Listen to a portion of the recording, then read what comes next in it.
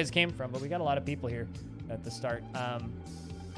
We're diving into the Fortress of Longdeath. Longdeath is my long-running, I guess at this point, series. If you want to find lore videos, stories, and archives of this fortress, as well as other stuffs, if I typed in my command correctly, if you click on that YouTube video that I just put a link in the chat for, or the bot just put a link in the chat for, it'll take you to my most recent lore video, but which is about a different world, not this one, but give you an idea of the stuff I do over on YouTube, as well as if you want to see all of the archives and everything, you can find all of that in the Longdeath playlist, which I probably should make a command for at some point, but, you know, we'll get to that when we get to that. I also did a Halloween for it and a playthrough of Fear and some other weird shit. But I also do updates and DF and news-related things, so I don't know, if you scroll down, there's plenty of stuff for most people who like things ASCII and Dwarfy. I got a lot of that. I was featured for you? I am sorry. I mean, you'd be hard-pressed to find anything different. I mean, cool? Like, I'm assuming I was in the recommended section? That's neat. Congratulations, you found one of the weirdest, nichest streams on the internets. I should go back to calling the internets the internets, because it's a much better name.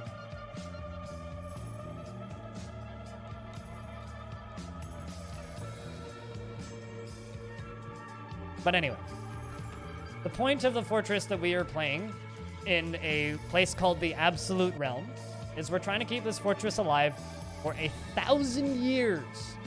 For reference, we started on year 5. We're about to hit year 90, which means we're almost 9% done. We're almost 9% done. And this is day 34?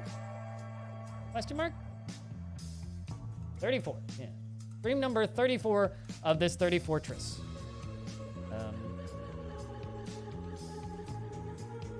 9% of 34, you can do the math. 10 to 40 viewer roguelike streams, gotcha. Any games you're partial to, Sockfish? Gonna be doing some Caves of Cud later this week.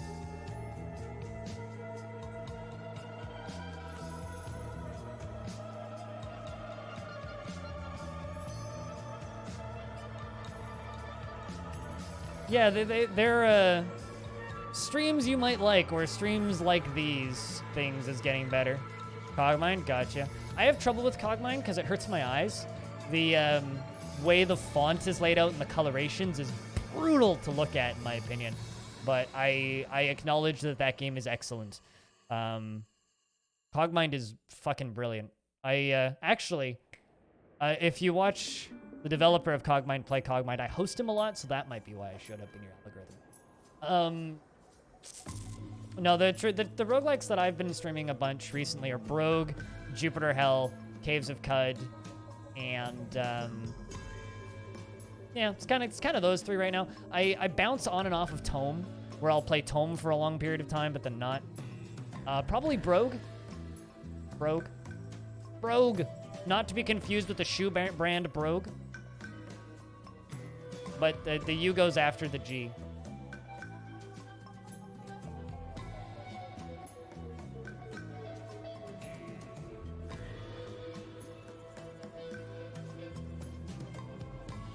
That one. I really should make... Okay, you know what? I'm going to do this right now, because I've had enough people ask about Brogue. I'm going to do this right now. Hold up. Add command. Brogue. No, spell Brogue correctly, but not with your fingers one key too far over. There you go. Exclamation point Brogue. Now link that.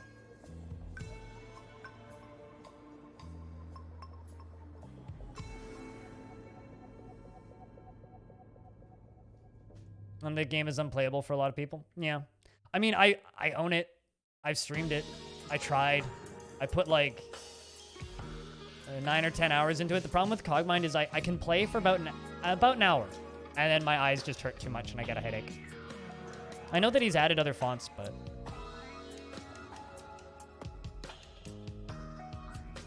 Oh, another little game that I've played on and off recently is Lost Flame. But All right, so for the fortress, it is winter because everything is frozen. We're in midwinter. We're about to hit year 5, which is cool. We are accepting tribute from 3 different human towns. We are the trade hub of the world, and our fortress grows gloriously. The tower up above is still massive and is still filled with bees. The walls are still strong and impenetrable.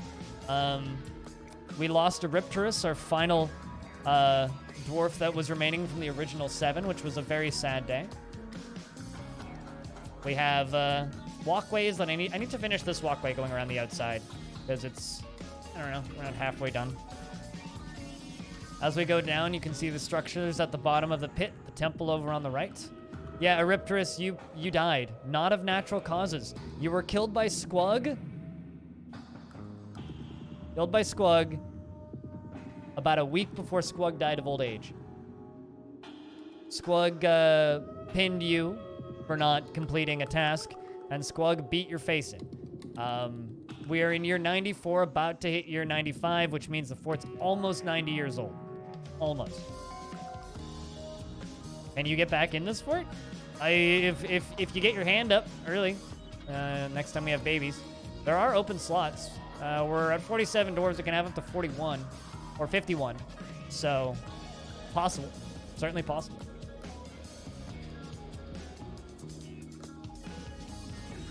No, I'm positive it was you. I can show you your coffin. I also engraved a statue for you.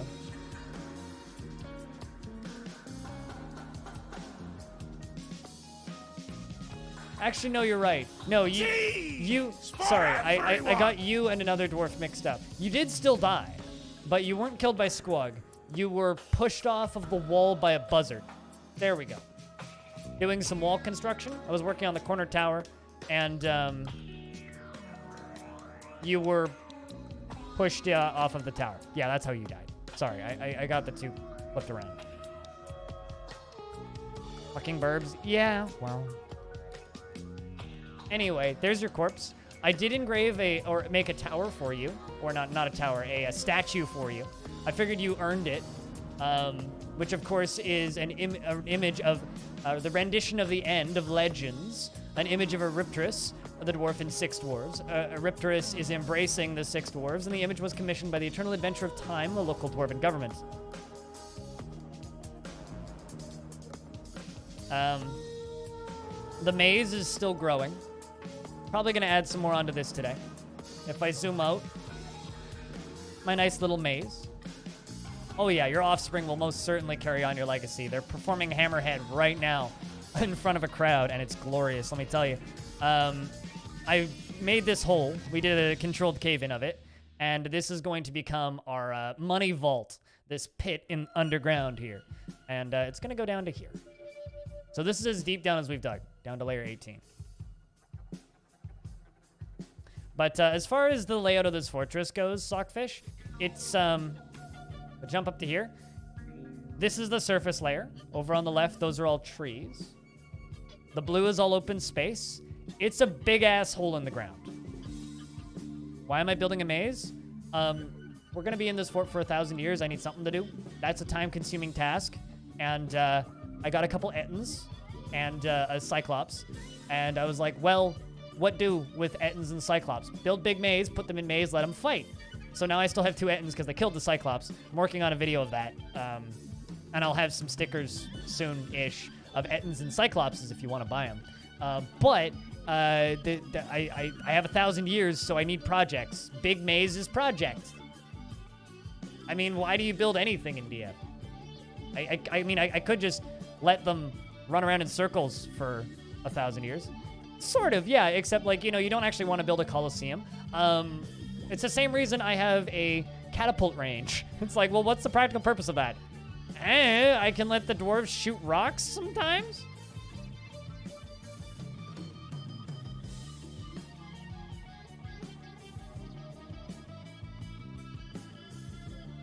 And it collapsed on you? You must have done it wrong. You gotta do it 1 layer at a time. 1 layer at a time. As far as dwarves that are currently alive in the fortress, I shall read them off. The names are as follows. Ara, Black Hole, Picture Point, Vinsati II, Stone III, Lord Floof, all children, Jellybutt the Eternally Imprisoned, Belug, Cheers Jamie, Gate Nerd, Hot Cup of Tea, Lump, Eric Shadowblade, Hobo, who's our glorious mayor. Also, Hobo, if you would like to request a different title, one that is still mayor but sounds significantly more badass, like Squug was wizard, if you want a different title, let me know. Before that, we had a steward. Voozle Voozle, Suey, Dragon Man, Wave Thrash, Pablo, Zapdos II, Goats the Third, Jackie, Warm Shadow, also internally imprisoned. I've managed to replicate that bug, and I'm very happy.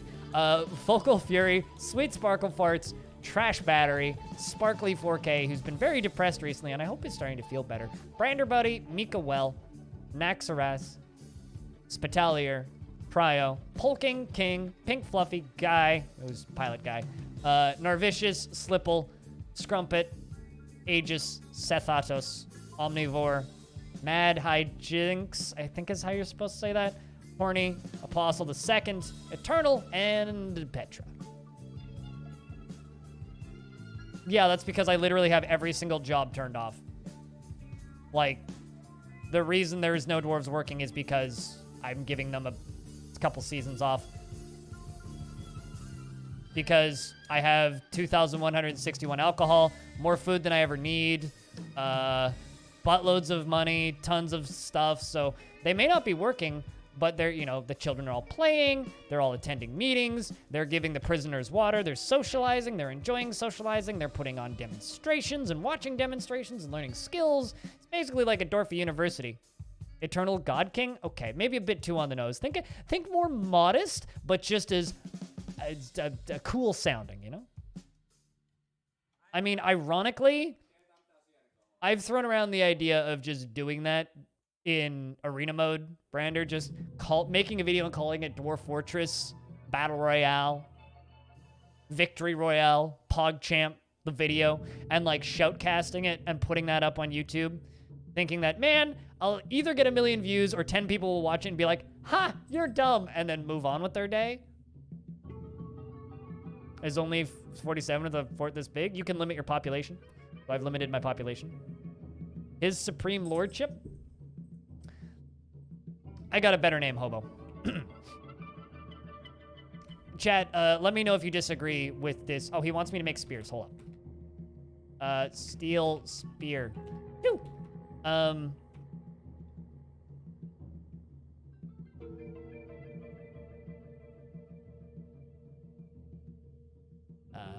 Profession, stuck up shit head. How's that?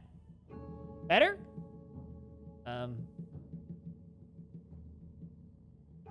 Lord. How that? Hobo, the Lord of the Fortress. Oh, seems good. There you go. Yeah, no, you can be a lord. We'll give you a lord. His Supreme Lordship, Hobo McDwarf face, is our mayor. We did have a baron once before, but the baron's leg was shredded by a child. So we no longer have a baron, which means the line ended with that baron, which means we have no royalty, but we have qualified for royalty. So in my opinion, all of my mayors are not mayors, but stewards. Stewards of the throne, if you will. So they are treated as barons or lords, as this dwarf is titled, but they don't have the official title. As we are the richest fort in the world, the grandest trade location of the world, and a purveyor of eternal peace by way of telling people that if they don't give us stuff every year, we will shred them to pieces with our legendary spearmasters. Because of that, we might as well be royalty free.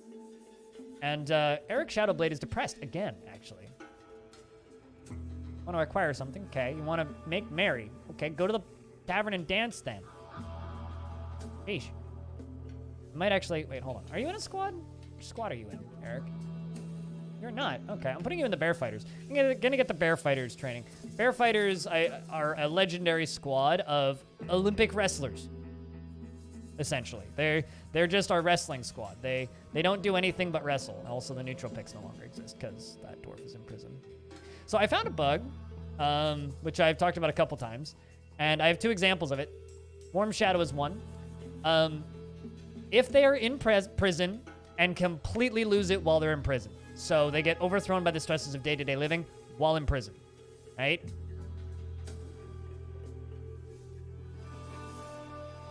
They will never be let out of prison, and the dwarves will keep them alive by feeding them. So they essentially get put into a permanent mental institution. Well, Peek, hello, how you doing? It's good to see you, man. Hope you are doing well.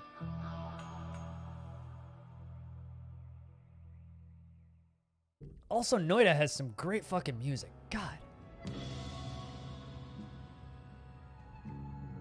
I'm doing good. Did you hear that they're remaking Pharaoh?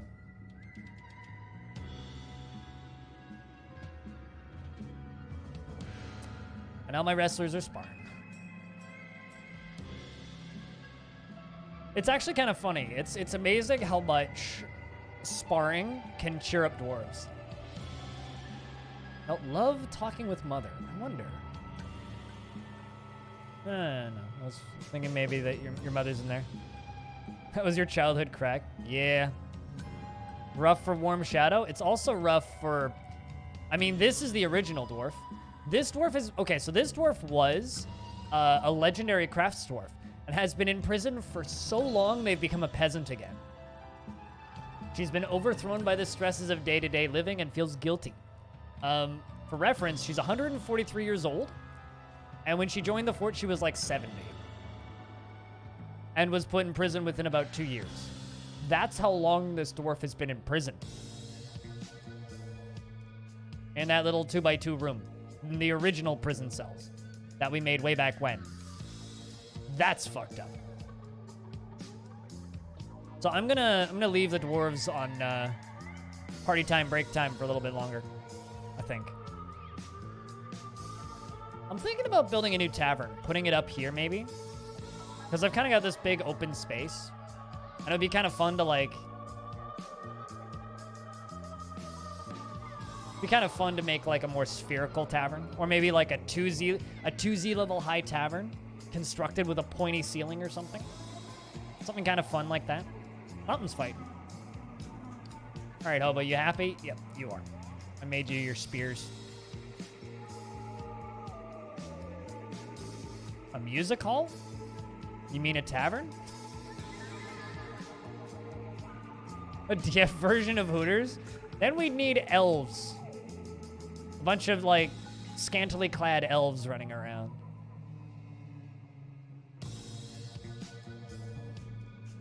I mean, I wish I would get guests. Like, that's my biggest bummer about this fort so far, is having guests show up is some of the most fun things that you can have happen in Dwarf Fort. The only guest that we really get right now is the Outpost Liaison once a year, who's generally really good friends with all of my dwarves. Also, as always, if you're lost and don't know what you're looking at, just ask questions and I'll do my best to answer. Yeah, there you go again. Esteth Urelrith, the Outpost Liaison from the Mountain Home, is a kindred spirit with Cheers Jamie, who is she is the captain of my military. Which is good. Like, the Outpost Liaison being good friends with everybody, I think is probably a positive thing. Also, I need some new relationships to spring up from the dwarves because we need more baby makers. Currently, we have, what, like 2 couples that have babies relatively frequently? We need more. Probably just not enough people in the world. I was kind of hoping that by making friends with the humans, they would send guests. It might also be because we are at war with these goblins down here. That might have something to do with it. But no, we don't know why. We do not know why. Although usually when there's a lot of visitors coming to visit, they're usually just coming to visit to try and steal your shit. So there is that. So having visitors isn't necessarily a good thing.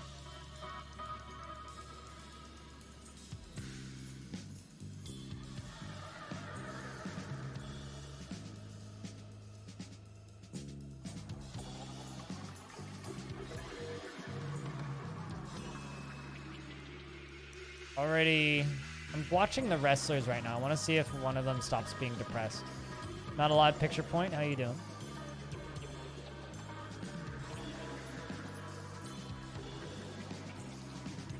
Okay, so Sparkly's... Yeah, see, Eric Shadowblade's already fixed himself. Or fixed herself. Just by being in this squad for, like, I don't know, a week and just training.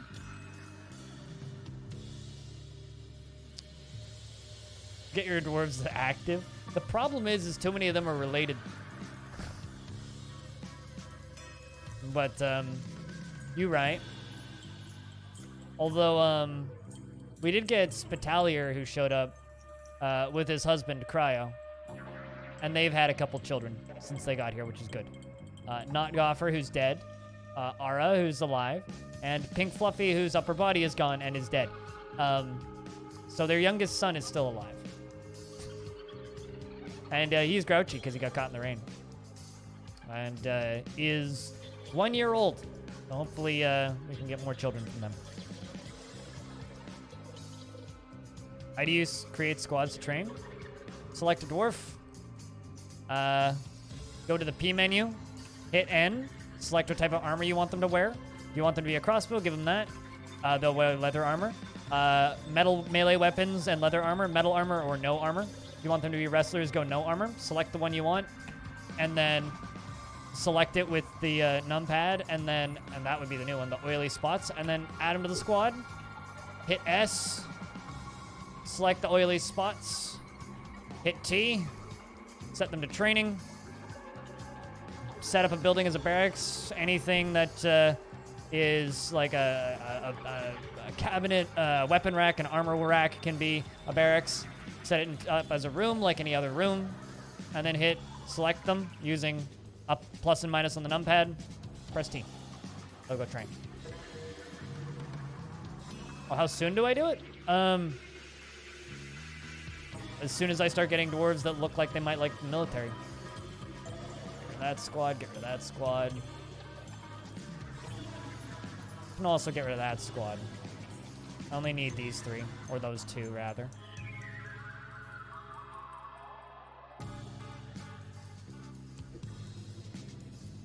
I usually have, how often do I train? I don't have an answer for you. I usually just train them until they're good, and then I'll activate them when I need them. I don't really, I don't really have a formula for that. Because it cuts into production. Mental health is better than production. Don't think like a capitalist. Think like a communist, and your dwarves will be a lot happier. Oopsies, that's the wrong button. That's the right button. Production does one thing. It impacts frame rate.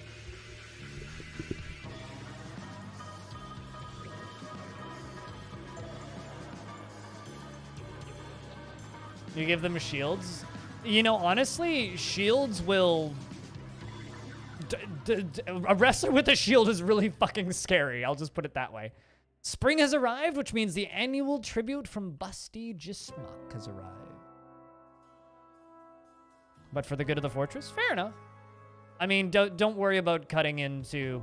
You'll always have dwarves that don't particularly care about craftsdwarfship. The blue peacock was found dead. I can't remember whose pet that was, but it was somebody's pet. That thing hung around my tavern for a very long time. Poor thing.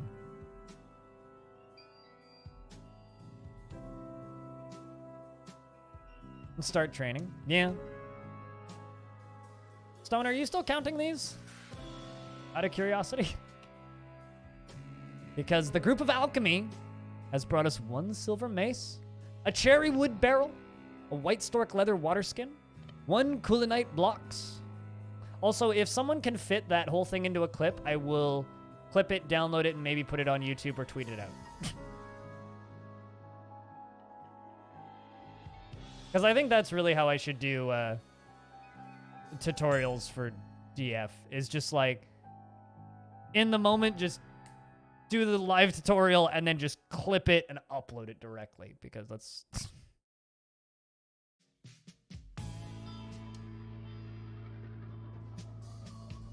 Won't they wear... I know they'll wear 1 on their back and they'll have 1 in each hand of Salat. I said communist. Well, because, Thugless Adams was saying that it's weird training. I feel weird training dwarves because it cuts into production. I said, fuck production. Production just hurts frame rate. You got to think less capitalist and more communist. Blinds quick tips. Yeah, I mean, quick tutorials. Here, I'll put a marker to remind myself to come back to this part.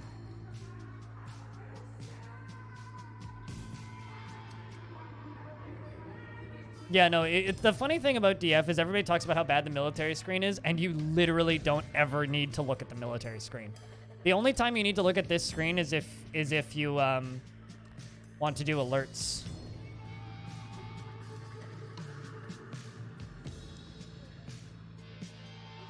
Okay, so we're still working on it. Gotcha.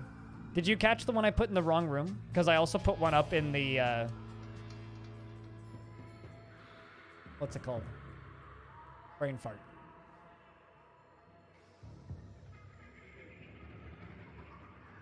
Roguelike's room.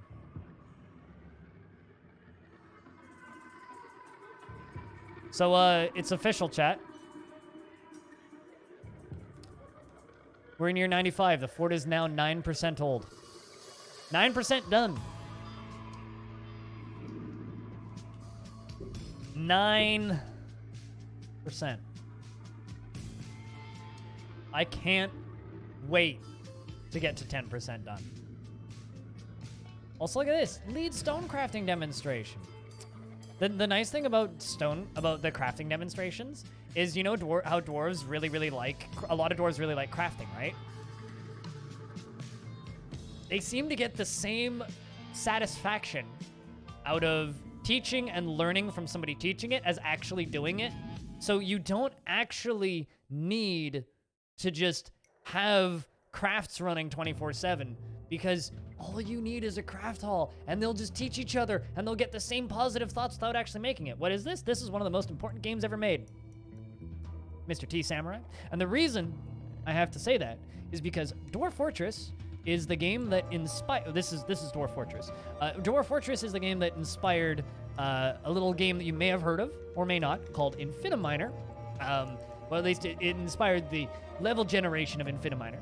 And then a twat named Notch went and made a game called Minecraft, which also took inspirations from Dwarf Fortress and Infiniminer. And then Microsoft bought it. And then a little company, an indie company that you may have heard of called Epic Games, started making a Skunkworks project called Fortnite, or Fortnites, which later then became which was supposed to be a clone of Minecraft, and then later became a horde-based shooter, which then became Fortnite Battle Royale, which is the biggest game in the world. So you can blame this weird mess of a video game, Dwarf Fortress, for Fortnite existing. I mean, it's no better way to describe the twat. Like, let's be honest.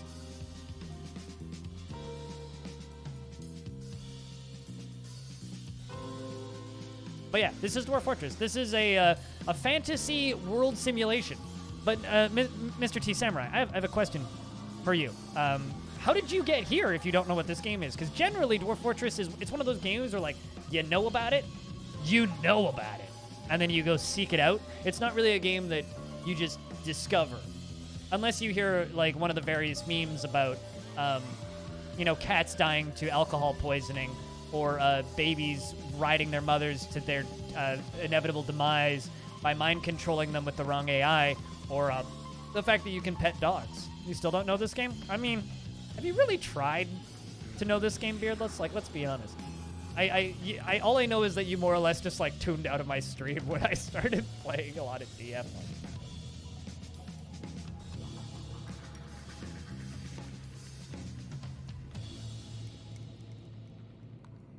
Any sign of Necromancer Towers? None. None. Scrolled down to a random... Man, you must have scrolled far. There's not that many people are watching DF. Like 130. Actually, never mind. That's kind of a lot. 140 for DF? That's quite a bit. Humble brag, but it's generally me holding the directory up. But it's nice to see... Yeah, I see some names I recognize. Davinoid, who was in chat yesterday. Antes, I know. PCM Scooty, I know. IT Box, I know. bottom two, I don't know. Yeah, there's a few people playing DF today.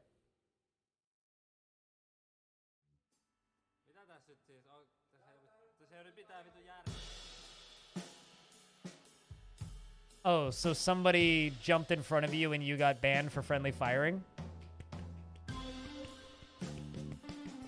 Good job, Dahlia. Why is there a bunch of strawberries? I look away from my barracks for 2 seconds and there's a bunch of strawberries in here. Did somebody just like run through and get like slammed by a wrestler and just drop all the strawberries? That's bizarre.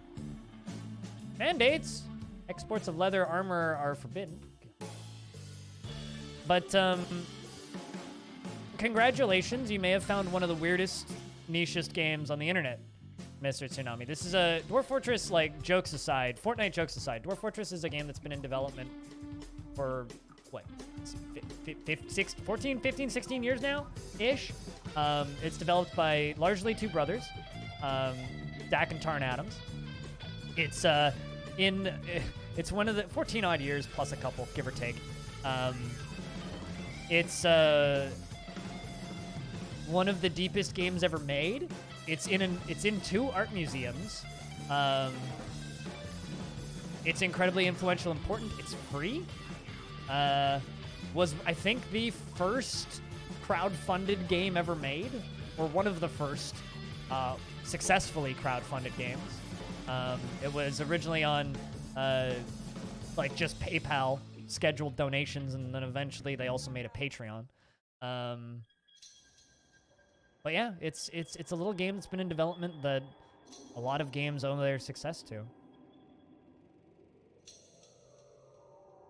They call it still an alpha, but like, it's not launching into early access on Steam.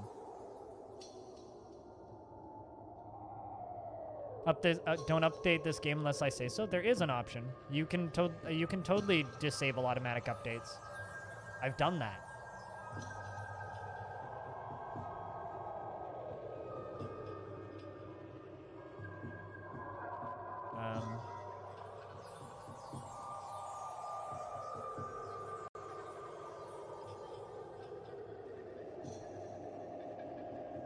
No, there isn't. Never mind.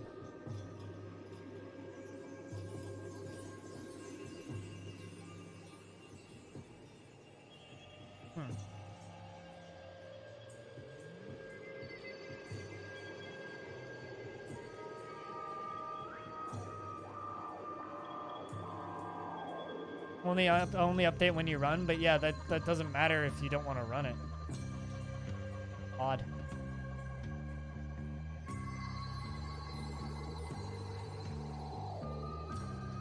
The button does nothing. I'm sure the button does something. The dwarves are dancing.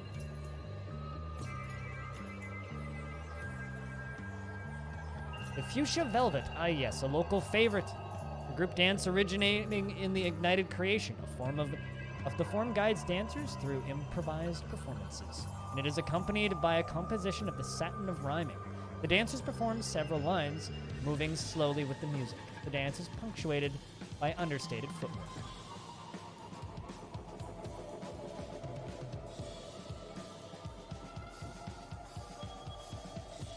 Yeah, no, I was literally just looking at that tab. There isn't an option to, like, not update the game at all. There used to be.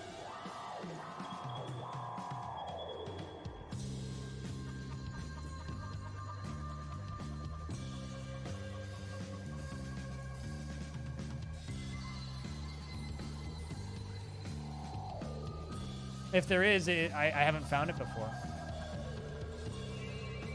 Or I've found it before, but I don't know where they put it, if there still is one. But I also haven't looked since they redid Steam. Okay, how is Sparkly doing? Pleasure after a sparring session, frustrating after being able to pray for too long. Frustrating after being able to practice craft. Practicing a craft didn't fix you, though.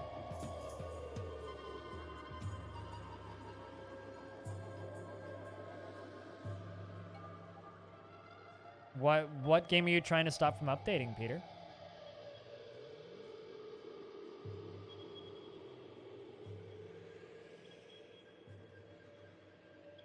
Like, I'm sure that option's in there. I just...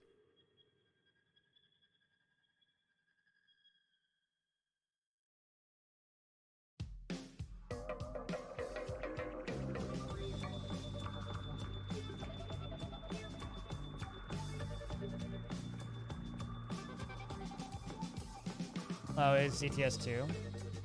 To stop multiplayer from breaking, I'm assuming? Hey, man. Hello Kitty Island Adventure doesn't have shit on Barbie Pet Rescue, okay?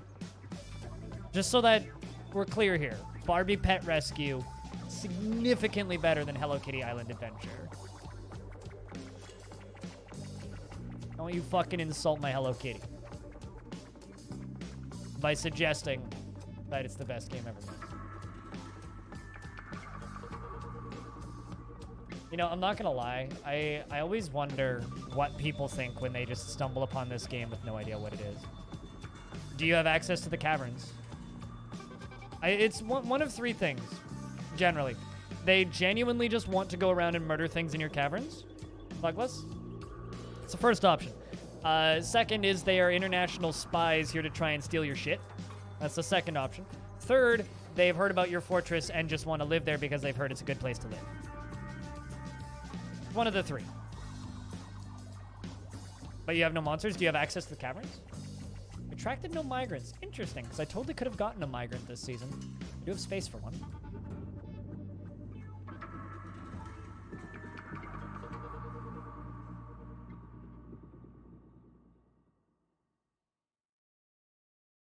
Yeah, I think I'm just going to let the dwarves train and hang out until the next caravan arrives.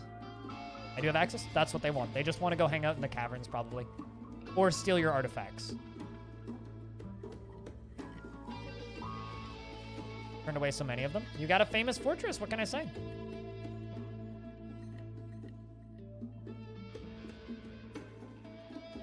I had a human in the fort named Semtaxagon who lived in the fortress for like 30 years before dying after tantruming and getting the shit kicked out of them by my sheriff.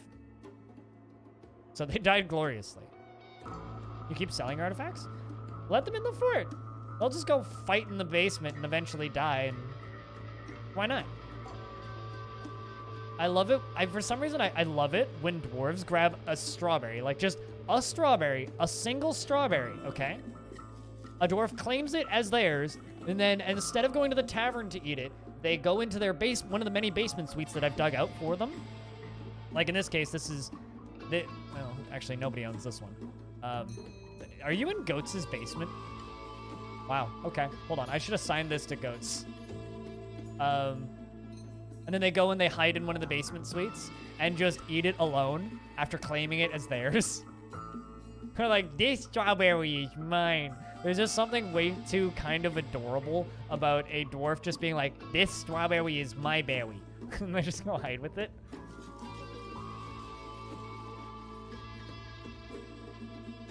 You want to practice some King wants to practice some martial art. All right, well, King, go join the bear fighters. Go be a wrestler.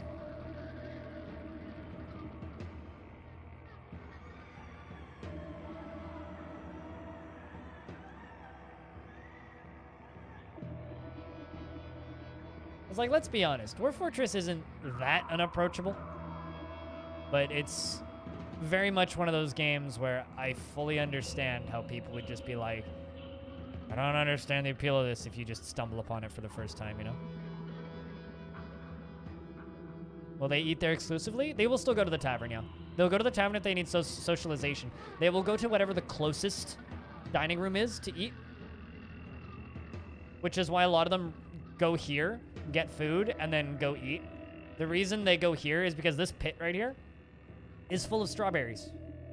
So all the way around here, like these are, like those two I think are asparagus, and then this one is strawberries. So they run in there, they harvest a strawberry, and then they go hide in their bedroom and eat it. Which is kind of adorable. Like, I'm gonna go hide and eat this strawberry. It's just a funny mental image I get of them, I don't know. Also, we have strawberries in this fort because the humans gave us strawberry seeds and Stone told me to plant them. And now I just have billions of strawberries. And like, I think a third of our beverage count is strawberry alcohols. And currently we have 1,964. Split beer, 54. Barley wine, quinoa beer. White mullet beer, finger mullet beer. Cranberry wine, blackberry wine. Raspberry wine, dwarven ale, fisherberry wine, river spirits, disgusting. Apricot wine, plum wine, dwarven wine, and look at all that strawberry wine. We are infected with strawberry wine. We got more strawberry wine than... I don't know what you're ever gonna do with that. We're never gonna drink all that shit. Like, I want some visitors to show up to help me drink all of this booze. I've got too much of it. I'd love some help drinking all of this booze.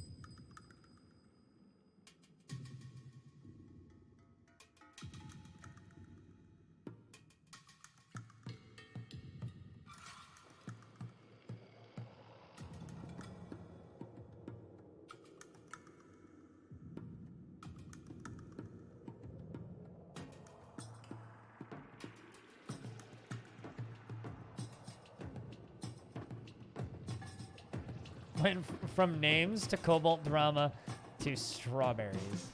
Cobalt Drama and strawberries. Just remember that the Fortress of Longdeath was the site of a travesty many years ago.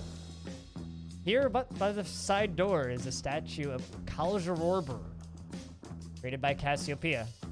It's a masterfully designed image of Kaljarorber, the Cobalt, and Gurgi Kalildis, the Cobalt. In Nice by Cassie. Kaljarorber is embracing Gurgi Kalildis, and it relates to the marriage of the Cobalt Kaljarorber and the Cobalt Gurgi Kalildis in the early spring of year 5. And I shed a single tear because one of them is dead because we killed them.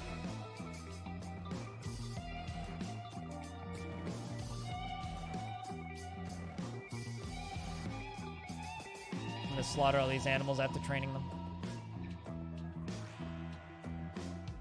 What I'm trying to say is we're fucking murderers.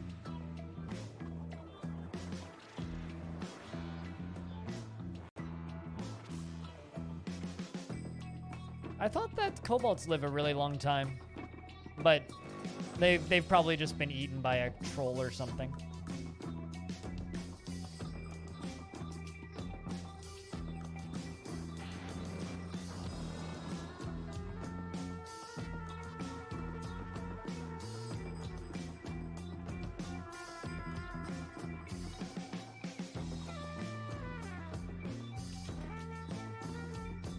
God damn, the Noida OST. God damn.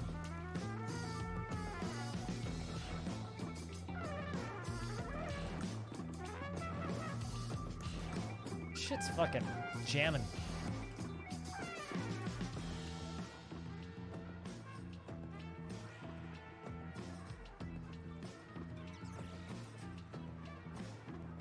Business front, up front, fingers in the back, probably.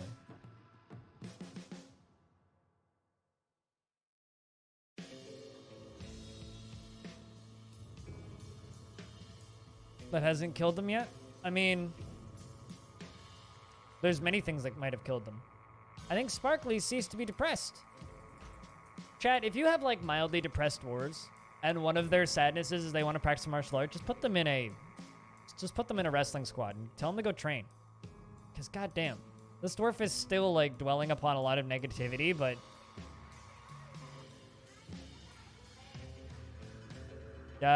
this weird independently owned website that you may have heard of, stupid, called YouTube. I just typed in Noita OST and pressed enter.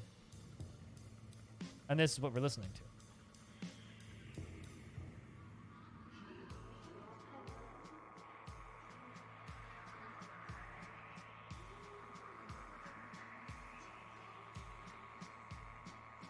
Am I sharing saves with this fortress? I'm planning to share one at year 100.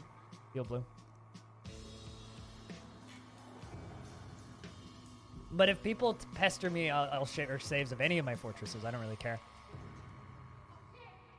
I won't necessarily put them up publicly, but I'll send you the save.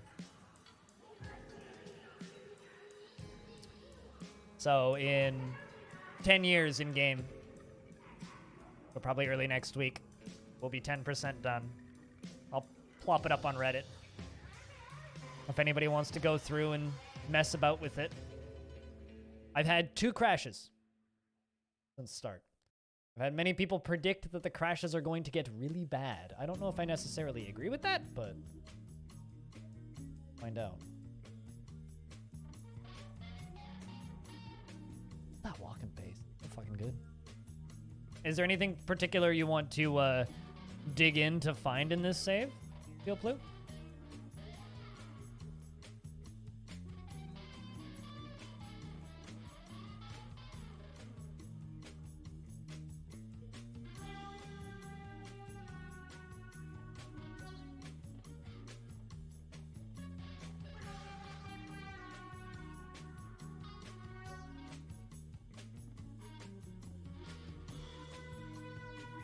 To all turkey vultures in DF, they are important to the ecosystem.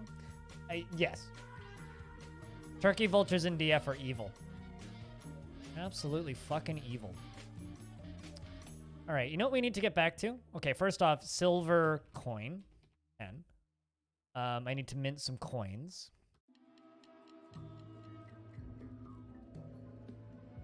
You want to check the layout of everything? All right.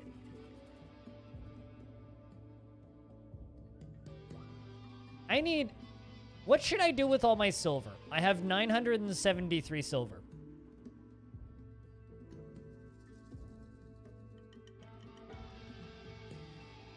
Probably dead. Died of old age, I'd assume. Or gave up being the outpost liaison to be a poet or something. We didn't have an outpost liaison for 2 years.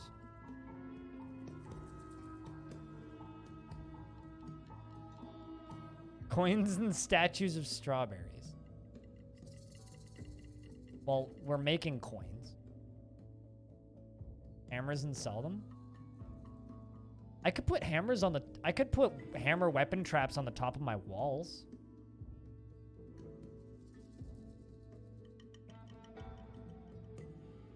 Also, chat, a bunch of you have asked me. I did some maths, and I looked it up. I've streamed about 2,100 hours of Dwarf Fortress. Goblins, rings, and stuff? They're heavy, though. And I can make silver goblets. Actually, you know what I should do? Ah, darn, I can't make any silver clothing. I thought I could make caps.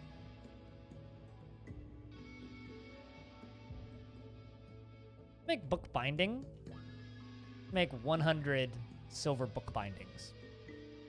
That's something I'm going to do.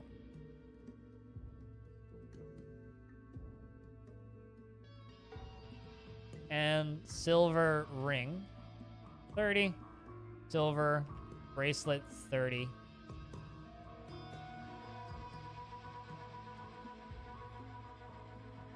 Catch a live show? Well, hello, Alive in Dreams. Your name is oddly apt for that comment, but hello. Do you come over from the realms of YouTube or something? But, how am I today? That's a weird one. A terrible when I woke up. I felt like garbage. I've been going a little berserk recently. And instead of like, you know, doing the normal streamer thing and working like 8 or 9 hours a day, I've been streaming like 8 or 9 hours a day. Finishing stream, eating dinner, napping for like 2 hours, and then working until like 4 in the morning. And that's kind of what I've been doing recently. And then napping for like another 6 hours and then streaming again. So I feel like I've just been streaming for the last 3 days. You found my channel via looking for Case of Cud long form content. Ah, okay. Well, that'll do it. I don't play Caves of Cud as often as I play DF. I play a lot more DF than Caves of Cud, but I do play Caves of Cud. Caves of Cud is in the regular rotation. Generally like Sundays, sometimes Thursdays too. Depending on what I'm feeling.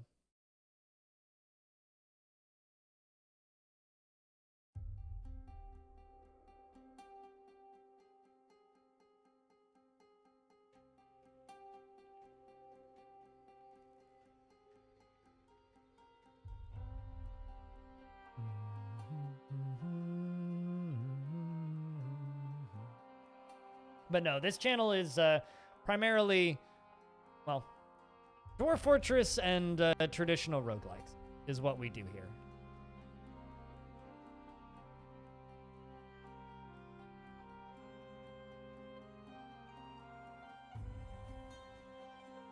And VODs that matter go up on YouTube.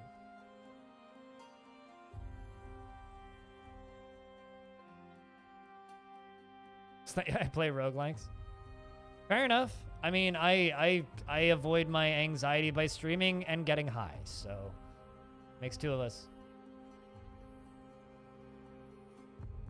Streaming and marijuana keeps me alive. And coffee. And heavy metal, records and music and other good shit. But yeah, I'm generally live about 9 a.m. Pacific until about 5 or 6 p.m. Pacific every day. And then evening streams happen sporadically.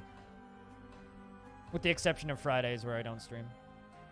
I try not to stream. Sometimes I do anyway.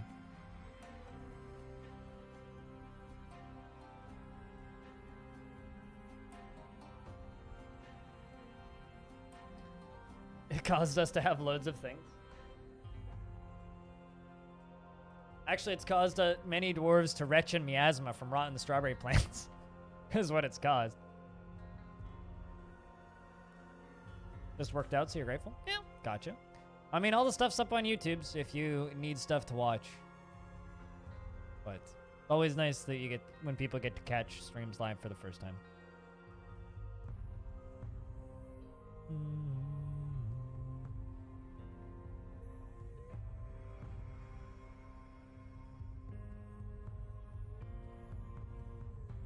Like, for example, what are you carrying? Strawberry seeds. That. Oh, hey, you need new cloaks. You know, I'm actually gonna start queuing up job. Cloak. Let's just make cloth 70, because I'm seeing lots of dwarves with crappy cloaks. Just do a run of cloaks. I'm also going to start processing plants.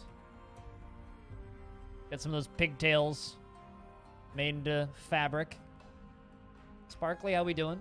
Looking better, looking better. Jackie, hot cup of tea, Guy, Eric. Where's Eric at? There's Eric. Also doing better. My time zone? Pacific time. It's either Pacific summer or Pacific winter. Or PST or PDT. Pacific Daylight Time or Pacific Standard Time. But just Pacific. You just type in time zone Pacific time, you'll find it. Dwarves are still making masterwork quality cloth and getting to their jobs. Look at all of them. Running around all of the different looms. I've got 1, 2, 3, 4, 5 looms. The cloak making spots down here. They all just spread out and do what they need doing.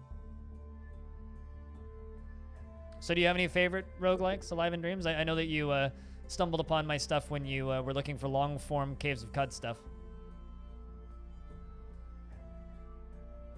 Considering I have a VOD on YouTube, which is literally includes 3.5 hours of me reading a single book in Caves of Cud, yeah, I got long-form Caves of Cud stuff. People are always impressed by the 6-hour VODs that I upload. I'm like, listen. Listen. You dig? There's 11-hour ones.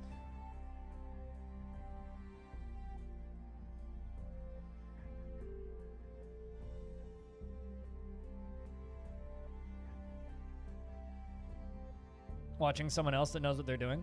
Don't let my confidence fool you. I have no idea what I'm doing. But, thank you. The humans have arrived to trade. Here they come, in their rickety wagons. Strange creatures pulled by other strange creatures, in this case, water buffalo and yaks.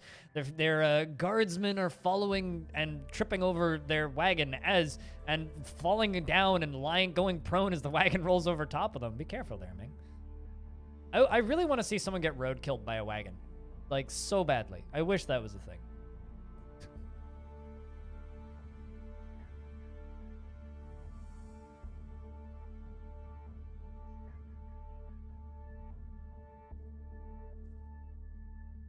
Got to see the GMT line at the observatory.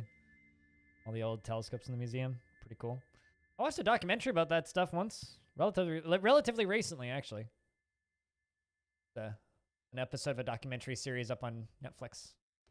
All right, let's bring in stuff for trading.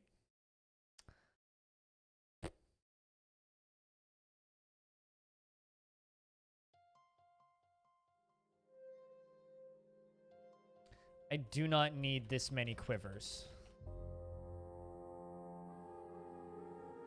We'll keep, like, 3.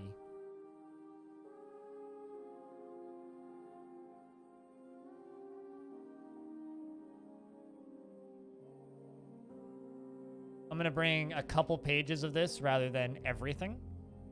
I don't want to bring all of the crafts. I just want to bring some of the crafts. I have llama's milk, apparently. I can make some cheese. I should make a cheese.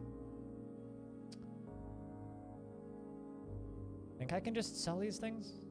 I don't know why I have them, but... Sell all the crappy clothing that I don't need. I'm sure they can break them down and make other clothing out of them.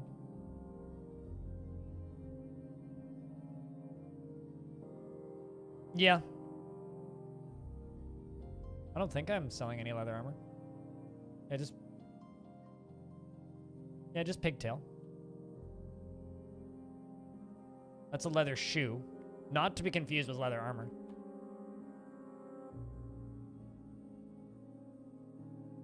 Hobo, he really likes his leather.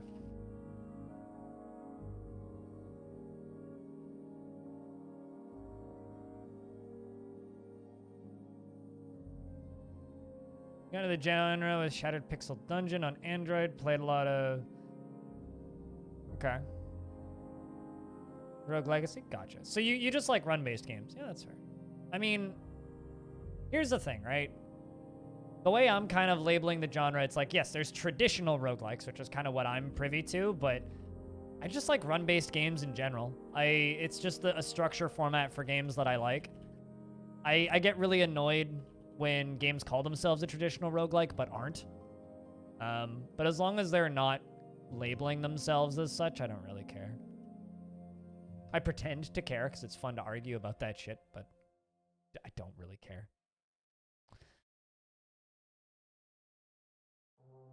Hobo was reelected, the glorious lord.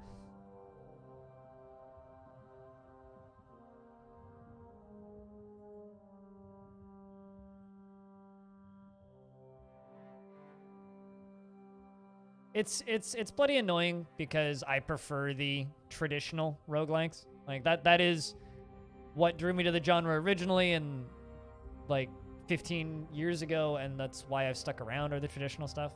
But what do I think about the roguelite classification? I love it. I think it makes perfect sense. 99% of the people in the world don't understand the difference and just call it a roguelike anyway, so that's all I can say. Donald Duck. You know, traditional roguelike, turn-based game. Roguelite or action roguelike, real-time game. But people just call them all roguelikes, so I don't know. I saw somebody call Diablo a roguelike a couple days ago, and my brain is still hurting. So, you know, I mean, Hades is an excellent run-based game. It's not a roguelike. Too much progression.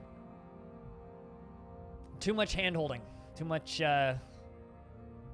great game. Brilliant game. Probably one of the best games of the year.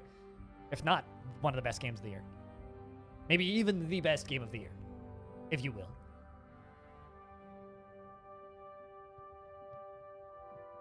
You know, I think roguelite is a great term, but I think Total Biscuit, unfortunately, passed away 5 years too early to be able to actually ingrain that one into people's heads enough for it to be taken on by mainstream.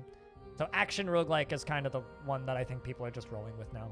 As long as, excuse me, as long as people don't go calling Binding of Isaac a traditional roguelike, I'm okay. I enjoyed the time I put into Hades, but I realized very quickly with the time that I put into Hades that I do not see well enough to be good at Hades. And that impacted my enjoyment of it because I wasn't able to see as much of the content. Versus a game like Ziggurat where it's more a game about dodging stuff that you can't see anyway because it's a high-speed first-person shooter. I can get better at that than I can at a top-down, real-time action game with an angled camera. Right? So when we're talking about real-time games that are hard as fuck, Fall Guys are roguelike, are you just trying to stir the pot? Also, hi, Trumpet. Bruh. Indeed, yeah. Bruh. Bruh. No, I mean, by normal people's definition of the run-based game genre, every battle royale is a roguelike. Kappa.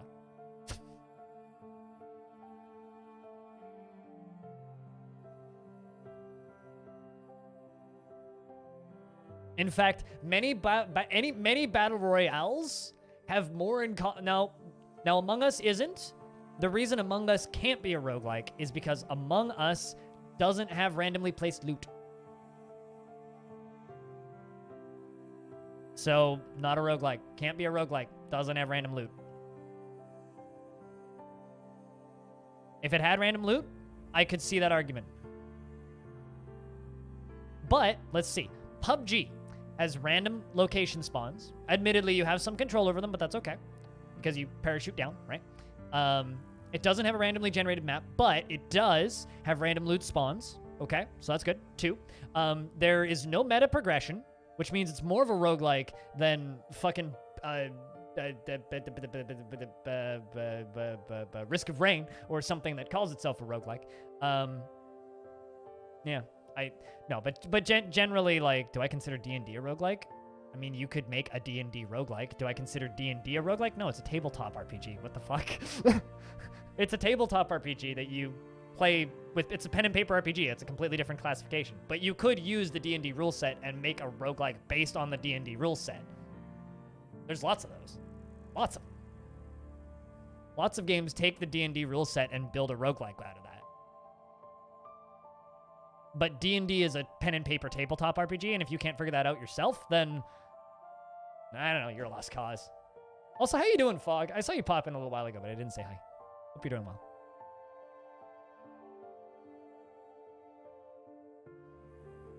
No, because it doesn't have permadeath. Sea of Thieves, you respawn and don't lose anything, technically.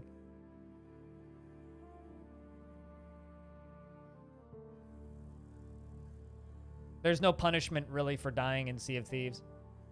Like, you lose your boat, I guess, but you just respawn. Now, if there was permadeath, you lost your boat and all of your rep that you'd gained. Yeah, okay. But no. Anyway, for me, these are my requirements for a game to be a traditional roguelike. Okay? Which is the only subgenre I genuinely care about. Action roguelikes can be whatever the fuck. Modern run-based games can do whatever the heck. And generally, I enjoy those games as well. Okay? To be a traditional roguelike, you need to be turn-based. Okay? Some form of grid-based. Okay? And it needs to have randomly generated dungeons, permadeath, no meta progression. Okay? So if you're leveling up outside and powering up your character outside of the game, sorry, you lost me. Random loot drops. And some elements of unknown discovery. That is unknown and rediscovered every run. So, unknown discovery, random loot drops, randomly generated layouts, permadeath, no meta progression.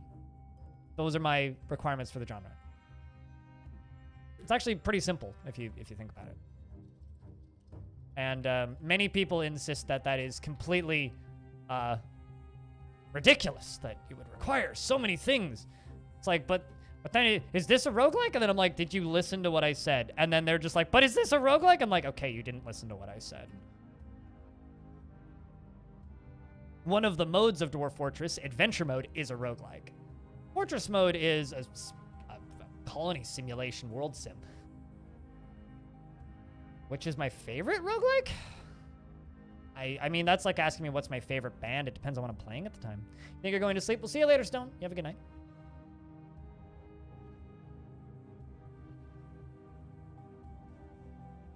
Open D20 rule set doesn't allow video games with it? Huh, interesting. I mean, there's certainly games that are using other intellectual properties to make games. So,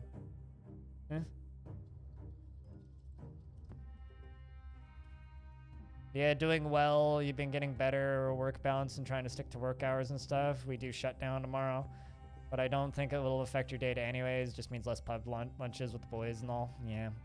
I haven't. We might do full lockdown again.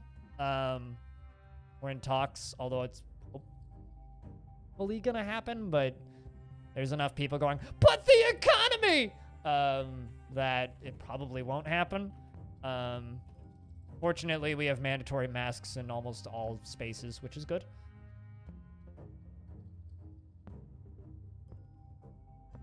So, I don't know. Okay, how about this? Maybe you couldn't do it legally, but, like, are they really gonna catch you? But no, a tabletop RPG is a tabletop RPG. A roguelike is a roguelike. They're different things. In pursuit of scraping. We have new books. They've written new books. Which is much more important than trading with the damn humans.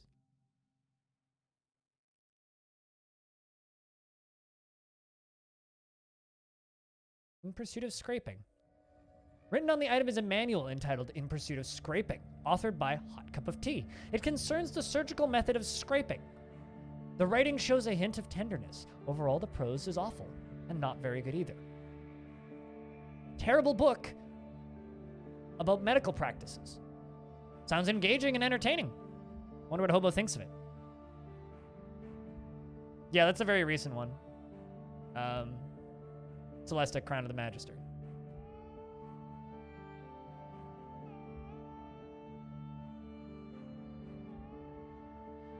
Yo, Fog. I'm not going to say you need to do this, but the multiplayer for Fear 1 is technically free. And I was going to say, I would totally watch you and the boys shoot each other with those guns. All right, let's trade for the black bronze bars. Rose gold. Silver. 2 iron.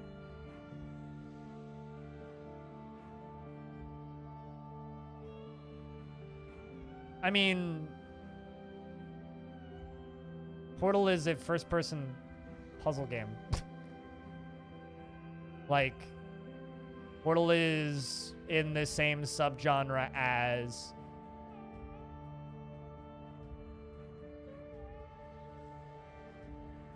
Why am I blanking on the name of the game that Crow Team made? Well, I mean, like, The Witness, but, like, with portals. It's a first-person puzzle game. You can make a first-person puzzle. Just because it's a first-person game with a thing that looked like a gun doesn't make it a game where you go around and shoot thing with gun. And that was fun?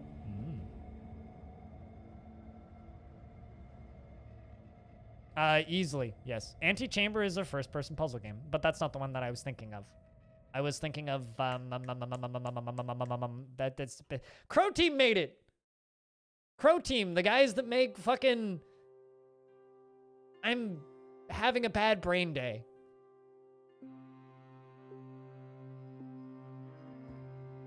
Chat, what's the puzzle game that Crow Team made? Hold on. Talos Principle, that's it. Yeah, Talos Principle. It's like, Talos Principle is a first-person puzzle game, not a first-person shooter. So, you know. Turing Test, I never played that, but I heard good things. I kind of want to play that, actually. That game good.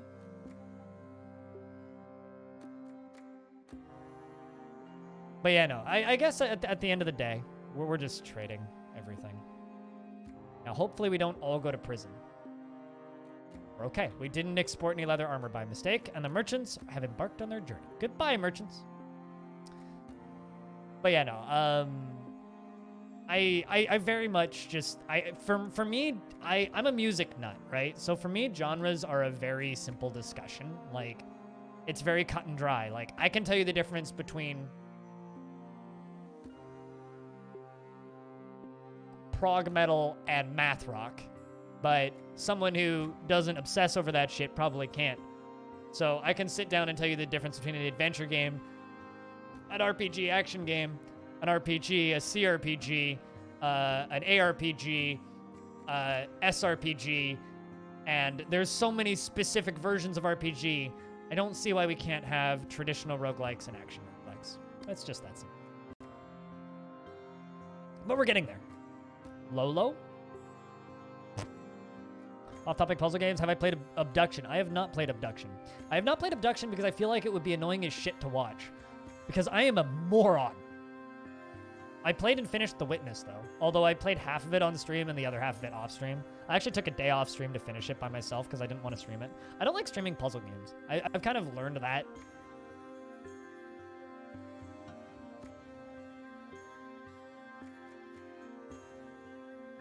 Yeah, no, I've heard that. It's a really bad name for the game. Which is funny, but... Turing test. See, a dwarf is carrying a dead yak. Mad hijinks. I hope you like your job. Dwelling upon retching on miasma. You poor dwarf. Unable to take it easy for too long. You know what, dwarf? You've gotten us lots and lots of leather and done good hunting. We're gonna let you go take a break. Have a good evening. After you're done returning the kill. Perfect. Drink some booze. Go relax for a bit. All right, we must have written some new books because I'm all of a sudden seeing new books show up.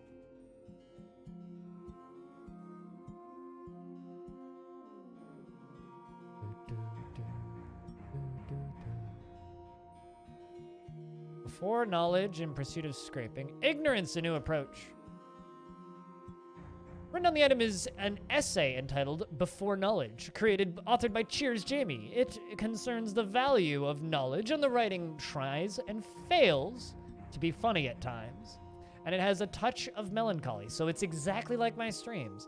Overall, the prose is not awful and not very good either. See, my prose is masterful, all right?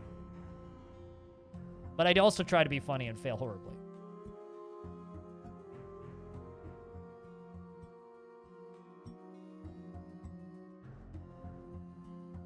Abduction and Quern. I mean, in my opinion, the best game I played.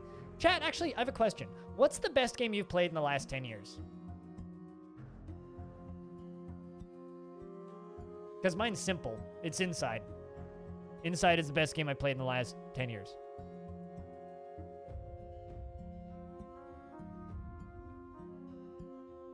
Does that mean you succeeded? That's called The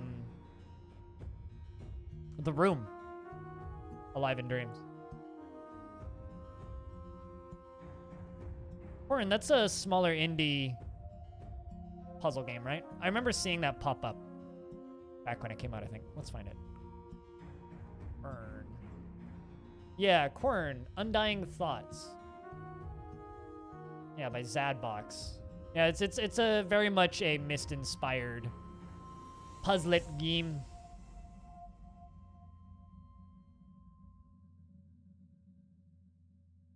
The Witness?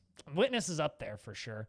Witness, I think, was like the most I felt about a video game in a long time. Is Noida? Really? Noida's pretty recent, too. How many hours do you have in Noida? I don't see well enough to play Noida, unfortunately. I enjoyed my time with Noida, but 750? Wow, is that all? Yeah, fucking pansy. Hold on, let me show you how to know life video games. Because I can one up your hours. Let's see. 2,676 plus another 900-ish pre-Steam on RimWorld. 1,783 hours in Roller Coaster Tycoon 2. 1,000 hours on the dot on Planet Coaster. I did let it sit for another 4 hours to hit that. 440 hours on Elite Dangerous, 400 hours in City Skylines, 353 hours in Risk of Rain 2, 200 hours in American Truck Simulator, 164 hours in Jupiter Hell, 150 hours in Parkitect, 135 hours. I did that in a month in Surviving Mars. I didn't play any of this. Most of this was my older sister back when I lived with my family. 118 hours on Bad Company 2. God, good times. 110 hours in Case of Good. I need a life. Yeah, this is my job. The best game for you is still Magicka? Really? Magicka is some of the hardest laughter I've ever had playing a video game. What is that studio doing? The guys that made Magicka. What the hell are they doing? Where have they been? Probably just laughing on a pile of money, to be honest. Where's actually really busy right now.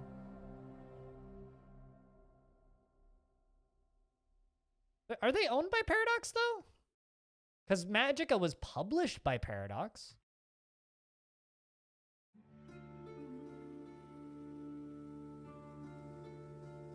Yeah, it's Pisces Interactive.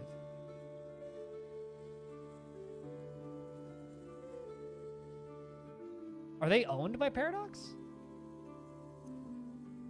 Yeah, so what the fuck is Pisces Interactive doing? For reference, the dwarves are working on clothing and cloth.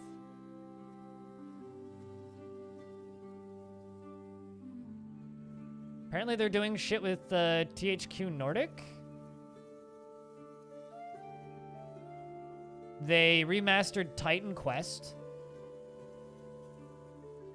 They made something called Puzzle Kingdom before Magicka 2. So yeah, they remastered Titan Quest. They did the Titan Quest remaster. Interesting. Yeah, they made that new...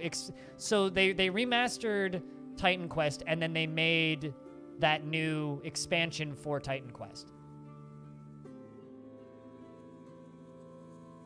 Titan Souls it's a boss rush game. That's not a Dark Souls game. I played and finished Titan Souls. That's not a Dark Souls game. You forgot how to play it? Well, if you only played it once, you probably didn't learn how to play it in the first place.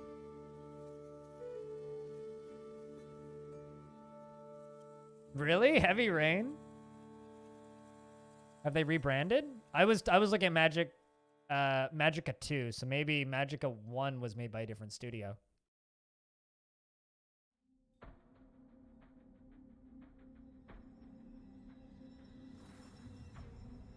No, I can't find it.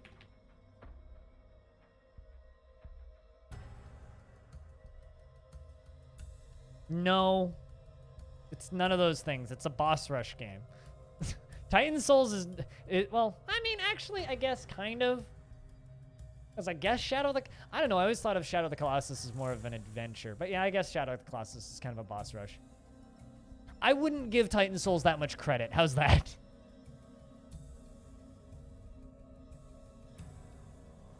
But Titan Souls is a solidly okay game with good pixel art and good music and decent boss design. I broke a controller playing that game because I was gripping it so hard.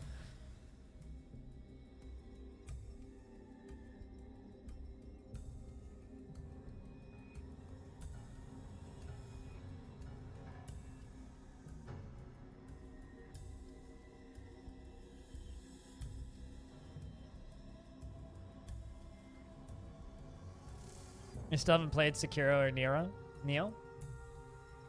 That's not my style of game, so I couldn't recommend any of that. Yep, I did, Lump. I did. Started at about 12:15 at night. Went until about 2:40. The tributes have arrived. Tributes from Basti Pame and Nilon Abu. The human civilizations. The human towns from the same civilization, actually. Neo is more your style. You can be more aggressive. Yeah, I have no idea. That's not my shtick. Not my shtick. Much more of a well, you know. Yeah, no, I played some Ziggurat very poorly, and it was fun. Alive in Dreams. Thank you much for that premium Twitch subscription. Or as I like to say, the Bezos bucks. Cheers. Enjoy those stupid skulls and dwarfs and lasers and shit while I shot some stuff for Stone.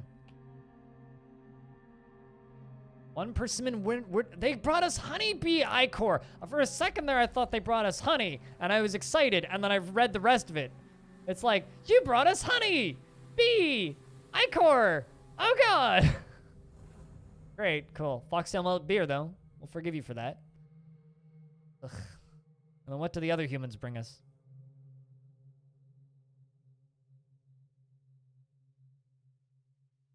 No problem. Thanks for hanging out. Glad that you can enjoy the stream.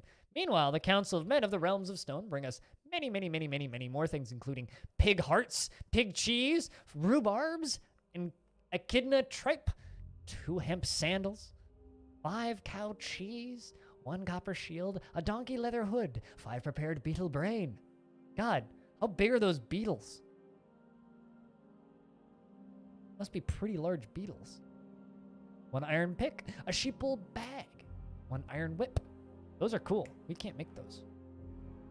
Raw green glass, mule leather quiver, a llama wool bag, 1 rope reed bag, 20 beet seeds. Better beat those seeds. How do you tell when we're planting beets? It's because there's screams coming from the gardens. And then the humans leave. Goodbye, humans. 5 pigs were harmed in the making of that donation.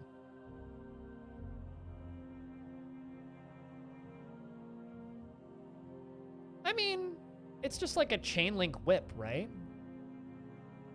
Hold on, let's see what happens if I go to Google and type in iron whip. Iron whip. Watch there be like a whipping cream brand called Iron Whip. It's like Iron Brew, but it's a whip. Apparently it's a karate thing. Also, I'm getting pictures of Iron Man. Yeah, see, so I'm getting this, and then like this, and then like this. And like, you know, pretty cool looking. I don't know.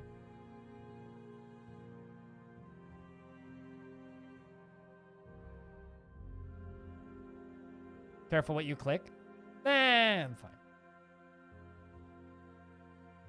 Although there was one time, I can't remember what gemstone it was. We found a gemstone that I hadn't heard of before in Dwarf Fortress, and I looked it up on image search, and I moved over to like my screen to the image search. I was like, oh, it's this pretty like pink gem. I scrolled down like 1 row of images, and there was just a dildo made out of that gem, and I'm just like, thanks, internet. So that VOD's up on my YouTube channel somewhere. Speaking of VODs that are not up on my YouTube channel, I'm gonna go take a piss. I'll be back in a minute.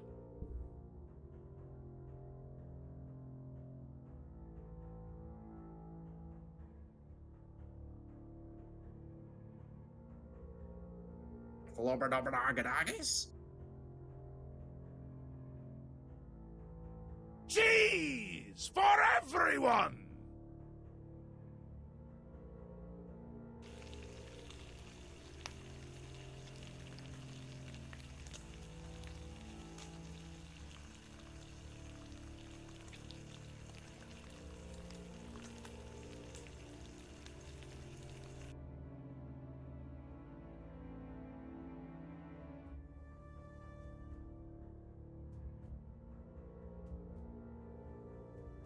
It's a unit system. I know this.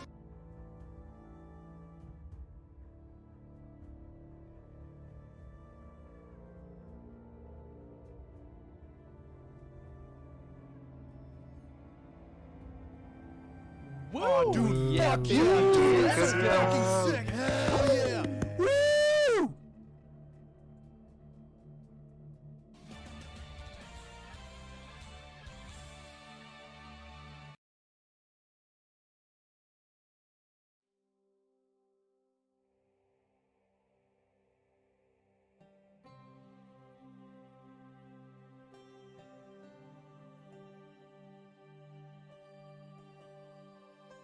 Hero Quest is the best game ever made, and anyone who says otherwise is wrong.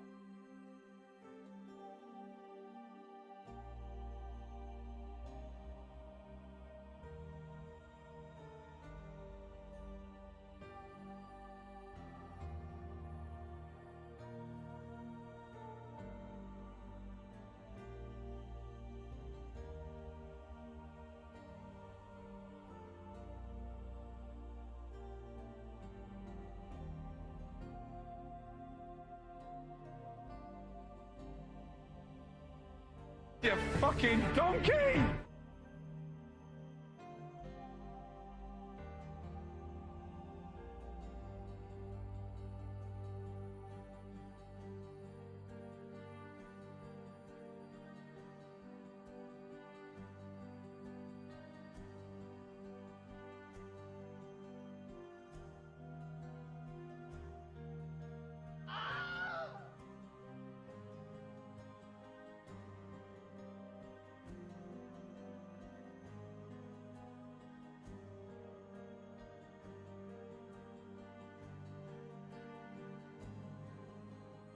See how he bites off the shell to get at the nut?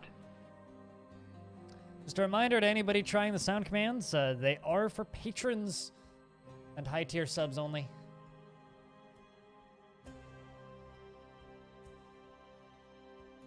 That's how I pay bills. I also keep spam down.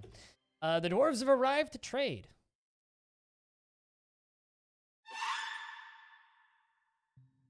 And the frame rate immediately takes a shit. Oh, there it goes. It comes back. I don't know what it is with the dwarf traders specifically. Tokens? Since when have you guys all gotten stuck with tokens? Everybody's typing in tokens all of a sudden. They've never been called tokens. Dragon Man has given birth to a girl! You know, I said that it's time to resurrect Axon earlier, and Axon asked so nicely.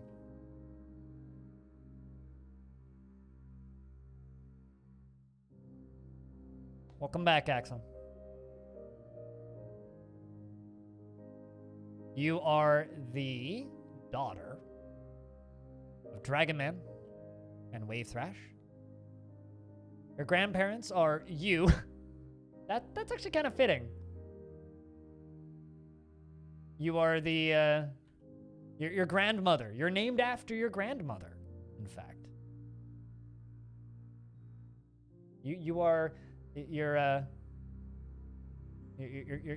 grandmother. But there is a door there. Unfortunately, the door costs money to fit. Yeah, we recently added the door paywall, which is kind of great. Yeah, that happened yesterday, B-Lug. It's awesome, isn't it? Awesome. Yeah, so you've got some brothers and sisters. Sparkly, who was having a hard time, has come to. Nervicious is your older brother. Vinsati and Black Hole, who are two children, are also your older brothers. Vuzel, as well as Coldfire, your older sisters. I think all of your siblings are still alive.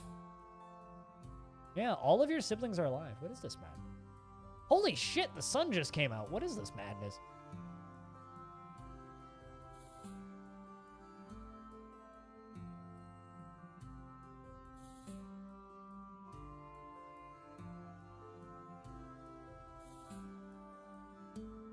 Some dwarf lore. Dwarves are reborn with the same name. Yeah, except I put the second, third, fourth, so they're easier to track, but yes.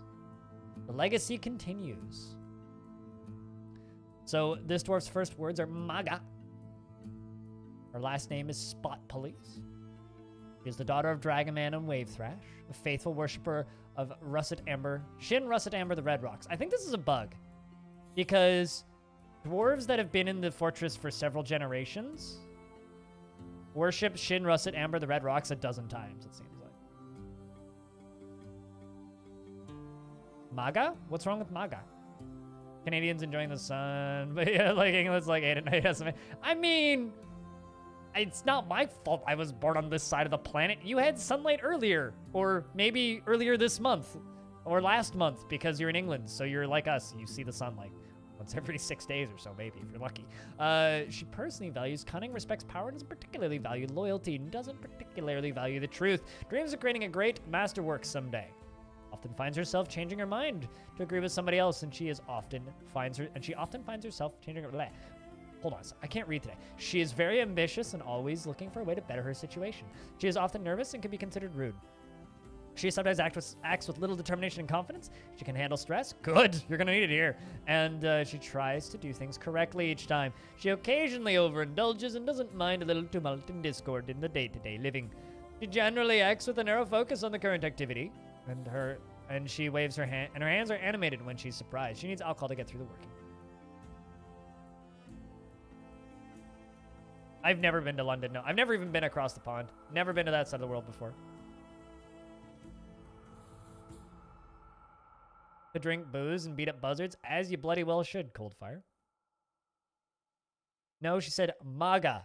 M-A-G-A. Top left of screen right now. MAGA. Not manga. There are no weebs here. Nope. No weeb detected.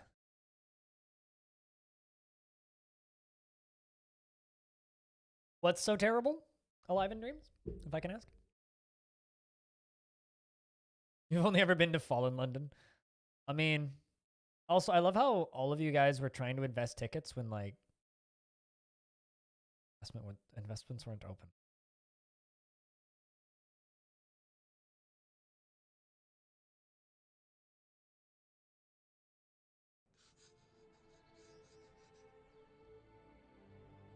Oh no, that sucks. It'll be smelly Tupperware tomorrow.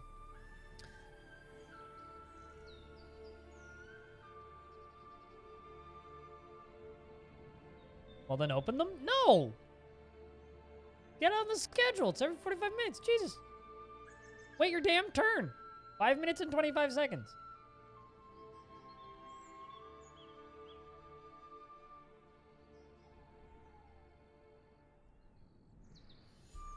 I mean, I'll take your money. The bot won't take your tickets, though, because investments are closed. But I'll take your money. If you want to give me money, I will gladly accept your money. But please don't do anything you can't afford, you silly.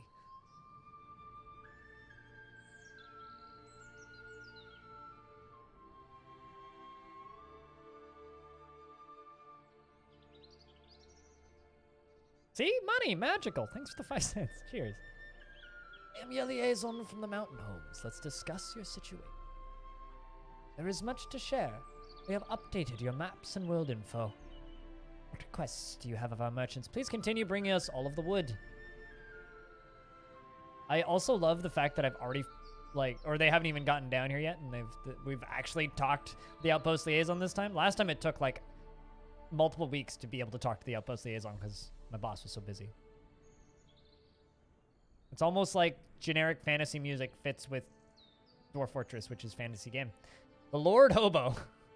I like how it's the Lord. Feel free to go over the documents. Let's discuss what we are willing to offer you for your Crastor ship.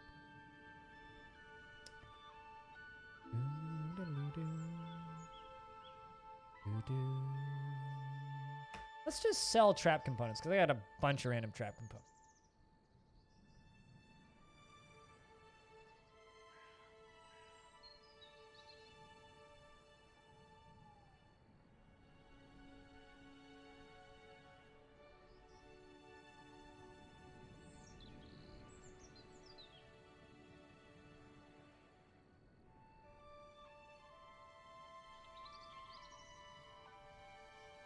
That's how Blind became a real broker? More like a real swindler. I mean, let's be honest with ourselves for a second. Twitch streamers and many content creators, we put ourselves forward with the guise of being artists and entertainers, but in reality, we're just internet panhandlers. Please, God, I need to pay for groceries. Asteth says, farewell, Hobo. Lord Hobo. I look forward to our meeting next year. Our fortunes rise and fall together. You have more tickets than bits. To be fair, most of us do. God, if tickets could be transferred directly as bits, I'd be rich. All right, we're up to 48 dwarfs, and I've got to read a Discord story. So if you're confused about this, pop into the Discord stories room, add a word stories, and you know what? I'm actually going to refund that one because... Actually, never mind. I'm not going to refund that one. Stuff has been added. Okay. Not much, though. I'll reread a sentence. Or two. You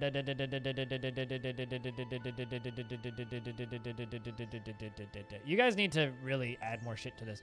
Dead batteries live inside air with exploding cacti.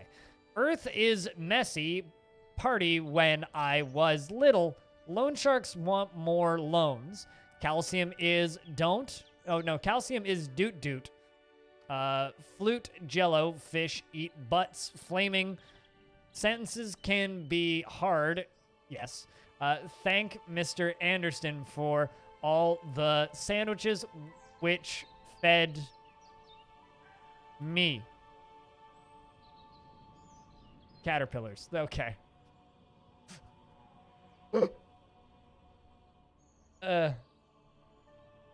put a period at the end of that, but no. So in my room, or in my Discord, right here, there is a room called Add a Word Stories. You add one word at a time, and we build sentences. And then you guys can make me read them once every 2 hours. But you gotta keep them, like, relatively coherent. You know what I'm saying?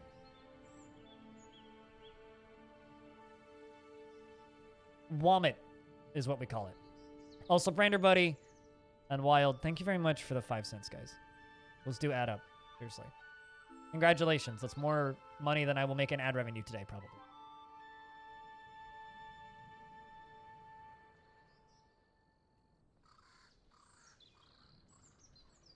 Calcium is indeed doot dude. Because 4chan memes, I guess.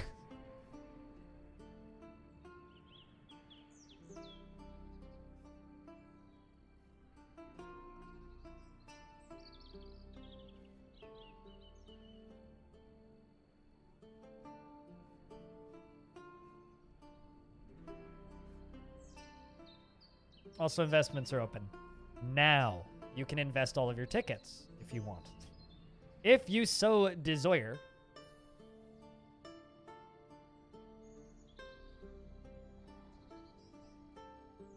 Just be sure to check how many you have in advance. Hey, a dead Kia. Beautiful sight to behold. There's 2 Kias left.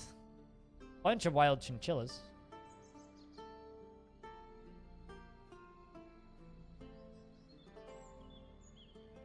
Murdering a Kia a day keeps the frame rate death away.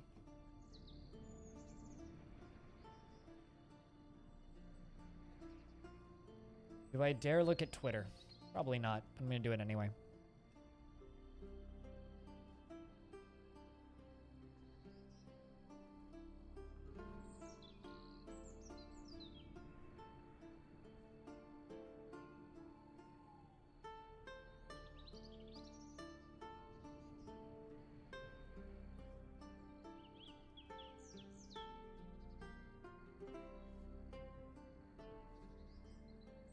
Also, I just got permission to stream another record from an independent band.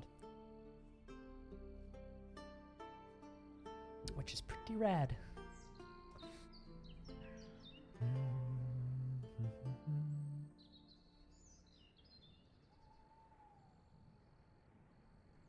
This band. I'll just link the video of them performing. Well, I mean, not right now. I'll wait until I actually have the record. How's it smelting? Horrible? I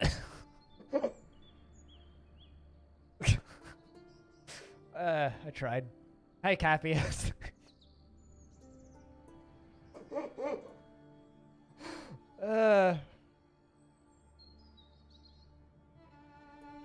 I just have to have written permission.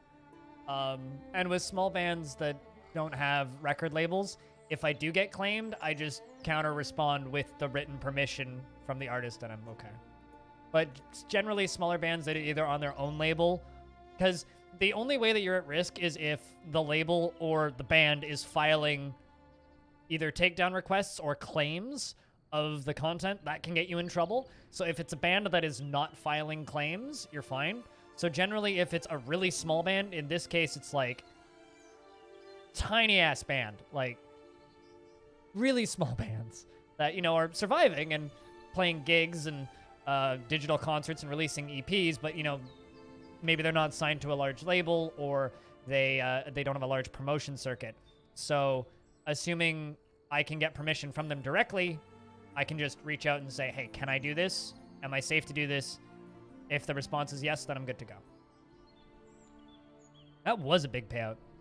Everybody was getting warmed up, and the bot just saw that and felt merciful. Yeah, I'm into metal, but here's the thing, right? It's like, what kind of music are you into? My response is generally yes. I'm sorry, B-Luck. My response is generally yes. Like, I listen to classical, I listen to electronic, I listen to metal, I listen to very many different varieties of metal. I listen to jazz, I listen to some hip hop, I listen to like southern rock, I listen to Celtic music. Like, there's very few genres of music I don't listen to. Right now, the metal record that I'm spinning the most, that's true metal, is probably Soar, Forgotten Paths. That's not that new, though. I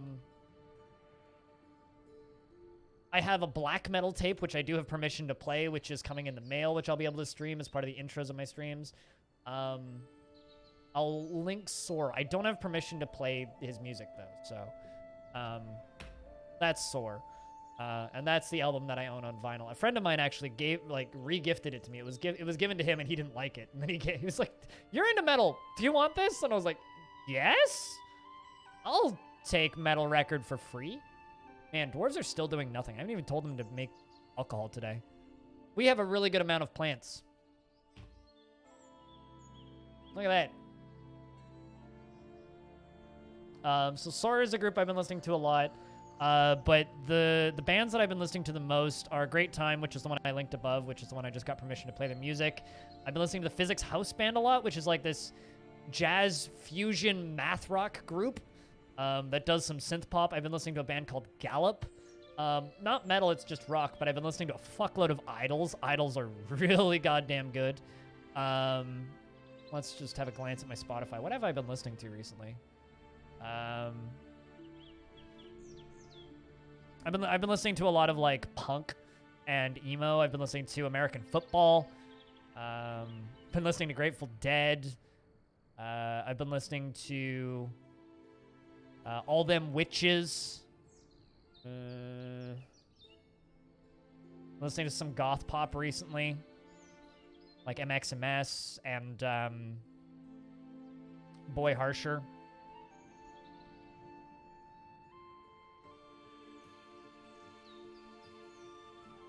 '68 is fucking brilliant. Love '68. Also been listening to some older Canadian pop, like Stars. Alongside the goth pop stuff, I've also been listening to She Wants Revenge and Joy Division. That new psychedelic porn crumpets set of singles is fucking great. I've been unironically enjoying the Viagra Boys way too much. I really like the Doe, which is French pop.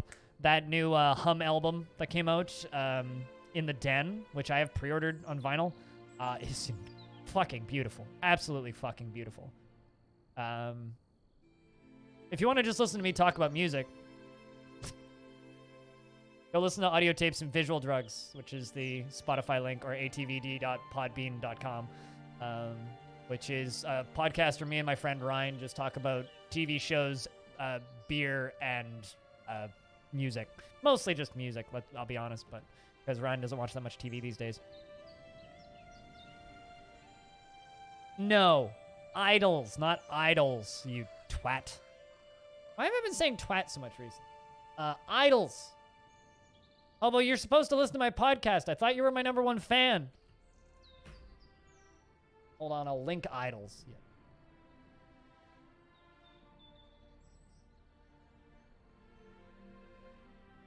That's Idols. Sheesh. Speaking of dwarves, Bander Buddy is content after sleeping in a fantastic bedroom, but was annoyed caught in the rain and uneasy after a lack of decent meals, born after a lack of abstract thinking. You want abstract thinking? Maybe you should have a stint as a scholar. Maybe you could go make some discoveries. Let's see what you can go think about. There are various singular songs that you love lately, but you've been listening to more of their whole albums, which is nice. I don't just listen to a single... I don't listen to a single song. I listen to albums. I will listen to an album from end to end, and I get annoyed if I can't find a... Stars are so underrated, though, Aqua. It hurts. Genuinely hurts. Like, it actually kind of hurts me that stars are so underrated. But yeah, no, the group that I just got permission to play their music because I ordered their album a few weeks ago. They are kind of like a fusion mix of hip hop, jazz, math rock, and post rock.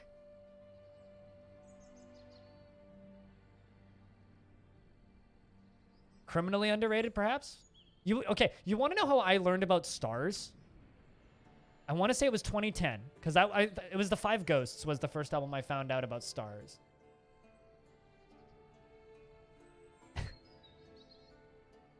Cineplex. Okay? Cineplex is like okay, you're discussing Stitches. Do you enjoy discussing Stitches?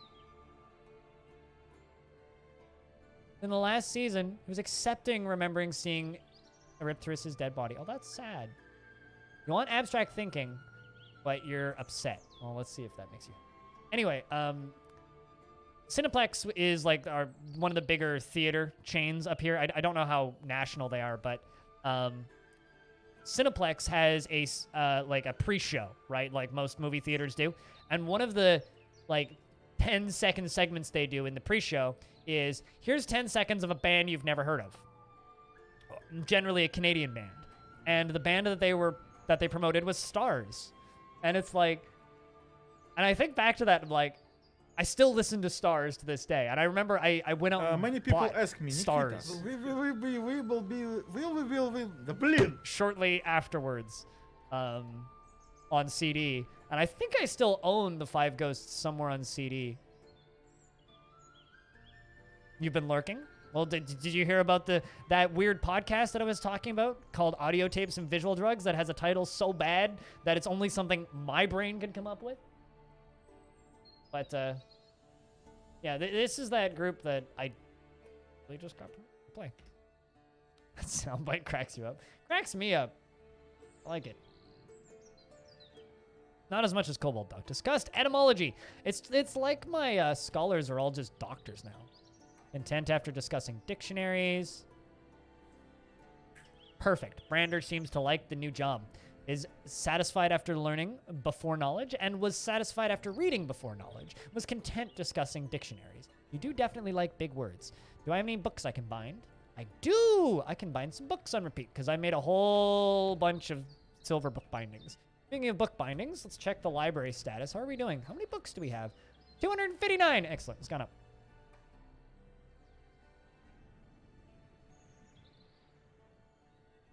Poor Man's Poison? You mean No Man's Sky?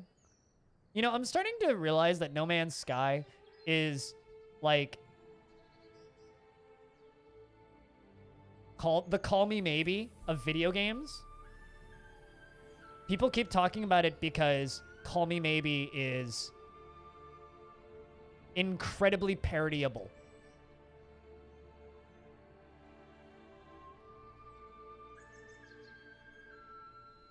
Incredibly parodyable. Into your 4th grade school teacher's face. I'm a scholar and I've been discussing dictionaries.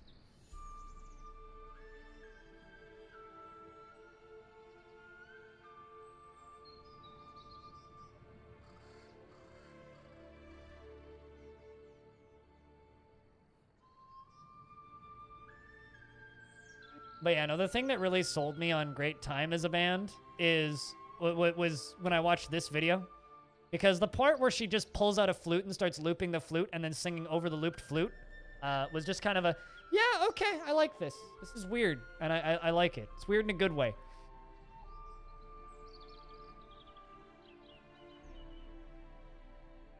These singles, the Spotify playlist played you at work on the radios and recommended playlists, and you have liked and saved on Spotify, and now I'm listening to them properly and not as background noise.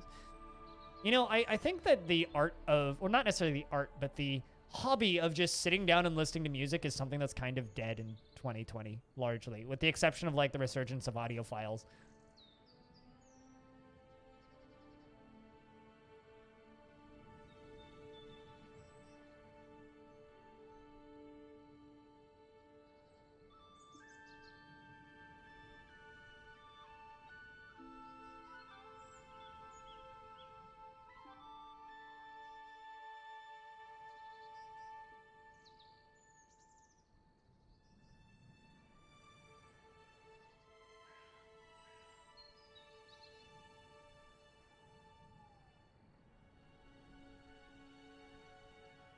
But yeah, no, I think that Spotify does some great things for music discovery, but I think Spotify and music streaming is also kind of ruining music listening to an extent. Makes me sound old when I say that, but...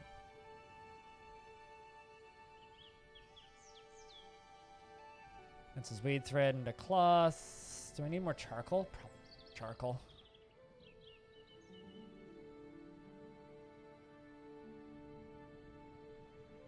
Something man's something is always...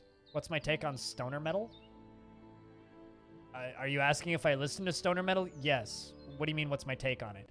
Like, that's like saying, what's your take on Beethoven? It's like, it's Beethoven.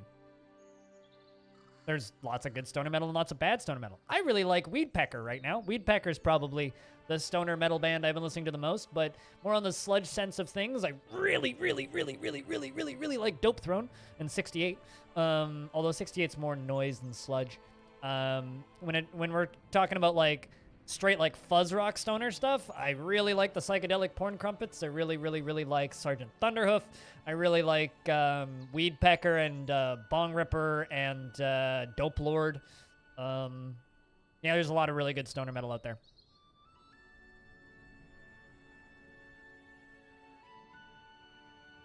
Great time, Ryan?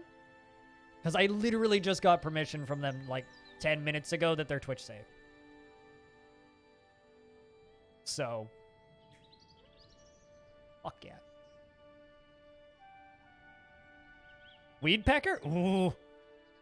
I wish I had perms to play Weedpecker. I would stream Weedpecker every goddamn day if I had the rights to stream Weed. I listen to that record an upsettingly large amount. It's actually, so I have a secret YouTube channel that I don't talk about much. It's up on there.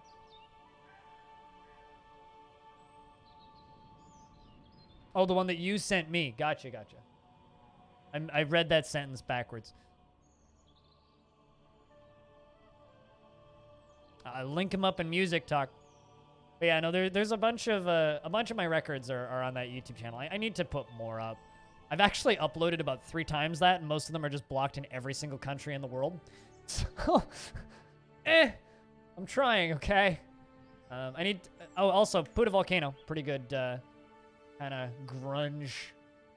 Not quite stoner rock, but Puta Volcano's another band I got permission to play.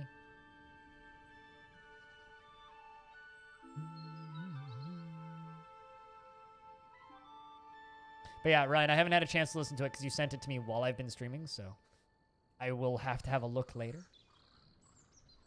I need more trees. I need to hack down more trees.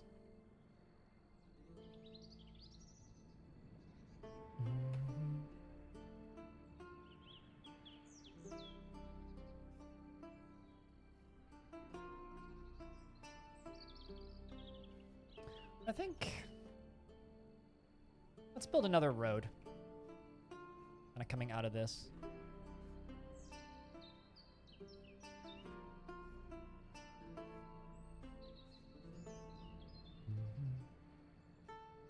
Yeah, there's plenty to cut, but I still don't really want to piss off the elves. I know I've been saying that, but like... And they haven't traded with me in a long time, so I probably have pissed them off, and I just don't have enough dwarves for them to actually invade me.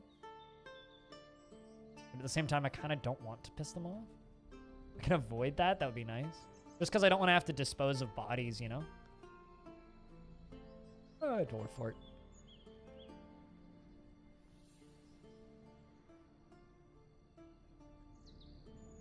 Hold on a second. I mean, Ryan, I can give you an opinion immediately. I just have to do this. Apologies, chat. I've muted the background sounds. I've muted my desktop music so I can listen to this thing that Ryan sent me.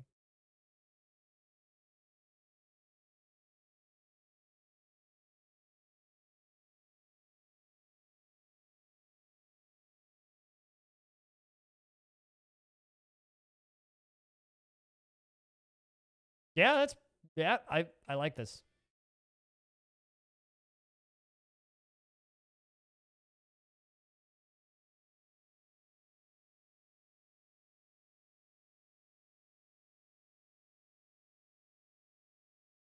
Yep, I'm in. Yeah, I like that. That's good. That's very good. Okay. Time to put this back on.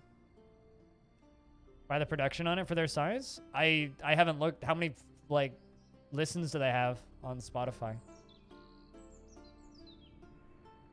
Size-wise. I always get mildly depressed when I see bands that have incredible talent and I have more followers on Twitch than they have on Spotify. It's like, oh God.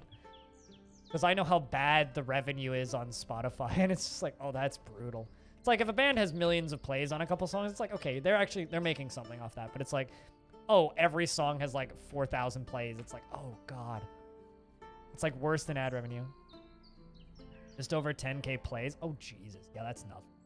They've maybe made a few bucks. Oh, it's raining sideways again. 1,000 monthly listeners. And I've pre-ordered the new Crumpets album, but that's not out until March, I want to say.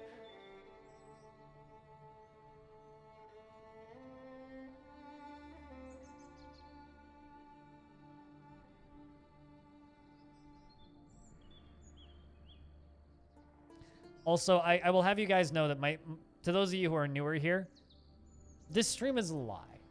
It says that it's a Dwarf Fortress stream. It's actually just me talking about my interests with Dwarf Fortress in the background. If you do want to know specific stuff that I'm doing in DF, just let me know.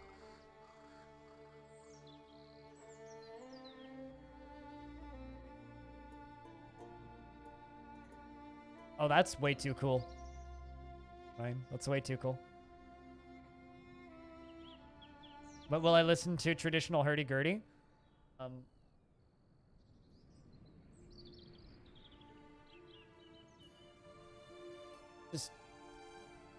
I have something to link.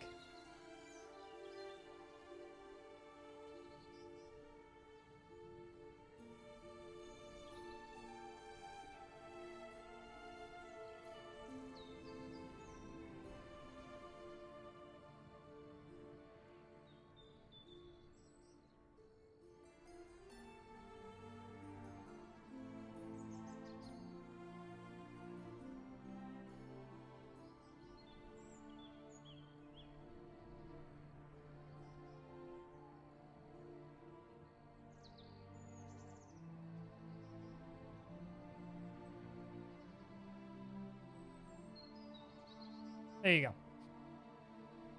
I had to do some digging.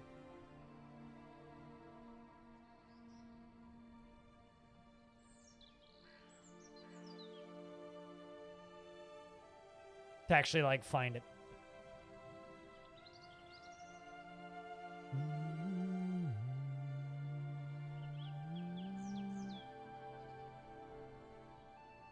Can I give one of my 1-minute tutorials to make a drawbridge?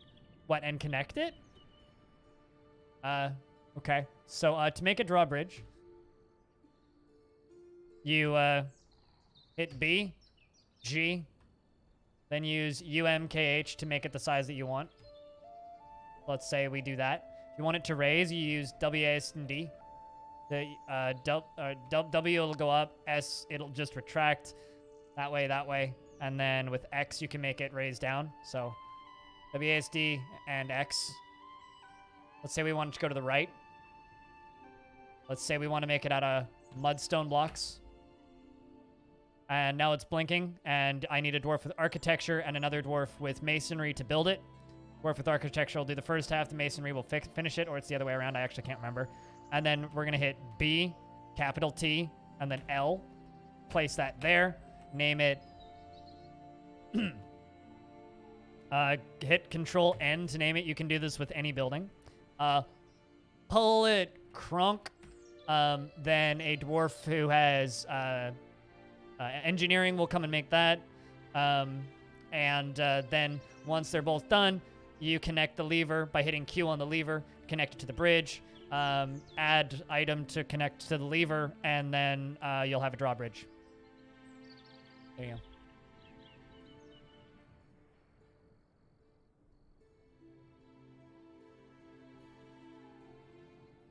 One was limited to 150. The one you got was limited to 350. Drawbridges are stupid easy. Everything in Dwarf Fortress is easy. It's just a matter of knowing the buttons to push. There is no mechanic with the exception of maybe figuring out how to make minecarts not kill people in DF that's hard.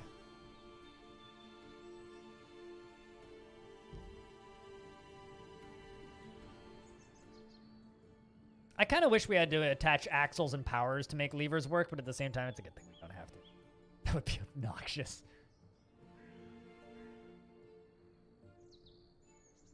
But Ryan, did you get the opportunity to listen to Great Time at all? Because they're like a blend of hip hop, jazz, a little bit of math rock, and a little bit of post rock. And they also have a flute. And many different drum machines.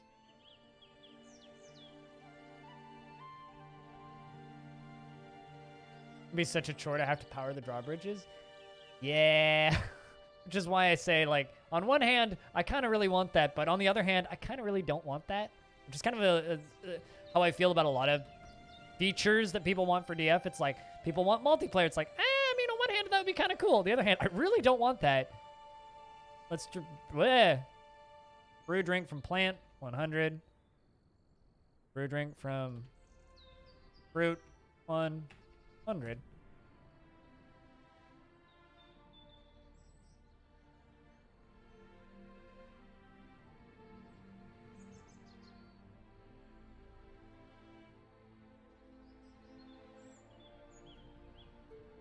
My God.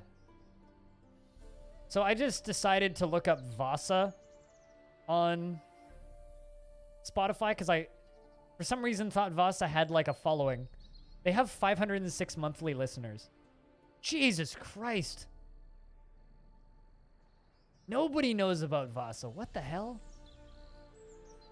Wow.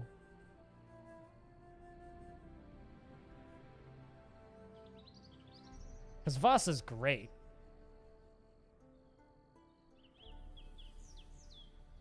Ryan, we need to talk about Vasa again.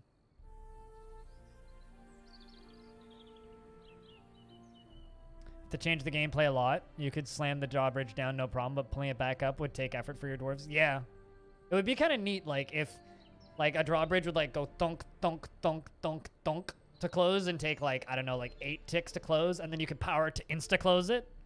That would be kind of cool. But yeah, it would change the gameplay a lot. And not necessarily for the better. Alright, let's turn off the bear fighters.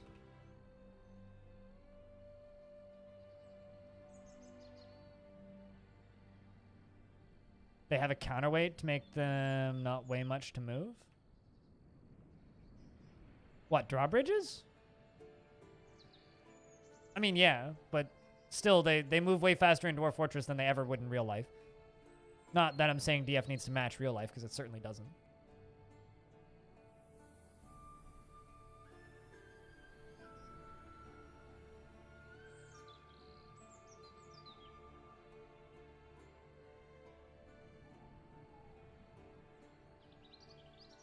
You know, whenever these questions come up, Cappy, all I can do is my normal response, which is, I kind of like the game how it is. So whatever Tarn wants to do, I have faith in him.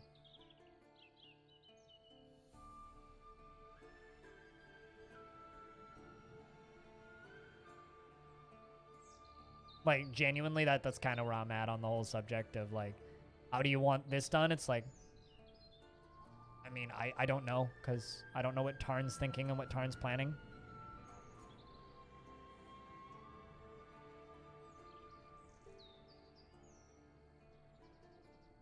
Yes. In our Lord Tarn we trust.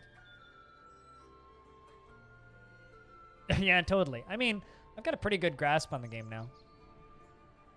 Since I've had the question a lot, I've had many people asking me how much DF I play.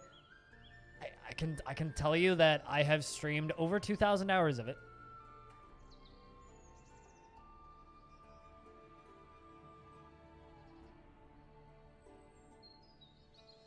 Because I went and looked up on stat sites, and Subtracting time that I play records, approximately I've streamed about 2,200 hours of DF. Noob hours. Yeah, I know. I know. We'll get there. By the time the Steam version comes out, I'll be at like 4.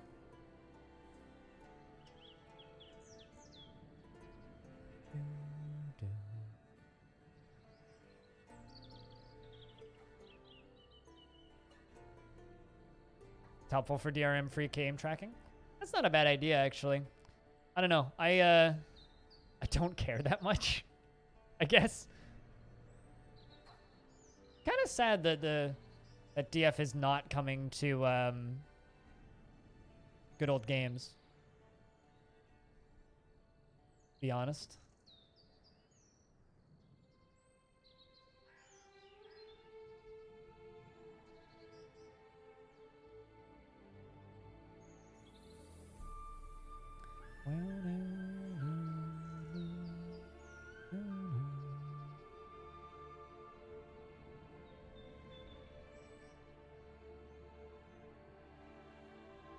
Climbable, jumpable, now your dwarves are mauled by a beast, yeah. I mean, like, you know, you learn that stuff as time goes by, you know? That stuff just kind of comes with time.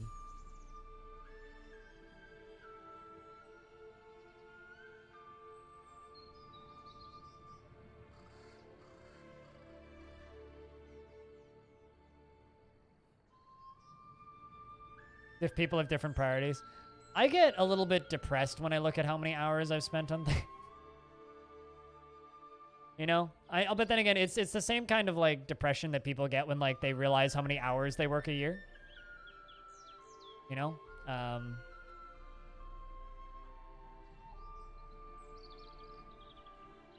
When you think really hard about how many hours you work in a year at your normal job, and how few hours you get to spend at home. It's kind of like that for me, but I get to look at it displayed on my Steam profile or Good Old Games profile or whatever, you know? Or my YouTube channel. God, my YouTube channel. Also, people seem happy to see Longdeath returning to the YouTube, so that's good. Also, a birdie told me this morning that there will be new screenshots about DF tomorrow. Keep an eye out for news.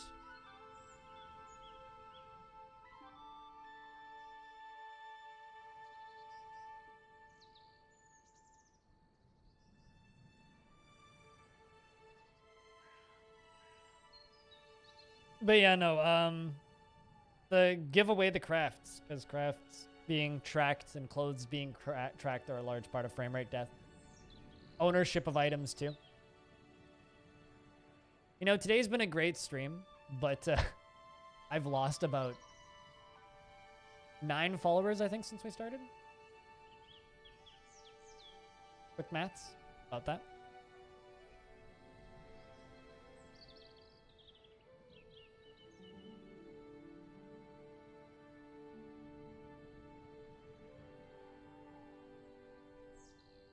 Why, though? I don't know. You tell me.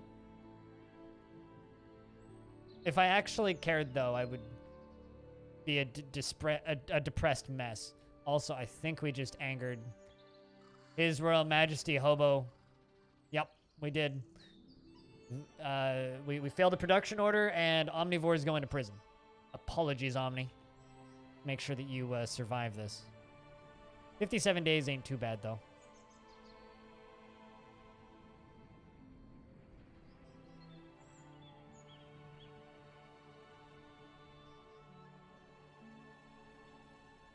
Gems are just as bad, though, Cappy. Having items in your fort is what adds to frame rate death. You gotta be a minimalist, not a maximalist, to have good frames. Why is this dwarf so slow?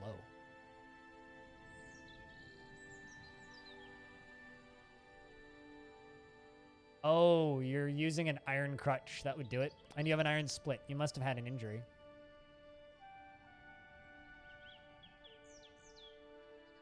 No health problems, then why are you... Okay.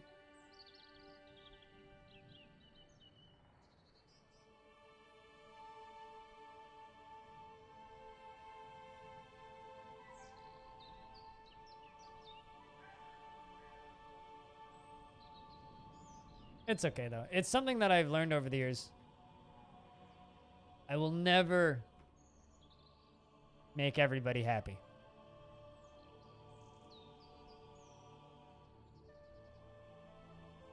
Do they starve for FPS life? Dwarf eats about 4 times a year and drinks about once or twice a season. They don't need that much alcohol. They also don't need that much food. Hobo feels fondness when talking with a friend. Also, Hobo, I would like to warn you that your dwarf is 156 years old, which means you could literally keel over every spring. Or in midwinter.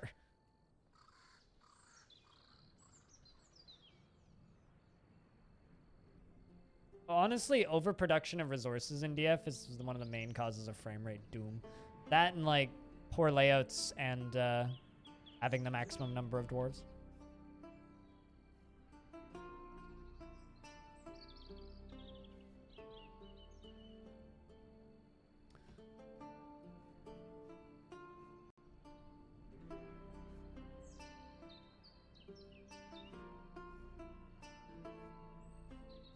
Before belief, all begins with ignorance, knowledge and beyond. Written by Astro. Concerns the value of knowledge. Writing is rigid overall. It's not awful, but not very good either. 220 plus like another 220 visitors. 220 is like kind of the normal max that a computer can functionally handle. I've seen footage of people who just like spawned in 1,000 intruders, and no, it doesn't work well.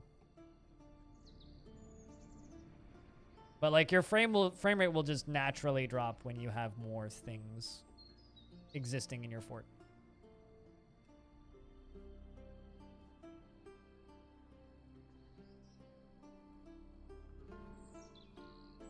Try and go around the edge with the walkways.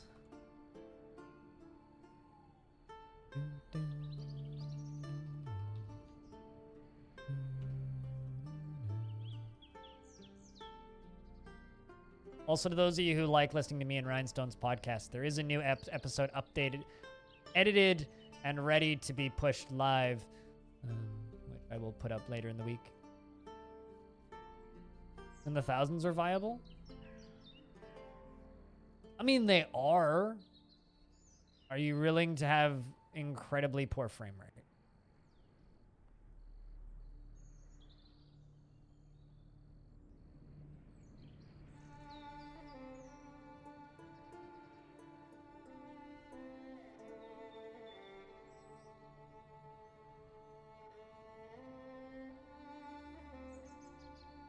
Why can't I find my granite blocks? Find the nice ones.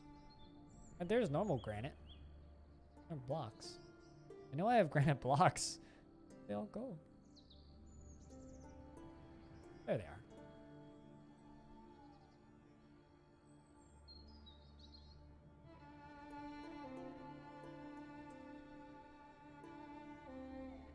Breaks your suspension to disbelief?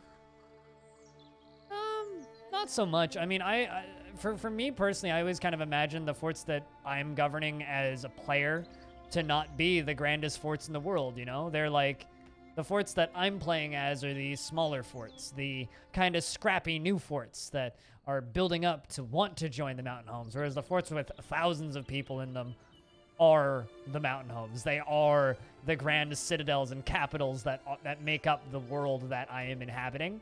So to me personally, I don't have that issue, but I could see why it would make it hard to suspend your disbelief. If anything, I think it makes Legends mode that much cooler. You get to read about these grand fortresses with thousands of populants. Yes, but that's... You know what? You win. Goldfire. You make valid point.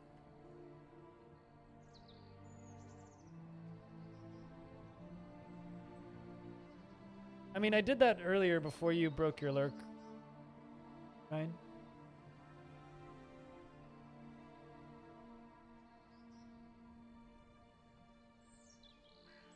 So Ryan, I gave you my opinion on the thing that you sent me, which is really fucking cool.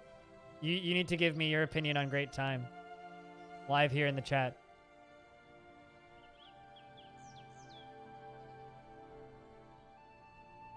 Why would I deny it? No, it's you got me. That's Great Time. I love bands that are just like not serious about themselves in the slightest, and they give me the vibe that they're not serious about themselves in the slightest. And one of the things that really sold me on the band after I, like, besides the flute and everything, the looping of the flute and everything else that they do that's great, was when I went to their YouTube channel and I realized that their YouTube channel is getting like 40,000 views a day. And I was like, okay, where are these views coming from? Because they ain't on their videos, because their videos don't have that many views. And I searched by most viewed, and they uploaded a video like 11 years ago, which I've seen before. I'll find for you in a second. Hold on.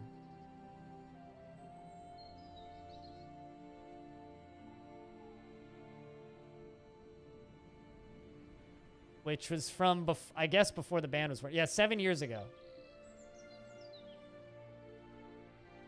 Which I remember when that video was uploaded in 2013. I remember that because I was like just getting ready to move out.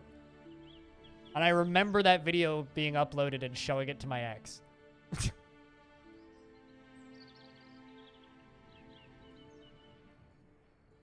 That's just way too funny to me.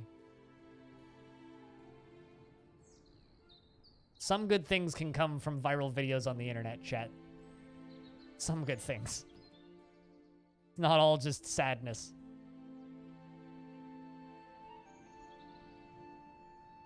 It's one of them, yeah.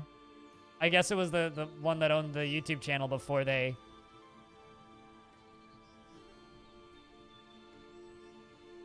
started putting or changed it over to their band's channel. But yeah, I'm pretty sure it's the guy who plays guitar in the band.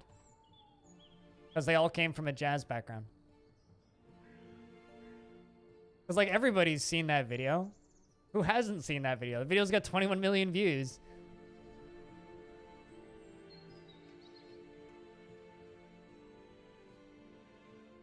Yeah, fuck it. Nice is the same color.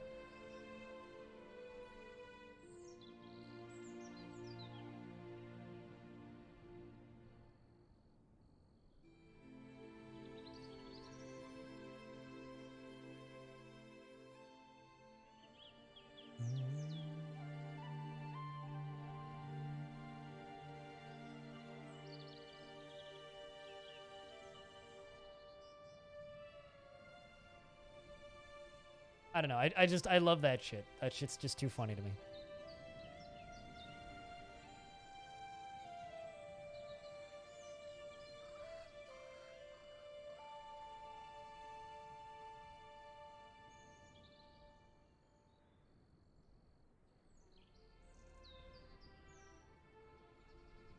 They work on those upper walkways.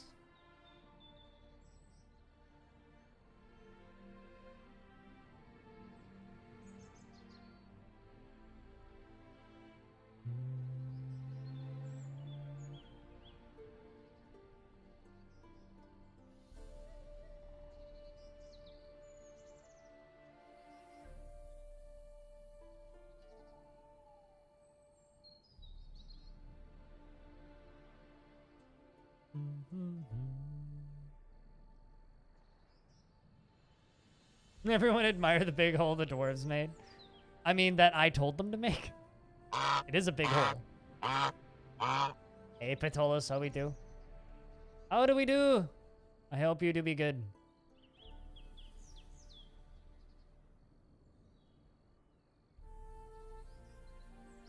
I think that Omnivore will be okay. A little bit lonely. But really likes the sublime restraint and the fine table.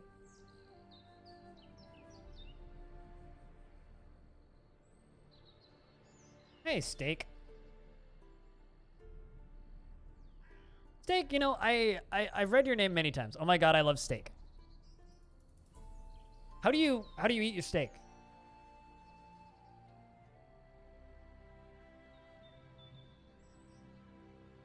Until it could compare. You gotta remember, it literally took me 10 days to dig this hole.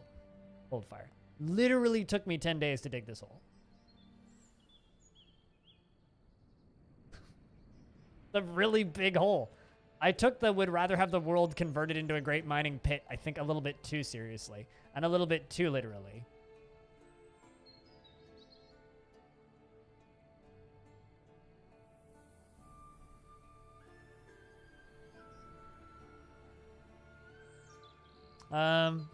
No, but they look ugly. And they're roots, so they're trees, which is gross. But no, they won't leak or anything.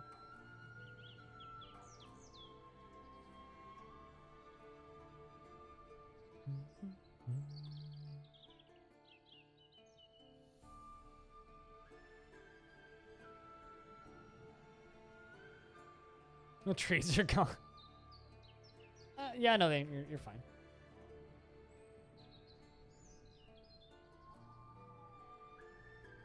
You were playing Eve?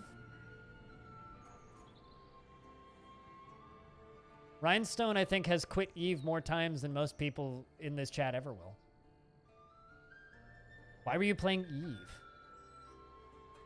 I thought RuneScape was the in MMO for everybody to get into right now.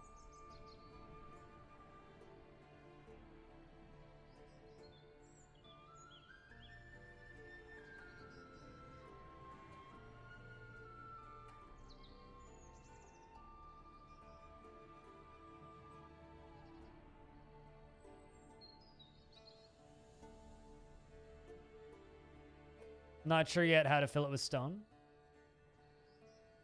Does the water freeze? Is there a point of the year where it freezes at all? Because if it freezes, then easy. If it doesn't freeze, a little bit more tricky.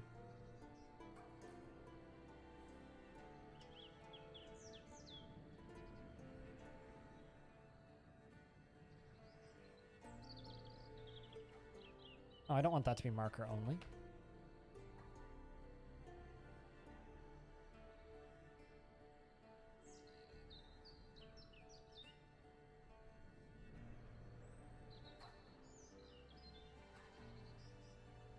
I mean, Mercury isn't by Bartok, but that's cool.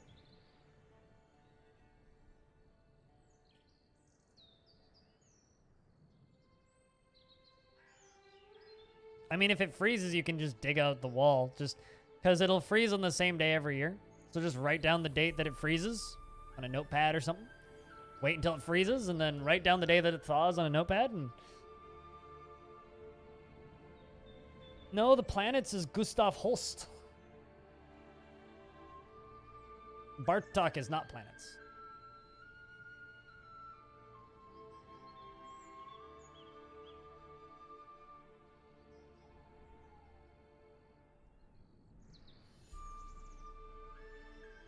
But you have partaked in a lot of blue donuts in your time.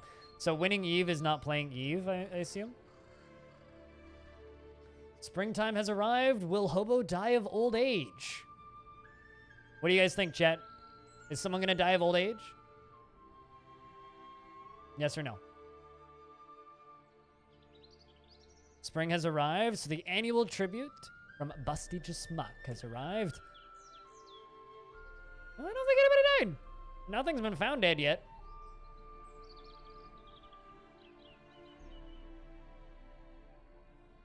A stray hen has been found dead.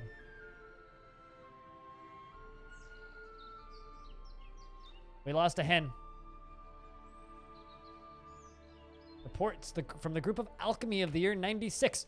Wow, that is the worst tribute they've ever given us. 1 iron bar. A single iron bar. Pathetic little humans. Oh shit, what's happening? In the midsummer of 94, Dorek Stackbend became the mayor of the Rampart of Speaking, replacing Ezum Honor Diamond. Huh. Interesting.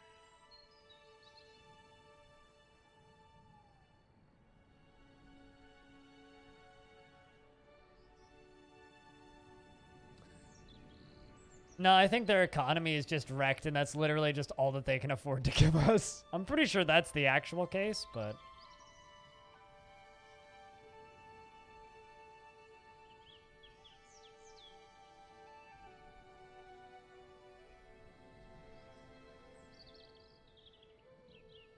Multi-threading? I'm almost at the point where I assume that question is a troll. It would require almost a rewrite of the entire game, so short answer is probably not. But technically the game is running on 2 cores because the UI runs on a different core than the game itself.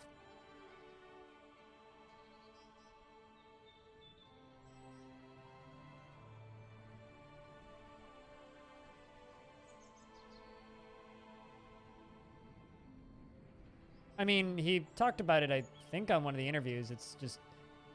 And I talked to him about it at PAX West, and he's talked about it in many interviews. And I think in official sense, as well as in the DF Talk podcast, he's talked about it on many occasions. It's just something that would take a very, very, very long time. And it's one of those issues where, do you want him to add stuff to the game or take a decade to rewrite the thing? Don't think anybody wants him to take a decade to rewrite the thing, so... I think he kind of said it best at a panel that he did at PAX, which was... you know, people who play Dwarf Fortress don't play Dwarf Fortress for a polished, perfectly running experience. We play Dwarf Fortress because there's nothing else like Dwarf Fortress. And that's kind of how I feel about multi-threading. It's like, fuck yeah, multi-threading would be wonderful. Not going to discount that. It would be fantastic to have multi-threading. But the fact that the game doesn't run the best is not going to stop me from playing it.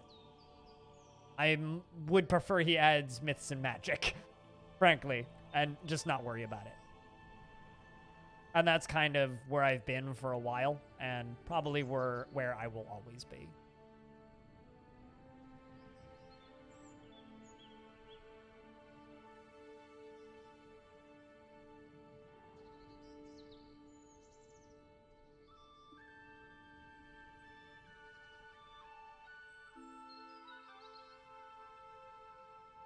Ba-dum-bum.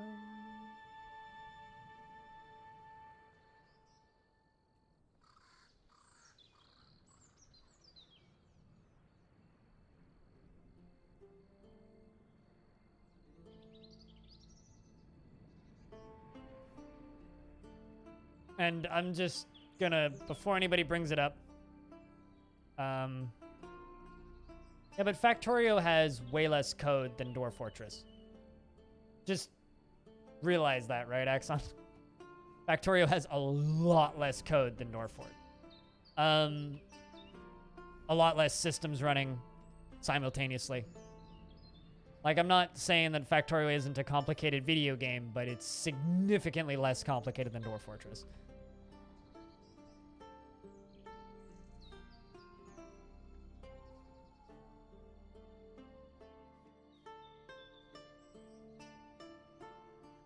And you know, if someone could make DF multi-threaded for fun, they should do it.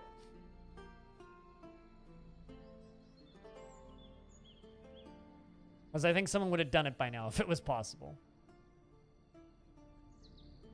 Also, investments are open if you wish to invest your tickets. By the way, chat, I feel like yesterday was like the quietest, most low-key stream I've done in months. And today, everybody showed up to watch. So cheers to everybody who's hanging out. I said thank you enough today. Well, thank you for watching. Hanging out. I mean, I could think of a few reasons why people would be distracted yesterday, but I kind of figured that would bleed over into today.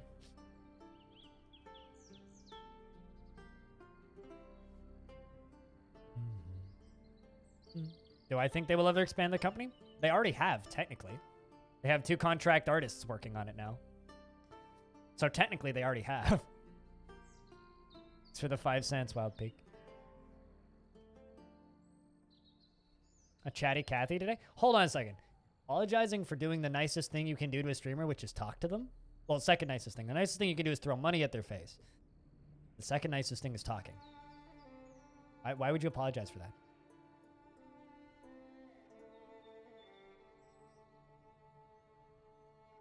Here, go ahead. Carrie brought you here yesterday. Was that yesterday? That was 2 days ago. Not yesterday. Day before.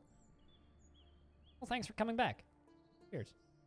I remember when Kiri was a Wii streamer with 10 people watching, and FG was just like, we should invite her into our team. And I was like, she's pretty new. It's like, yeah, she's going to be famous. Super noob questions all the time? Listen. There's no such thing as a super noob question in DF.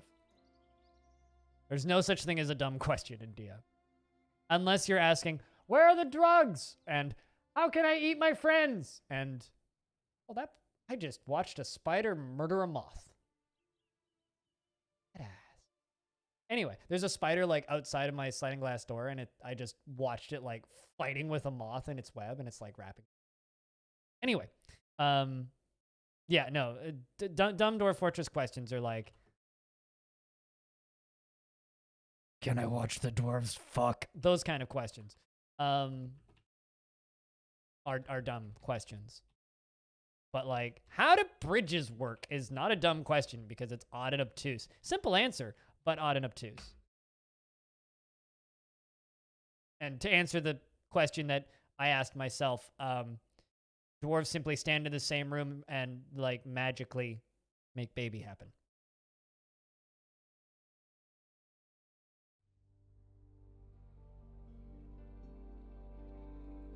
Do beards grow underwater? I genuinely don't know the answer to that question.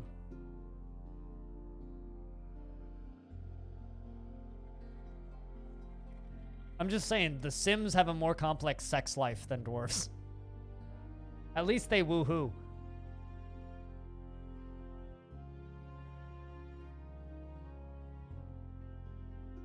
They just rub their pixels together. Hey, it's better than putting their hair together.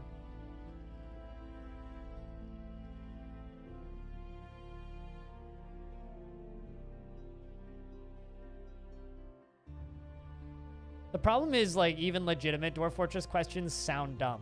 Like, asking me to explain how stairs work is, like, the biggest goddamn eye roll in the world because it sounds like the most complicated shit in the world, but if you actually, like, play the game, it immediately makes perfect sense. So saying, can you explain how stairs work is like saying, I've never played Dwarf Fortress before. And I'm just like, just play the fucking game, you'll figure it out. It's very simple. Is it weird and obtuse when you explain it? Does it sound like you're a crazy person when you're explaining it? Yes, I know. There's a reason there's a video with 150,000 views that or more than that DOS Tactic put out a couple of years ago using paper diagrams to explain how stairs work. Are they actually complicated? No. Are they dumb and obtuse? Yes. Is there any way to do it better? Probably not.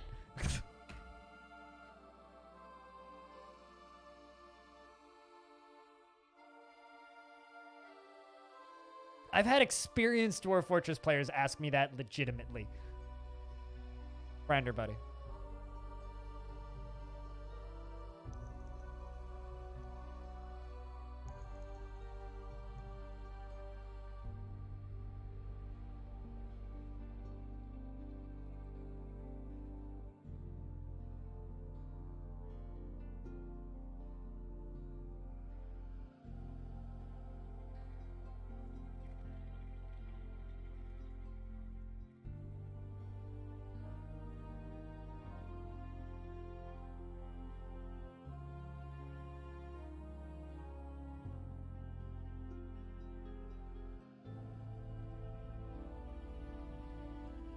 Nearly hit 1 million views now. You know what's funny is he was asking me if I could make tutorials so he doesn't have to. He's just like, he's like, it takes a in Krug Smash's words, okay? It takes a special kind of psychopath to make YouTube tutorials, and I just don't want to do it again. He's like, I might make another one for the Steam version, but like, are you gonna make it? Which is beautiful. I think that we should just leave all the tutorials to Sal. She's too good at them. I'll go through and clip my 1-minute tip videos and just upload them. Like gets 2 million views on Steam release. Of course he will. I mean, I don't know.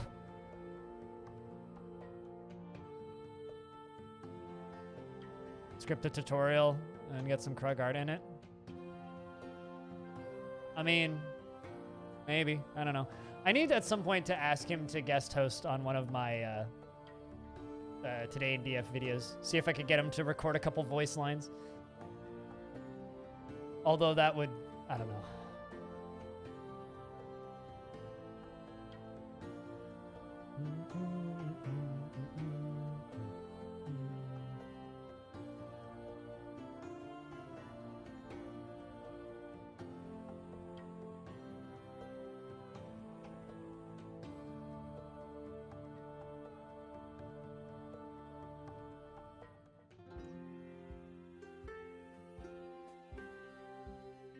But I don't know. We need DF blinders so people don't get overwhelmed at the start. I just need Steam DF to do well enough so that I can keep streaming DF and be financially stable. That's all I need.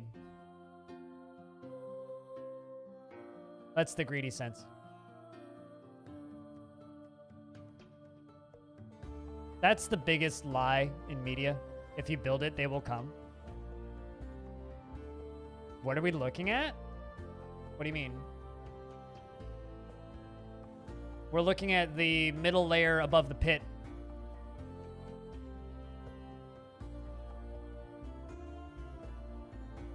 Weird flex, but okay.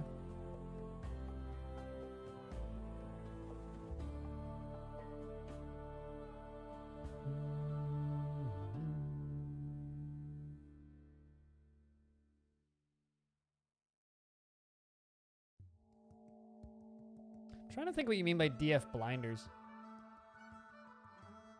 I don't think it's possible really to not get overwhelmed at the start.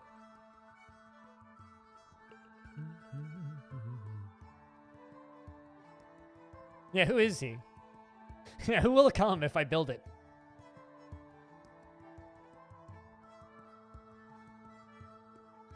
Dude, if Armok fucking showed up in one of my games, I would have a panic attack. I'm not gonna lie. Because I would have discovered something that's not in the wiki.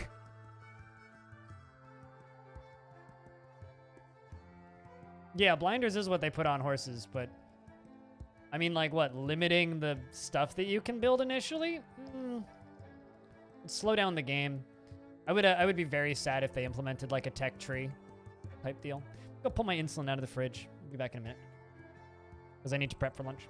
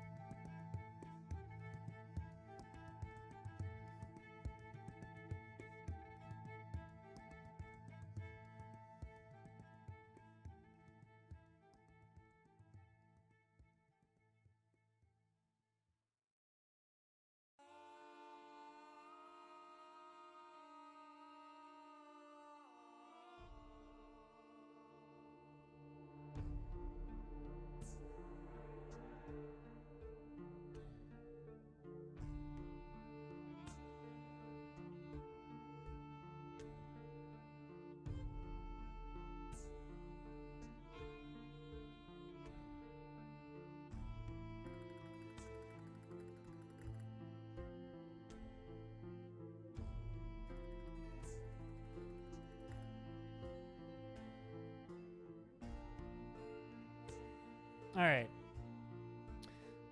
You do want a kind of tech tree, but not a real tech tree, more on the research that exists. I mean, we kind of have that for animals. You go to animals and then you hit tab, or not tab. Yeah, you hit to the right. It would be neat to have something like this, but knowledge. Like a, maybe a library screen. And then have like a knowledge tree based on the knowledge that your faction has. Even though like, this actually is a mechanical thing. This screen.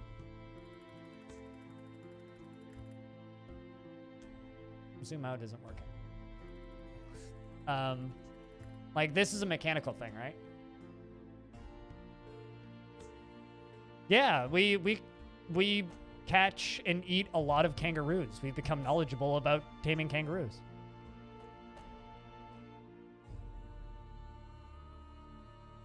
Forgot what was an emote.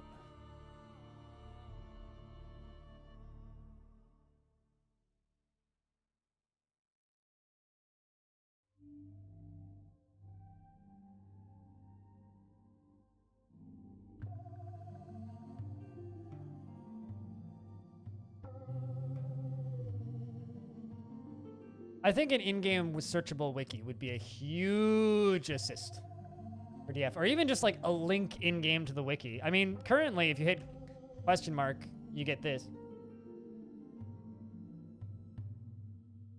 This is a screen that I accidentally land on all the time.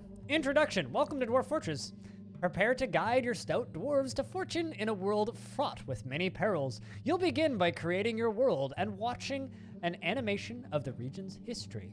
Once this process is completed, you can prepare a group of dwarves and send them out to seek wealth in the deep in the mountains. As you dig deeper, more dwarves take up residence in your outpost. Your doings will attract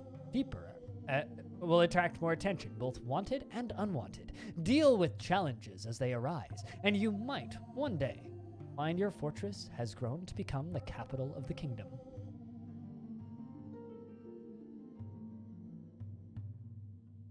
You just keep pressing question mark, and then you have pressed the help key many times.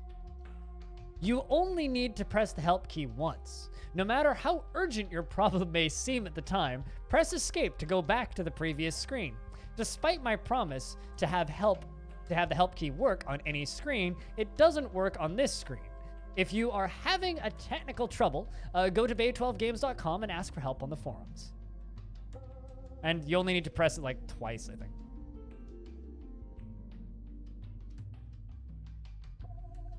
But like, creating your world will explain how you make a world. Preparing for the journey will give you a decent explanation of what you need to do, not how to do it, but what you need to do. Your first outpost: mining, chopping wood, obtaining water, obtaining food, living quarters, making crafts, storage, trading, defending your fortress. Will give you all the instructions, the basic instructions. The many menus will give you a description of what every menu does. Icons will explain the icons. Creatures: grizzly bear, black bear, cat, cougar, deer, dog, elf, fox, goblin, kobold, muskox. A partial list. Objects: a partial list. Terrain: a partial list. Like, this really will, like, if you actually sit here and look at all this shit, will help you. Is it a full tutorial? No. But the average Steam player doesn't have even remotely close to a high enough IQ to understand the complexity that is dwarves. Cheese for everyone! Let's be honest. The average Steam player just wants to play their hentai puzzle game.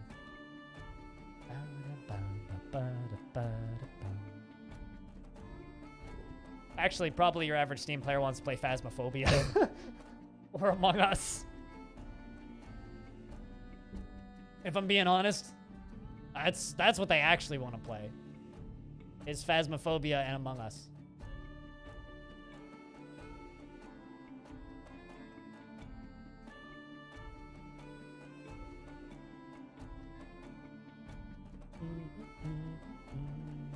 Hentai puzzle games. Yeah, have you ever been on Steam before?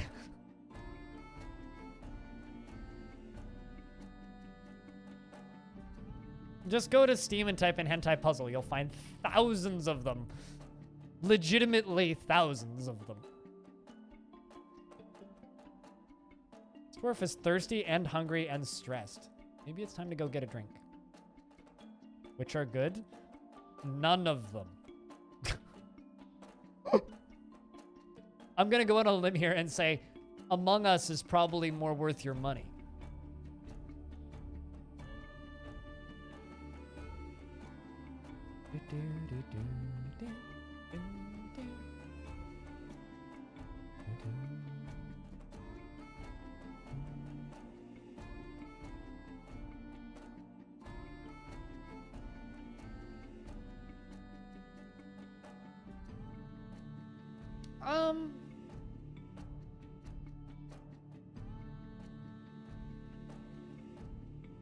No. DF doesn't have UI. DF just has a list of hotkeys. Most of these screens aren't even what I would consider to be a GUI interface. Most of these screens are just the most simple examples of here is a list of hotkeys that you memorize, right? UI from hell is this.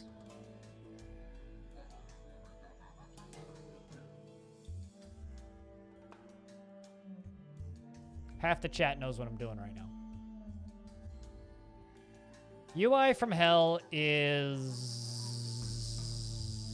Where's a good screen? This!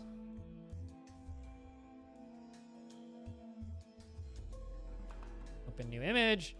That. That is UI from hell. Okay? That's a user interface from hell.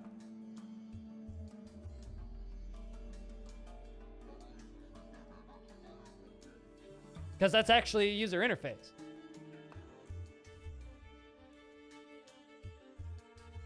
Here's another user face from hell.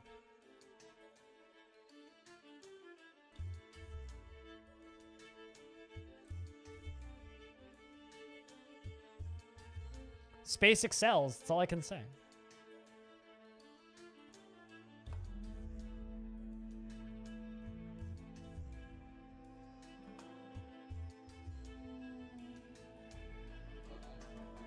Need a high definition screenshot of this.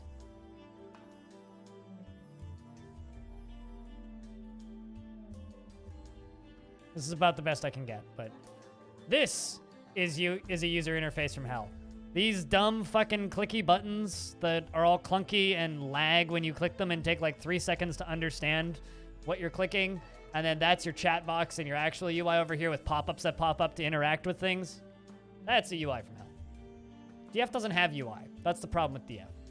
Is we never made it to the point where DF has UI. SS13, you want someone who streams SS13? Go watch Russ. Russ will hold you up. Russ Money, and I think Blue Zest has been playing some SS13, but I can't speak to the quality of Blue Zest's because I haven't seen him actually stream it. I just know that he does. But Russ Money will play SS13 once or every couple weeks or so. He'll do a big old stream of that. He has his own private server, which is the only way to really do it.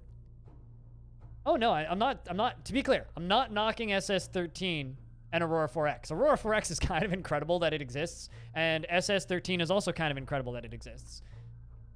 But both of those games have significantly worse user interfaces than Dwarf Fortress. Dwarf Fortress doesn't have a user interface. Dwarf Fortress just has text and hotkeys, which is actually incredibly easy to learn if you're willing to put the time in. Most people aren't. It's not a complicated UI because it doesn't have one.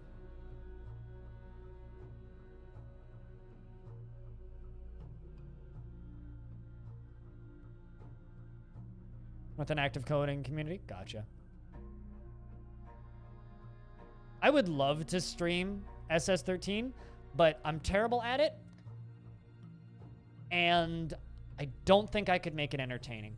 I'd have to focus too much on the game. And I don't think I'd have enough people to fill a server on my own. And I wouldn't want to play on any public servers. That's... Sure, Aqua. Everything you said in that sentence is correct. Yes, which is why I wouldn't play on any public servers. Which is why I would need my own server. But I don't have enough people to fill a server. Like, we could probably get 15, 20 people on a server for sure on a good day, but we wouldn't be able to get enough people on a server to really have a true SS13 server. You kind of need like 40, 50, 60 people to properly play that game. Russ has 500, 600 people watching when he plays that, so Russ has enough of an audience to actually be able to do that.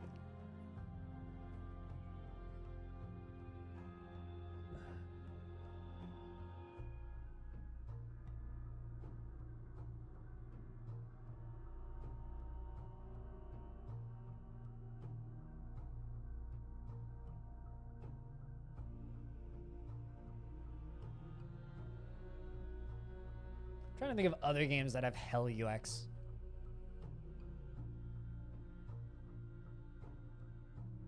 Older Paradox games have hell UI.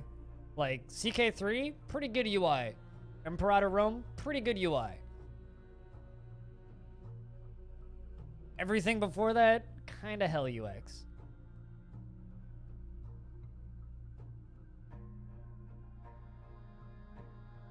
I think the problem is people just immediately get overwhelmed and give up before they've started. I don't stream 4X games, so no. Every single 4X game I've ever streamed has ended with very low view counts and chat incredibly bored and wondering why I'm not streaming Stellaris. So I tried streaming 4Xs for on and off for a couple of years, and I've completely, I just don't. Not because I don't like them. I really like 4X games. I really like the Endless games. I like Civilization. I've spent many hours playing 4X games over the years, but I kind of gave up streaming them. I might try again with Humankind, but it's not that I don't have interest in Aurora. Well, actually, Aurora is one of those games that would actually give me eye strain because of the way the UX is laid out. It would hurt me to play that game for long periods of time. It's not that I'm not interested in it. I am passively interested in it. I don't see it as worth it. And I'm not Quill 18. I can't pull hundreds of people on anything. So I'd be more likely to play NetHack. It's more my shtick, more my speed. I do too, Aqua. I think DF's interface is pretty good. It's simple, but it's good. Which is why I'm worried about the Steam versions. I'm worried the Steam version's gonna make it too fiddly. And having lots of little clicky buttons makes games fiddly and clicky and kind of a pain in the ass.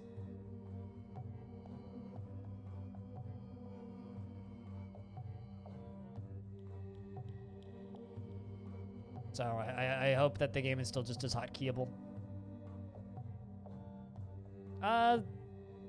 No, it won't, Cappy, but it might change some of the hotkeys. We'll see. Hopefully make the hotkeys better and more uniform, but we'll see.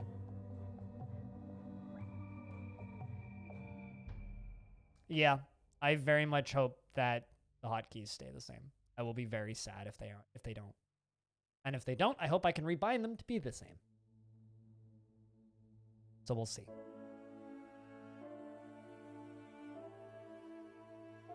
But you can listen to Tarn talk about that stuff on the last interview I did with him on my YouTube channel.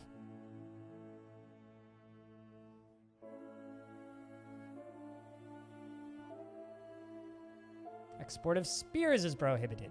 Okay.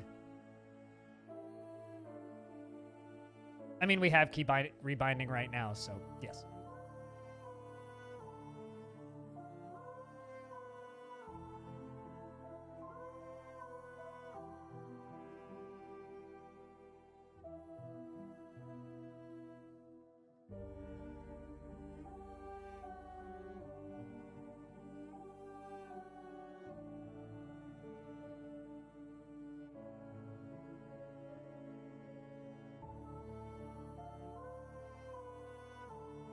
But yeah, no. At the end of the day, I just want to see DF get a larger audience. It won't ever have a mainstream audience, but a larger audience of people who were intimidated in the past. I want them to not be intimidated. That's all I really want. Why are we killing dwarfs? We're stupid. No one's dead.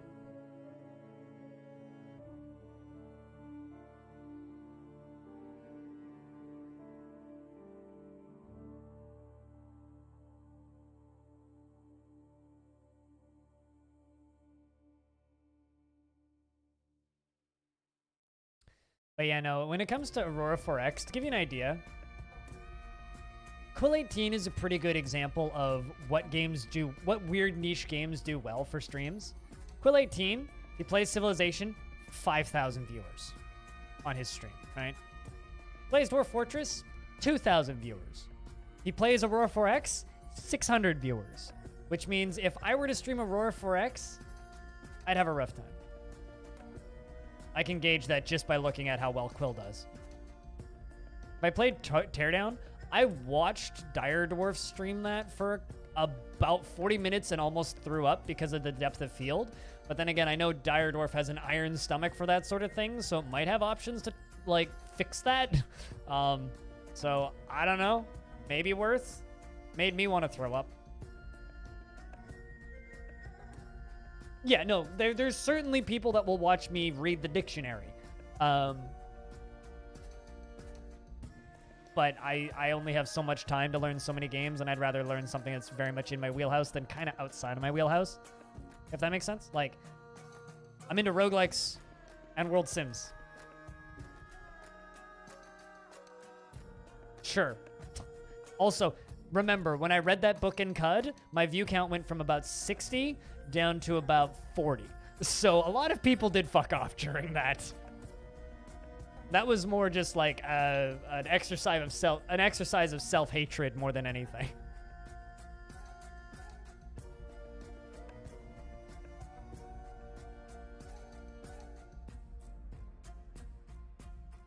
I'm just doing particularly well today. They had you at Plan Your Own Heist? Yeah, I mean, it looks really good. I don't know. I haven't played it. I probably won't. It's like, it looks like fun. Don't get me wrong, but not really my thing.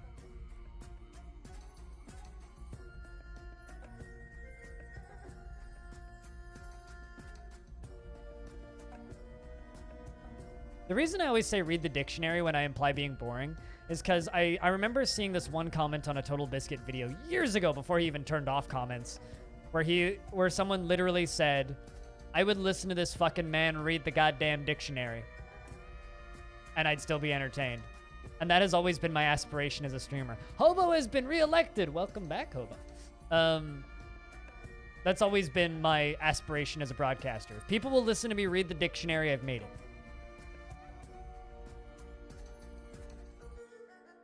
It was worth it for the story? No, it definitely wasn't worth it for the story, but it certainly was worth it for the fact that I could say that I spent 3.5 hours reading a book in CUD. Did it make any sense? No. Was it fun? Not really. Did I do it? Yes.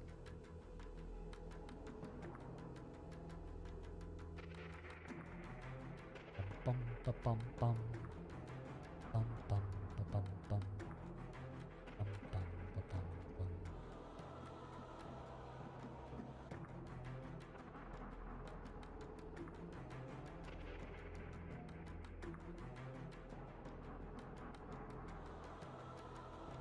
Game of the year? I mean, people say that about a lot of things. I mean, it's a game with a good gimmick. It's a really, really, really good destruction engine. I think that the FOV on the streams I've seen and the depth of field on the streams I've seen would make me throw up and make me seriously motion sick in a matter of minutes. So, you know, depends on how much of a stomach you have for that sort of stuff. Omni, you'll come around. Lonely after being away from family, resentful after experiencing trauma, but you'll come around. Zapdos the second, also a little bit depressed.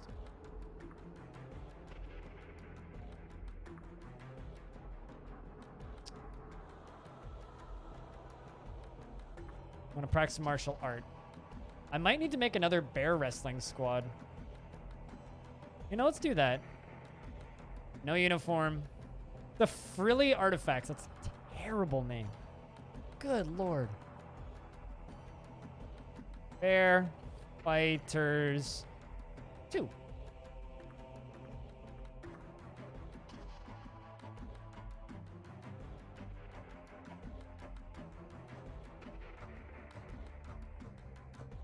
Hopefully, yeah. I don't know. I found it kind of... I feel like it's a game that's probably really fun to play, but I found it kind of dull to watch. Or, aside from the part where it made me want to throw up. But, I don't know.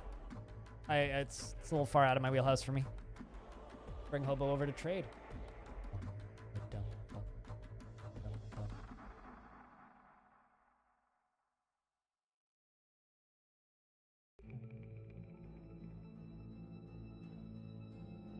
Also, I'm trying to decide what to do for the evening. I might do a sponsored thing tonight. I might. Although we still have, like, I don't know, 2 hours of Dwarfs left, so don't even worry.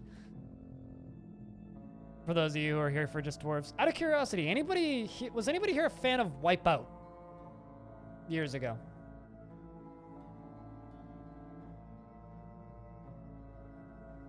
Because I got a sponsored game that needs to be done by the 8th. Which is more or less that style of racing game.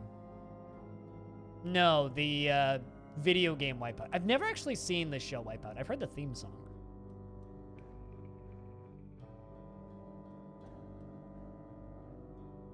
You played the hell out of Wipeout Fusion. What's this? Apparently it's been in development for like 5 years.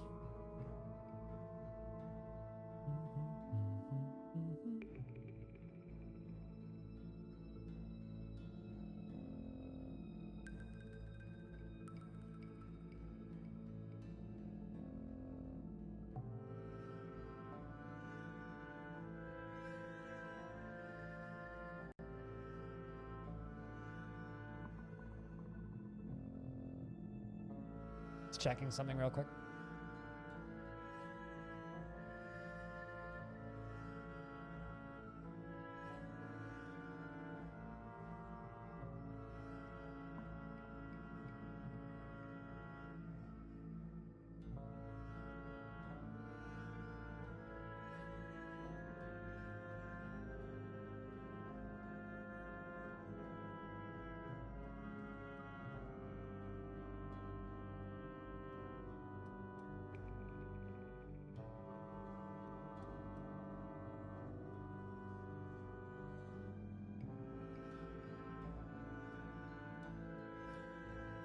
Of the racing game Blur? Blur was a neat thing. Apparently this thing has Twitch drops, which they want me to do too.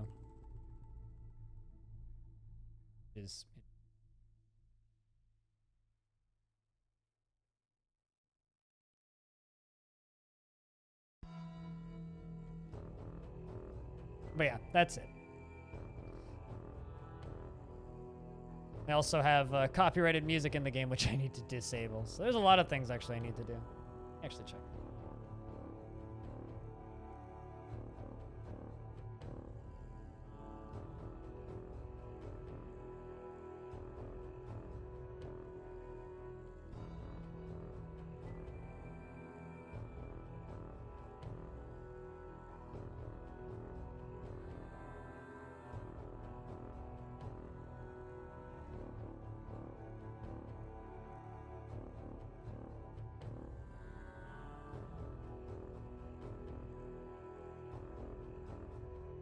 It's actually kind of weird. They have drops for it, which give discounts for the game, which is odd.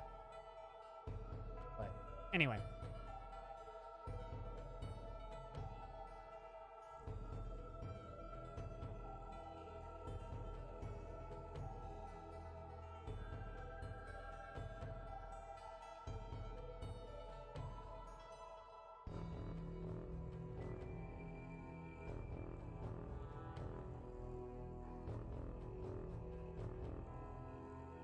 That is a decent marketing tactic. I'm not gonna lie. I don't know if it worked.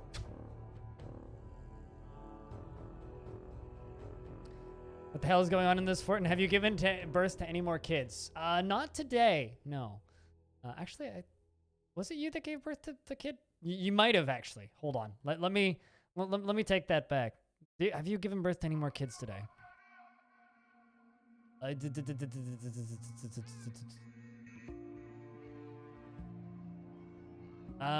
Axon the Second, yes. You recently gave birth to Axon the Second, who is currently grouchy, but was felt enjoyment after watching a performance, and was grouchy, dwelling upon being caught in the rain, and is 1 year old.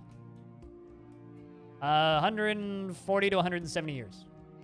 I think it's after 150 years they have the chance of just dying of natural causes every spring on the 1st.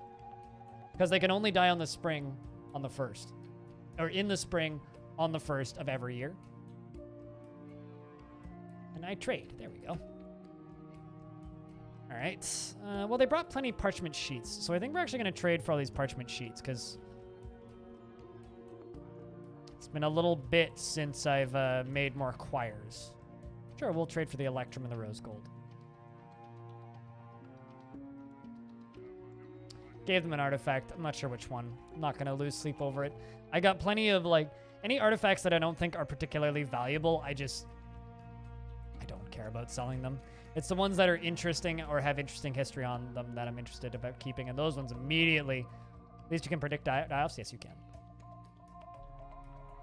Which is why I'm waiting for Hobo to die, because Hobo is 157 years old. So Hobo's going to die soon. How old is Hot Cup of Tea? 70? What B-Lug? 123. Like, Hobo has another, or B-Lug has another 20-something years left. The humans have left for their journey. Goodbye, humans. An old Hobo? He is an old Hobo.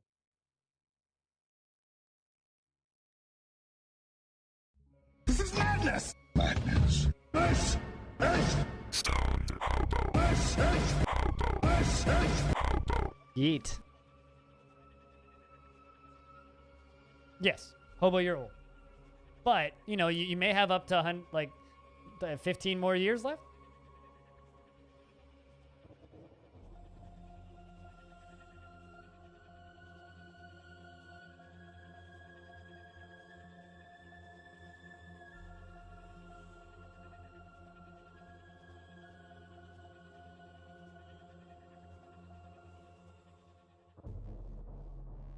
You're only 28, what the hell? We're talking about DF here. Oh, hey, I can export spears now. How nice of Hobo. Got a stone crafting demonstration happening. Dwarves praying. Many dwarves praying, actually. Weaving demonstrations. Gonna be going to work soon. You have a good day at work, Brander. See you when we see you.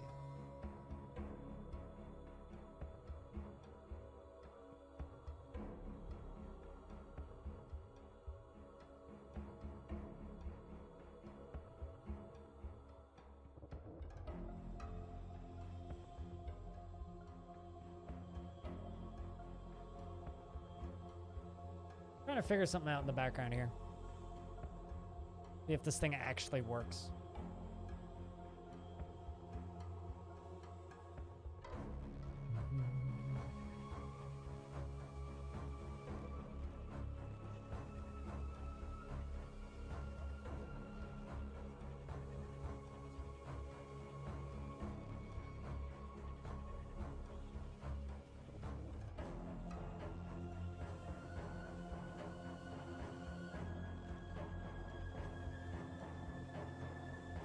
Nobody can sell spears. Well, I mean, you can sell spears.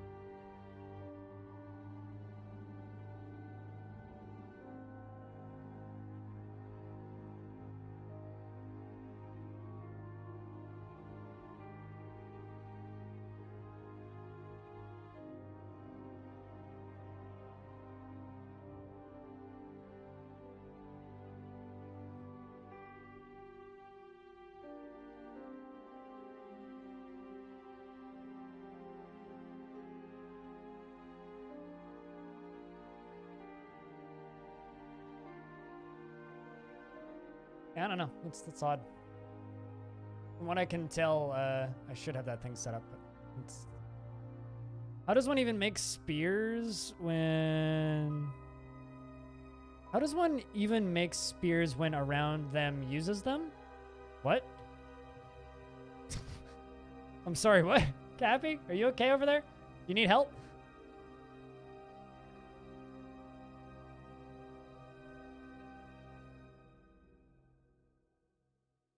How does one even make spears?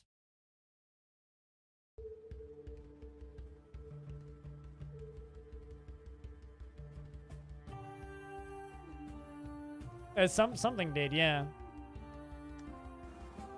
I love seeing my dwarves just socializing. It makes me feel happy on the inside for some reason.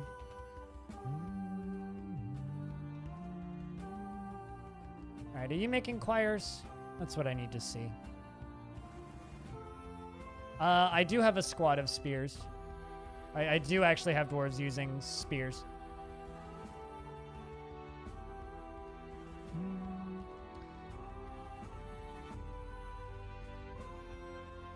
Let's put a few, speaking of spears, we should put a few weapon traps up here.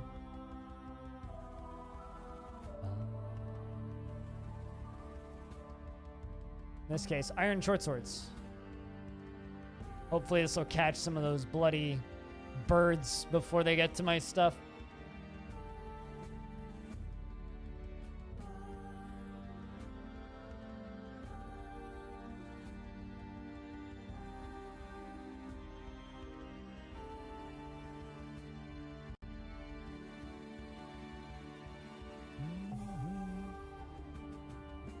Your argument is valid? I mean, is there a best trap? Drawbridge and a pressure plate. Insta-gib everything. There's a best everything in DF, and you can certainly just like min-max DF to the point where every single possible threat is trivial. But that's no fun. So why would you do that?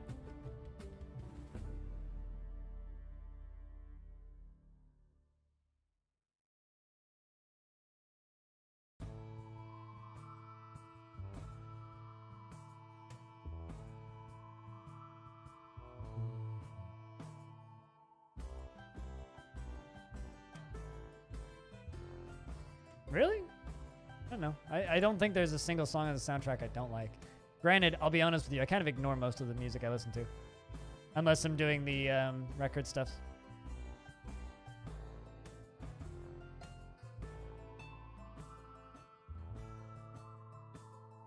But yeah, no, drawbridge and a pressure plate. Auto-resetting pressure plate set to squish anything that an enemy goes in. So they step on the pressure plate, they step forward, and the drawbridge opens, smashes them against the wall, and comes back down and crushes the next guy in front of it.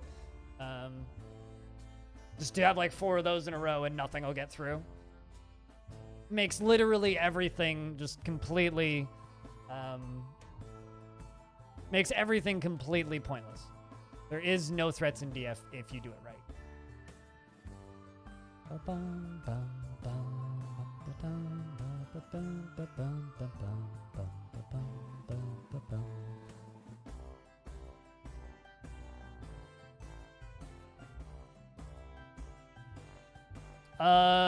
They kind of trip them. They will eventually kill them, but the retracting bridges need a lot more runs to actually kill something. You get no loot? I mean, less objects to fiddle your frame rate.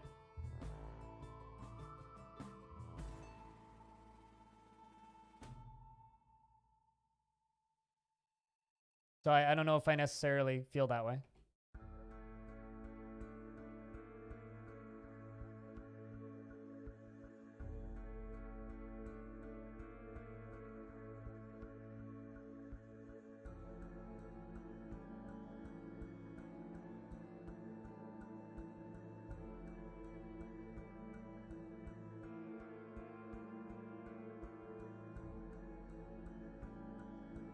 Some may see that as an advantage.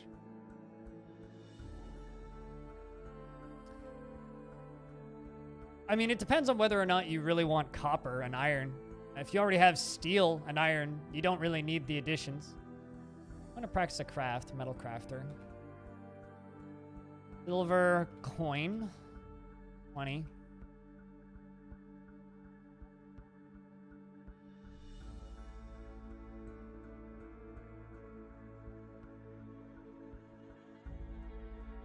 You know, let's make hammers. Make 40 war hammers. How's Zap doing? Satisfied improving dodging. You want decent meals. Content after having a pretty decent drink. What's your favorite drink, I wonder? First to consume great white shark and split beer. Well, we have split beer. No way in hell we're getting great white shark. Unless somebody brings it. What time of year is it? Late summer? About to get another trade caravan. This poor fucking beekeeper, man. I feel so bad. It's like this dwarf isn't even completely gone. He's still satisfied remembering receiving water. Like, this dwarf shouldn't be this depressed. That sucks, man. But we have 2 permanent prisoners that will be stuck in prison for all time.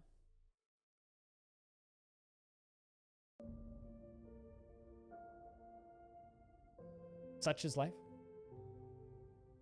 He wants great white shark meat as part of his meals. So if I cook great white shark tripe biscuits, then he will be very happy.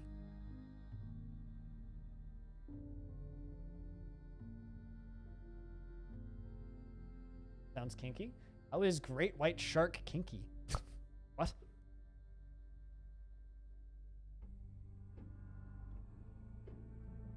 Nah. All right, it's time for me to do lunch, which is 5 minutes of me stabbing myself with needles and pins and shit. For those of you who've been hanging out, thanks for making today fun. It's been a lot of fun. I'm going to be AFK for a couple minutes. If you happen to have sound commands, now's a good time to use them to entertain the chat.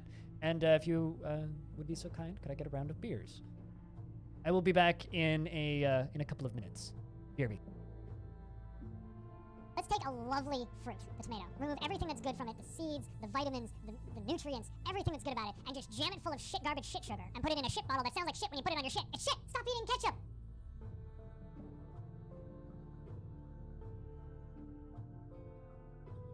Whoa, dude, fuck yeah, dude. This is fucking sick. Hell yeah. Woo! Cheese for everyone!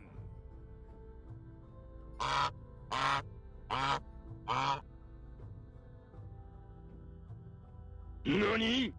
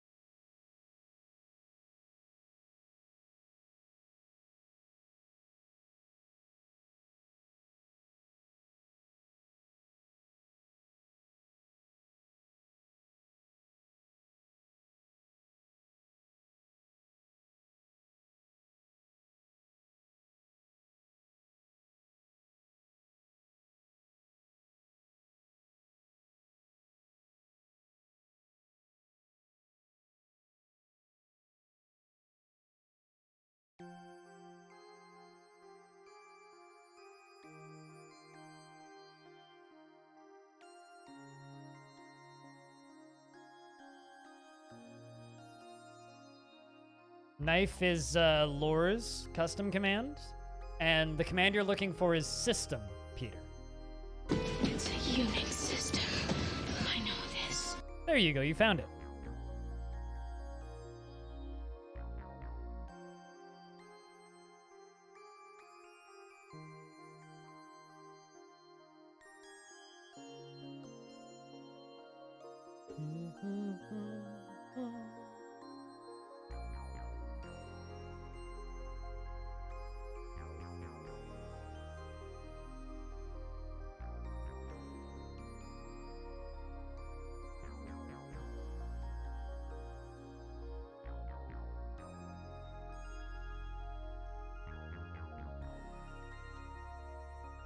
All right, so I'm back now, mostly.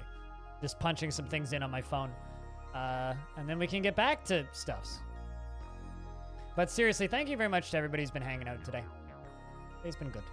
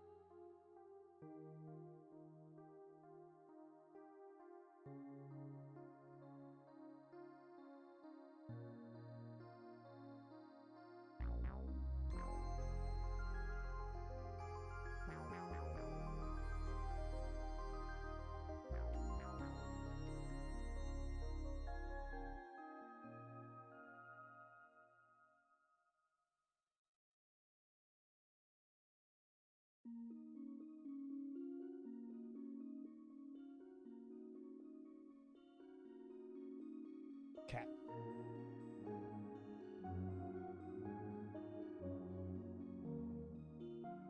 All right. I have sandwich now. Did I leave the game paused? I'm smart. Also, investments are open if you wish to invest your tickets.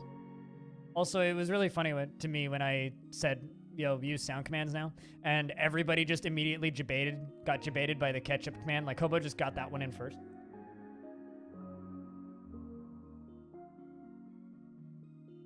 Also, hold on a second. Text-to-speech knows what debated is? That's incredible. I don't think that's actually a word. 2 contributions to our empire from the humans have arrived.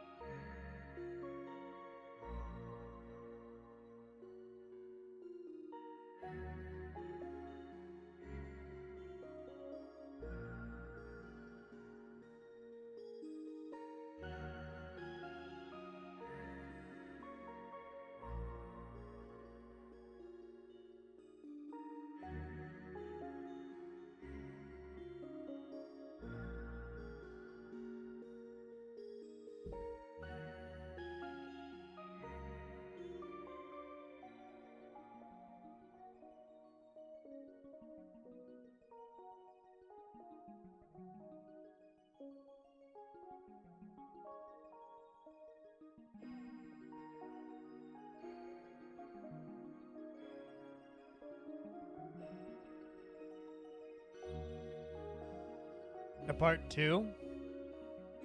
Did you discover something secret?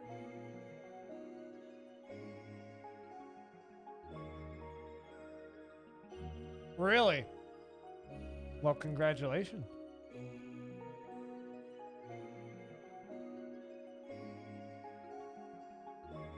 Big donation from the Council of Men, as per usual. I like the Silver Morning Star. That's an item we can't actually make. It's a weapon that we can wield, but we can't make. So that's a good one. I like that one. 1 quartzite boulder is also a fine addition. 5 chicken meat, 5 reindeer cheese, 2 bronze high boots. Look at that oaken bucket. What a fine oaken bucket.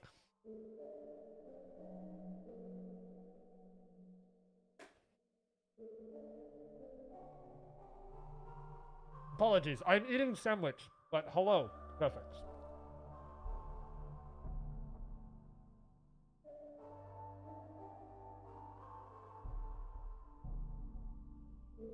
Oh, really?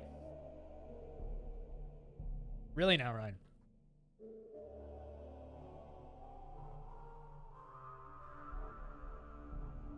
Group of Soaring didn't do terrible. They brought horse cheese, fisher berries, 1 silver longsword. Longsword is a work of art ceremonial device. Dwarves don't really wield longswords.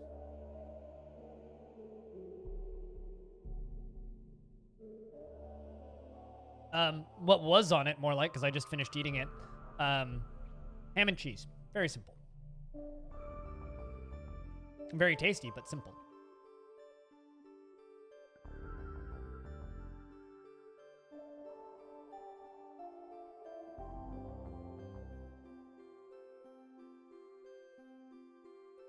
Be kind of not that great. Like I said, it's a ceremonial weapon, not really a thing that we will be using actively. But you know what? We will take it as a gift. Oh, I need some display furniture. Silver peds. 30. Let's make 30 silver pedestals. Is this your first time catching a stream, Gothics? I remember seeing you follow. I'll say a few days ago. Not sure if I was online at the time. Thanks for that.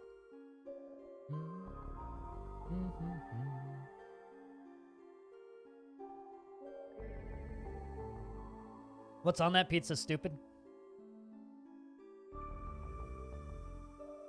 I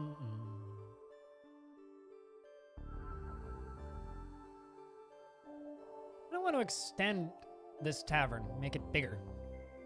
Oh, how?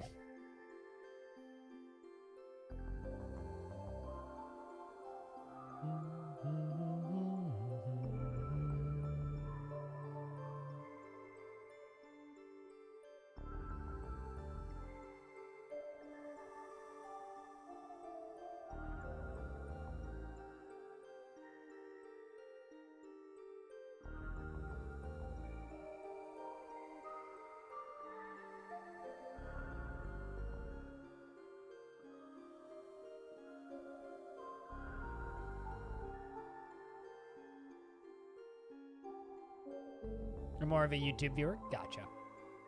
Well, thanks for watching the stuff over on YouTube. I'm a Twitch streamer at heart. YouTube is kind of a side hustle. Taking that line from an old friend who used to always say that he's a YouTuber at heart and Twitch was always kind of a side hustle. The main gig is for him was always the YouTube. For me, it's...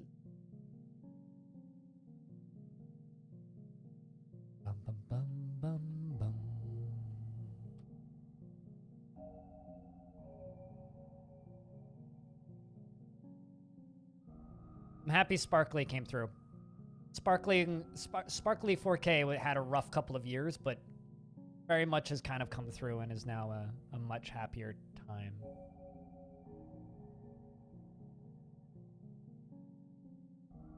Alright, I think I've seen you in comments. Hello. I do read all comments on YouTube because I only get like maybe 3 or 4 a day, so it's very easy to keep up with them right now. Although, generally, I also get another 5 or 6 that are all just bots posting links to porn sites. Which are pretty grand. Love them. Gotta love the extra attention it brings to my videos in the form of delete comment. Dumb twits. Outpost Liaison has arrived, as well as the dwarves who have arrived to trade. We're in the year 96 of early autumn. Yeah, I think next week we're gonna hit 100 years. 105 is the one I'm gunning for.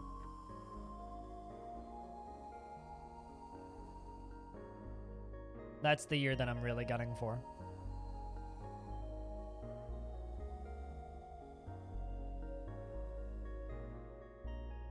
Missed investments. Darn phone call. Pepperoni and black olives. Simple, but I like it. I haven't had a pizza that I genuinely enjoyed this year, I think. I'm pretty certain I have not had a pizza that I genuinely liked this year.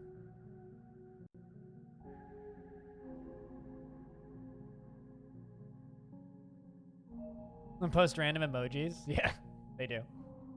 My name is Isteth Uvelrith. I am your liaison from the Mountain Homes. Let's discuss your situation. There is much to share. The world is active as ever. We have updated your maps. What requests do you have of our merchants? Same as always, bring me more wood, please. Not even, like, the ones I get aren't really timestamp and random emojis. It's more like, hot girls at butts.people.online something. Smile. Yeah, maybe don't try and type that in because that probably won't take you anywhere. But, you know, that sort of shit. They're always .online URLs too, which is odd. Well then, we have finalized the import agreement. Feel free to go over the documents. I left the light on in my kitchen, which is bothering me. 2 seconds. I'm gonna go shut it off.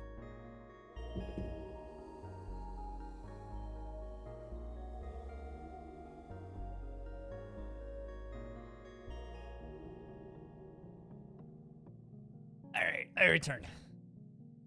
You know, I've always kind of thought to myself, like, you know, there's kind of 3 types of people on Twitch, right? There's people who chat and talk a lot.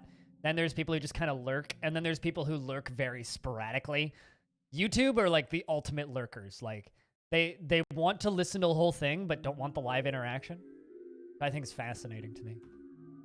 Let's discuss what we're willing to offer you for your craft store. It's like, ironically, I used to watch a lot of VODs back when I watched a lot of YouTube before I really got into Twitch. I want to say, like, 2009 through, like, 2012, I watched a lot of live stream VODs back when people were streaming on, like, Ustream and shit, and, like, live recording their streams and uploading them to YouTube afterwards. I watched a lot of those VODs back in the day, but when I lived with my parents and didn't have internet that was good enough to really watch streams very much. They want pearl rings? How the fuck do you make pearl rings? How the fuck do you get pearls? I'm assuming you need clams, right?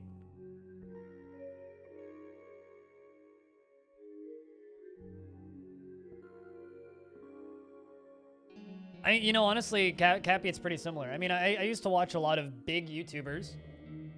Wait, like in 2008, 2009, 2010, 2011, 2012.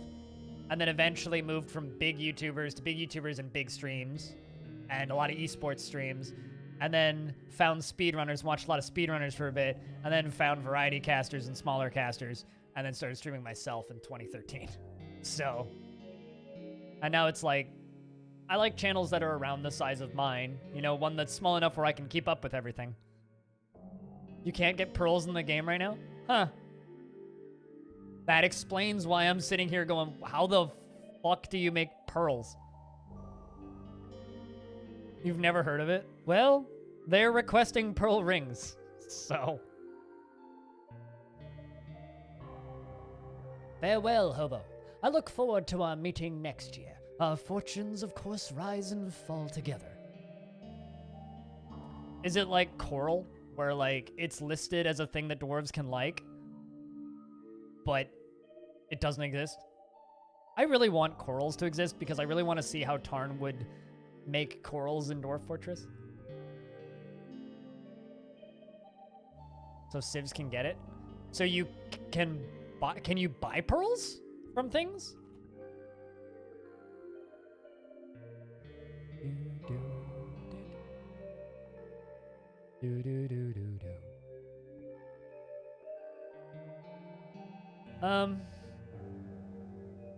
You want me to make leather armor? Leather armor. 3. Means I also can't export leather armor.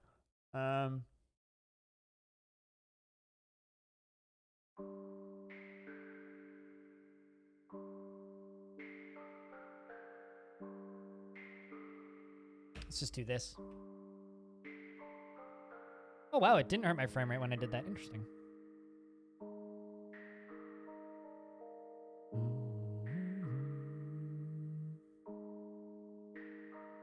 Wait, how do I get that? I mean, generally, if it's an item that I can't get, I already know, but that's one I haven't actually seen mentioned before. I think TB was your introduction to streaming with game events, gaming-related podcasts, later D&D, CI, I never got to play D&D yourself. Yeah, fair enough. I remember the first stream I ever watched Actually, no, I remember the first video game stream I ever watched. The first stream I ever watched was a blogger that I watched in like 2008 who streamed on Blog TV once. It was like 160p and god awful. I watched for about 3 minutes and went, why the fuck would anybody watch this? And went back to watching YouTube videos. The first video game stream I watched was launch day of Borderlands 1. It was on Ustream, and it was fucking CNanners streaming, who I don't even think makes content anymore. I think he's like a retired content creator now, isn't he? Pretty sure CNanners is retired, but yeah, it was CNanners playing Borderlands with like Gassy Mexican and a bunch of other OG YouTubers. I never actually played any of the Borderlands games. They always made me kind of motion sick, but I really liked CNanners back in the day. And yeah, I watched that. That was the first live stream I ever watched. It was 2009. $720p? Man, my internet couldn't handle 720p. Is he making videos again? Last time I looked at his channel, the only video he'd uploaded in the last year was an ad for PUBG Mobile. It was like a 10-minute sponsored video ad for PUBG Mobile. I was like, huh. Which was like half just like very much a promo video for PUBG Mobile and half just him talking about what he's been doing for the past 2 years. So like, man's got to pay the bills, but I'm not going to watch this whole fucking thing. That's neat though. I'm glad he's still at it. That's, you know, I respect the hell out of CNanners because he was at the top of YouTube for a really long time and never really did the go insane or have a big scandal thing. He always like remained wholesome, and I respect the hell out of him for that, you know?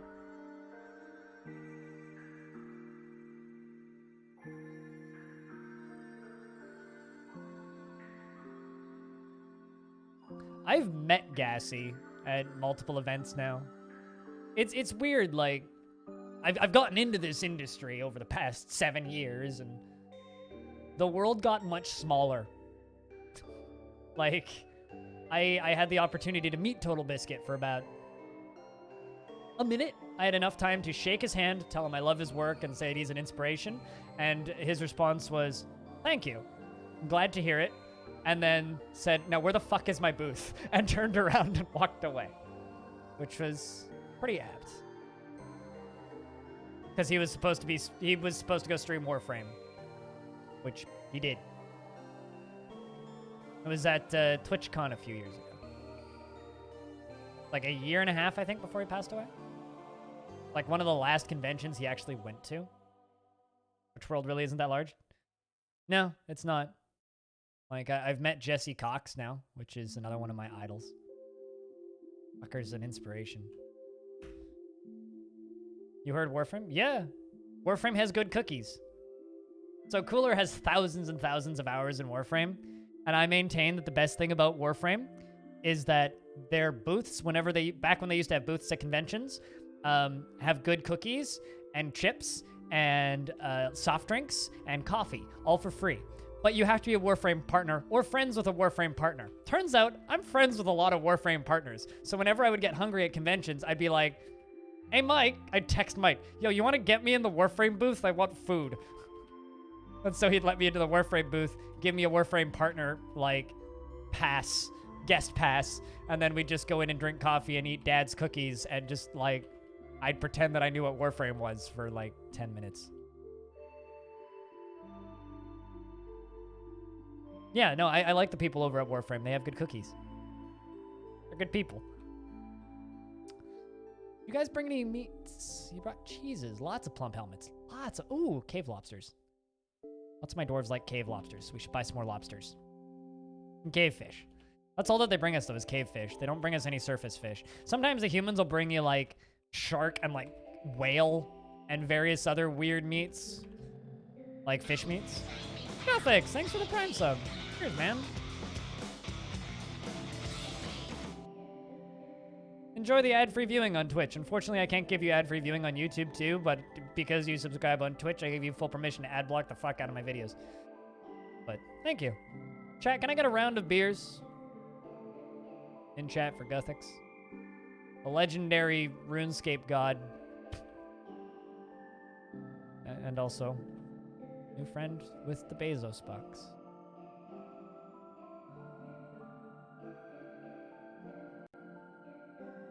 What even is that? Black bear lung. Okay, I was like, what the fuck's blackbird lung? Black bear der.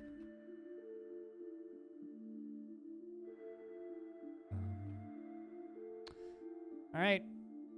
Trade. Oh, wonderful. Bob seems ecstatic with the trading.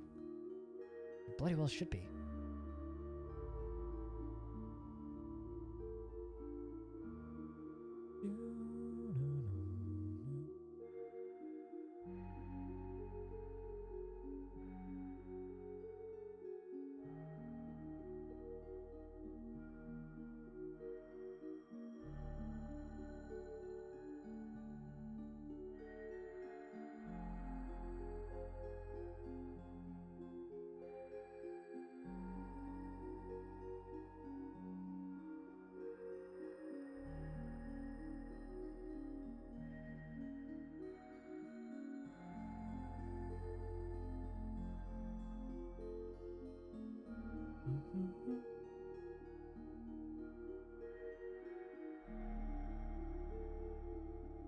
But yeah, no, those Prime subs add up.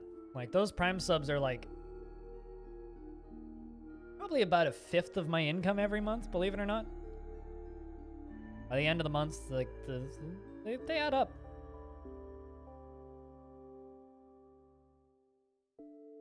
Although YouTube is actually... I did pretty well on YouTube. This was my, I think, best month ever. Like, last month, October, was my best month ever for YouTube ad revenue, which is wild, actually.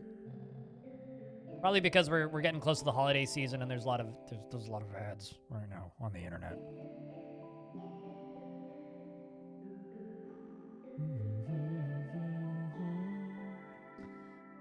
You know, let's make 100 rock tables. 100 rock doors. 100 armor stands.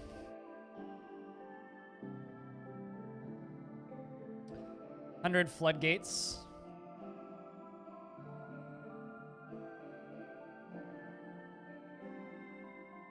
100 weapon racks.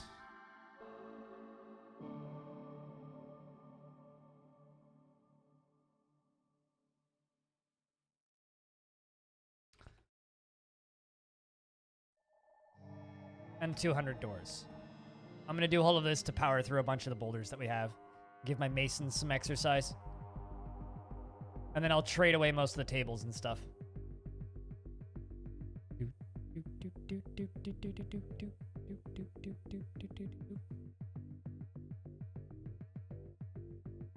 Also, guys, thank you very much for, like, right now, because right now on Twitch we're at 309 subscribers, 374 sub points to be specific, and that is my highest sub point and subscriber count since, like, my birthday. So, which was back in June. So thank you everybody for those high numbers. It's a combination of some very generous gift subs and, you know, a lot of Prime subs and people coming over from YouTube. And, you know, 2 years ago at this time, I wouldn't be able to afford to pay bills and would have had to either go get a job or find a roommate or something to that extent. But you guys are keeping me here and keeping me here full time between the Patreon and generosity through Twitch and little bits of ad revenue here and there and little bits of other revenue here and there. You guys are keeping me here, and that means the goddamn world to me, so thank you.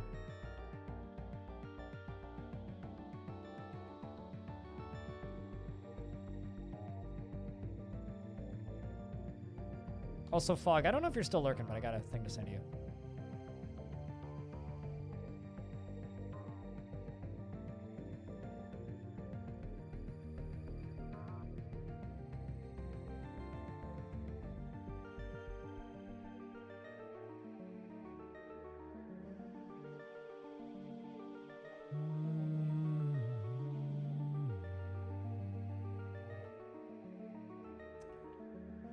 And of course, you know, the occasional sponsored stream. But I think I'm gonna do one tonight. I think we're because I kind of just want to clear out the sponsored stuff I have. So yeah, I think we'll do probably another hour and a half of DF. And then we'll do a sponsored stream for Pacer, which will take a little bit of setup time. But we'll do that. Also, we've cleared out a lot of these bars, so let's get rid of a bunch of that. Jump up to the surface again. Cut down a bunch more trees. Queue up a bunch more. Maybe not that many. Queue up a bunch more charcoal. And work on some more lead. What are we doing on lead currently? Because I know I have tons of galena ore that needs to be...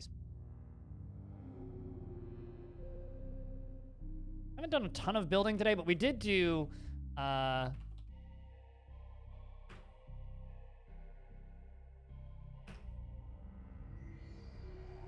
we did get this done.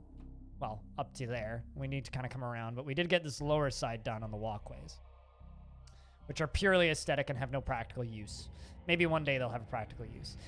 Also, something I kind of wanted to ask, just because I was talking about it earlier, about Nanners being the first stream I ever watched. Do you remember what the first stream you ever watched was, chat? Because I'd be kind of curious to know. Because I know, like, if it wasn't for Nanners and that Borderlands stream, and then later League of Legends and Dota streams and StarCraft competitive streams, I probably never would have gotten into Twitch. Like, if it wasn't for, like, that mainstream toxic esports shit, I don't think I ever would have gotten into Twitch, at least not as quickly. I probably would have eventually, just because I like video games, but... Some nerd playing roller coasters. That weirds me out, Hobo, is the fact that I was the first stream that you watched. Also, Hobo, unironically, I promise you, I will stream that Pharaoh remaster. Is Avok playing Nomoria? I love Avok. He's such a good dude. I've had the Avok was one of the few people that I would consider to be like kind of a big streamer who knew me when I met him. Avok's good people. I like Avok. I just love listening to him talk. He's got a good voice. Dota 2 was your first, Mika? Just like Dota 2 Pros, or...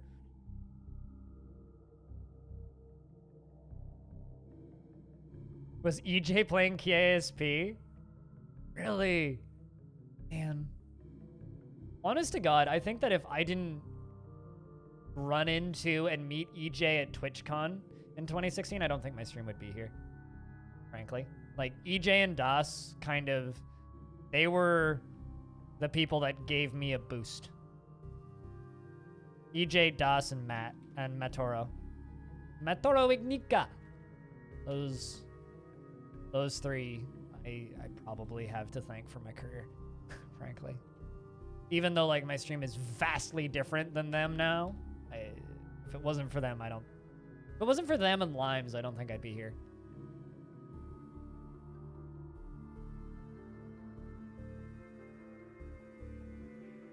Was someone playing Mario? Which Mario?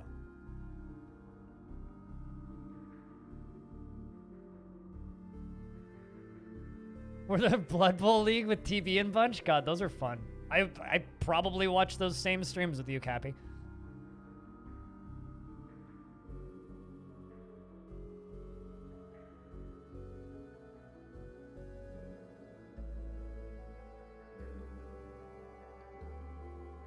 You know, it's a true story. Stoned Hobo made an account to watch me on Twitch. And I think, was it... Because you made an account to watch me in 2015. Because that's when it claims that your account was created, so I assume that's accurate.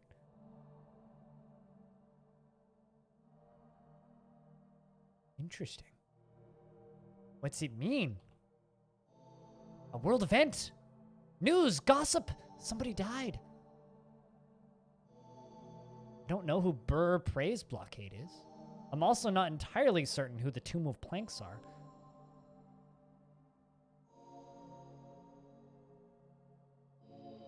But it only took, what, like 2 years, I think? Within 2 years, Me and Stoned Hobo were drinking at a TwitchCon.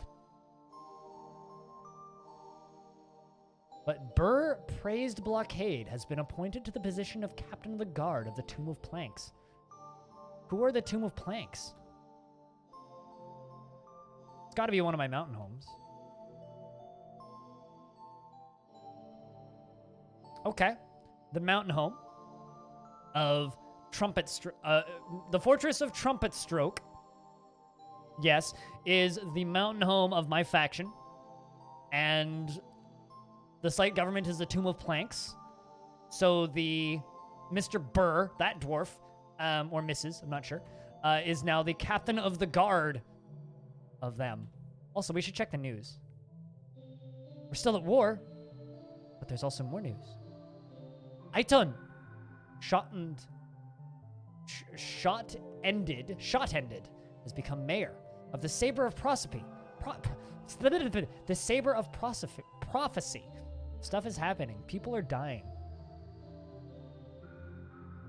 The humans are still static with the elves. But there is news happening. Interesting. Something going on, let me tell you.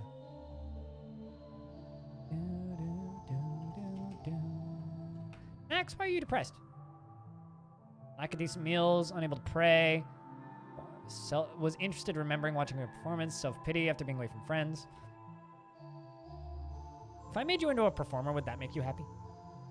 We'll see. And now I think Hobo just watches me because it's a combination of Stockholm Syndrome and the fact that I've got him into enough parties at conventions that it's worth continuing to watch me for the future benefits. Also, the fact that I can't perpetually drink as much as I used to due to health issues. Because I used to go to conventions and I would be drunk by 11 in the morning. Or if not drunk, then really, really baked by 11 in the morning. And then I'd go to meetings all day. And then after the meetings, we'd go to parties. And then I'd get back at like 2 a.m. But Hobo's in it for the free booze. And now if they're doing drink tickets, Hobo can get more free booze because I'm probably going to give him half of my drink tickets, maybe more.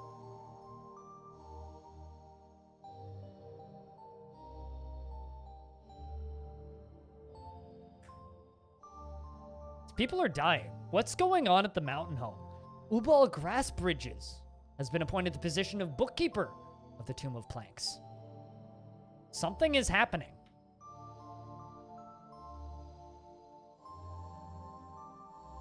They're not getting invaded, are they? Yeah, they're still doing the invading. Maybe the attack is finally failing. Still 300. Population's down to 40. Something's going on. People must be dying of old age, but we're in late autumn.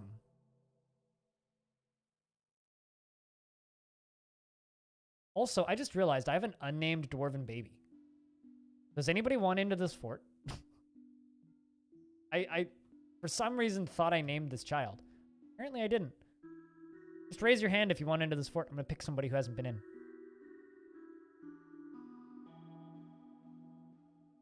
I did name Axon, right? Yeah, I named Axon. Cappy, you're here all the time. Also, Cappy, you need ad-free viewing at some point. Fix this problem. Within the last season, she was relieved. After being near a waterfall, within the last season, was caught in the rain and was annoyed, dwelling upon being caught in the rain. 2 months old, born on the 27th of Galena in the year 96. She personally sees concealment of emotions as a betrayal and tries her best to never associate with such secretive fools. She values sacrifice and doesn't strongly feel about the law. She doesn't feel strongly about the law. Dreams of creating a great work of art. She is obsessed with order and structure in her own life, with everything kept in its proper place. She is rarely jealous, and she is an optimist. She almost never feels discouraged, and she's always tense and jittery. She sometimes is cruel, and she feels grateful when others help her out. She tries to return favors, and she is generally quite confident in her abilities when undertaking specific ventures. She does not go out of her way to help others, And she is troubled by this, because she truly respects sacrifice. She doesn't mind a little tumult and discord in day-to-day living, and she tends to be passive in discussions. She doesn't often experience strong cravings and urges, and she has an active imagination. She's brave in the face of imminent danger, and requires alcohol to get through every single day of her goddamn life, like a good dwarf should. Her very long hair is neatly combed, and her cobalt eyes are sunken. Her small-lobed ears are somewhat short, and her nose bridge is somewhat concave. Her nose is slightly upturned, and her head is somewhat tall. Her hair is a crew, and her skin is sandy taupe. What a cute little dwarf. Look at all of the dead birds. Jesus.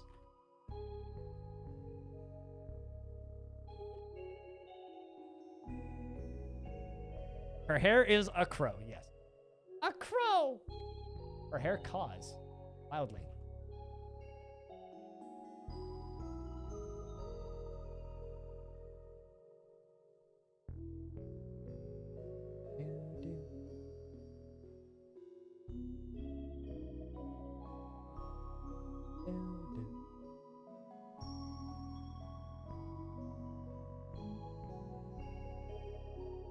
Girls just want to have fun.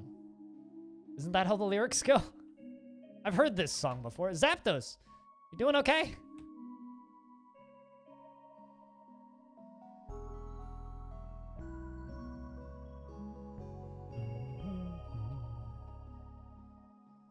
Bird killer's better than being a mind killer. I love the fact that my dwarves are just pondering excision all the time. It's just too funny.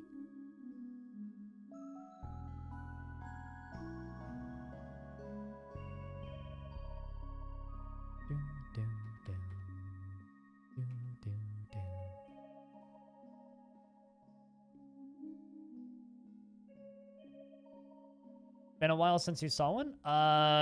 Thursday. Last Thursday was a Jupiter Hell day. We streamed Jupiter Hell for like 9 hours straight. We got two wins in, and they're both up on YouTube. That was the last patch day. So, a little over a week, almost a week ago. And before that, I did a half day of Jupiter Hell. I love it when I see dwarves, instead of pushing a wheelbarrow, literally just carrying the wheelbarrow. It's like, you wonder why this takes forever, dwarf. You're carrying a wheelbarrow.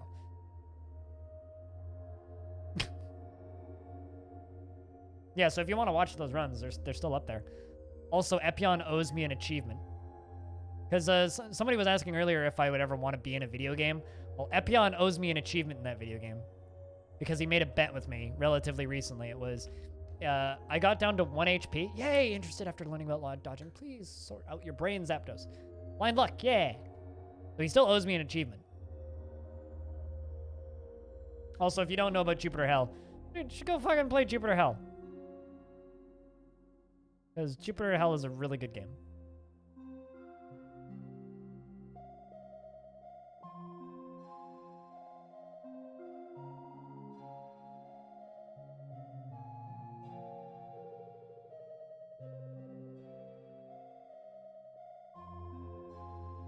Also, I think I see a Coldfire review on Jupiter Hell. Also, a Dr. Beefcake review is one of the highest rated reviews, which makes me happy. Shoutouts to this review, Dr. Beefcake.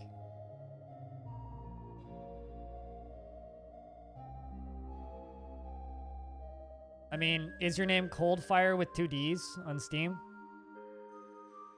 No J. 13 hours spent, November 1st.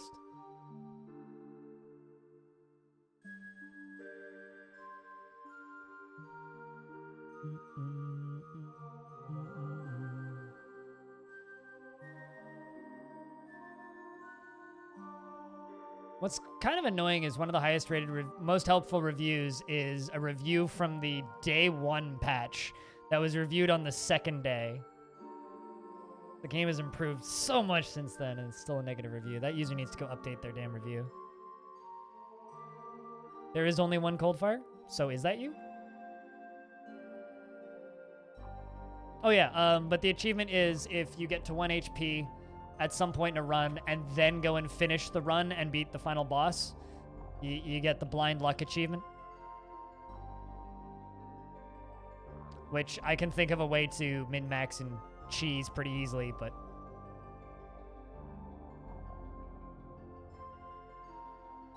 I still want a voice pack in the game. That's my actual dream. Who doesn't want to hear me swearing profusely? Although, Epion has said that he's going to add some voice lines that he's heard me say into the game, which is hilarious to me. One of the lines that he wants to add in that I said while playing that game was, "You stupid titty fucker," which is definitely my proudest line I've ever said, ever. You don't normally review games? Neither do I. Genuinely. I'm not much of a Steam review writer, but...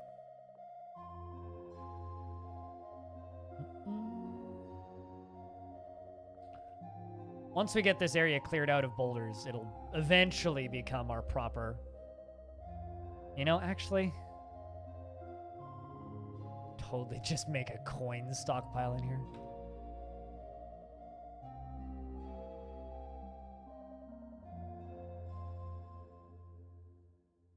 So did you review Jupiter Hell because of peer pressure or because Jupiter Hell's that good? That's the question. Did you review it because of peer pressure or because it's that good? I totally accept responsibility for peer pressuring people into reviewing Jupiter Hell.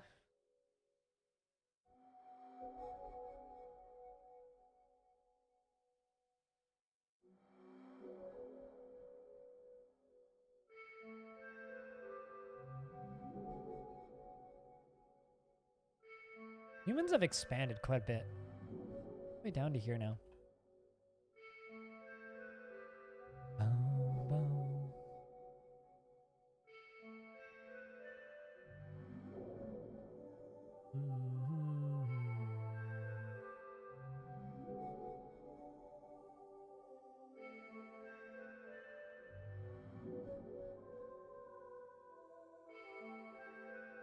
Wait for more hours into a game.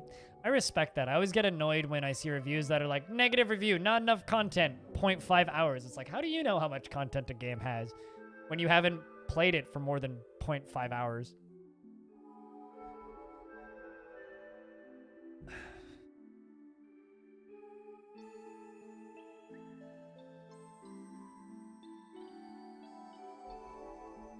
I'm out of charcoal.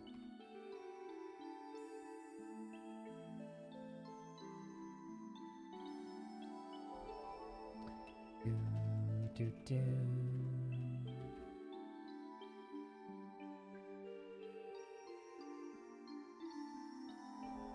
An animal has grown to be a stray boar. Do I have charcoal? No.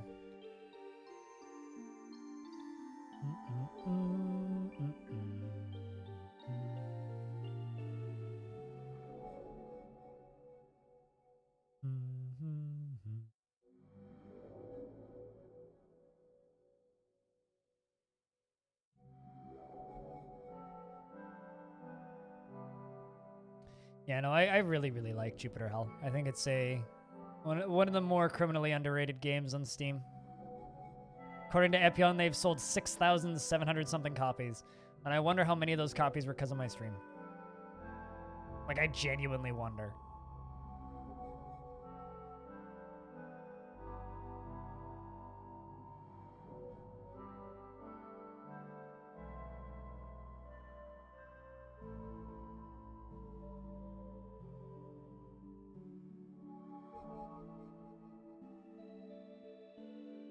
Don't Starve has much better reviewers than you. Yeah, no, I feel that. I'm not that good at writing Steam reviews, honestly. Like, if I'm writing Steam reviews, it's more for to help the game out, not because I'm actually good at writing reviews. Whereas my moderator, Lewis, his review of Midnight Club 2 on Steam is kind of wild. He hit the character limit and had to shorten it. He always, whenever I bring it up, he always comments that he had to shorten the reviews significantly because he hit the character limit, which is just crazy to me.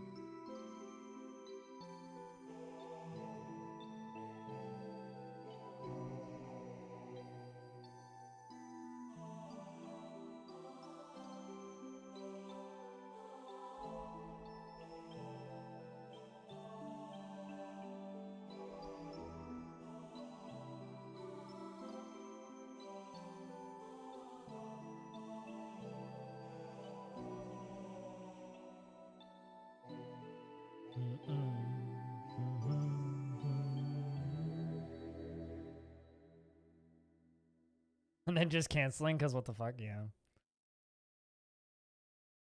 Personally, I think, I don't know. I wish that you could write longer reviews. Interrupted by buzzard, cancels charcoal. It's an interesting one.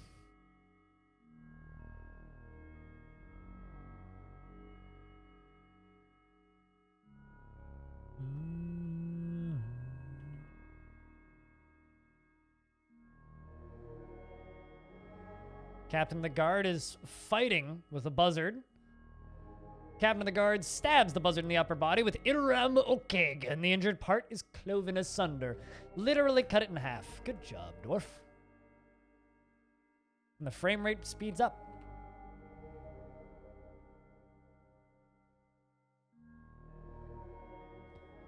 I have a weasel that needs to be tamed. A yak. I can slaughter all of these.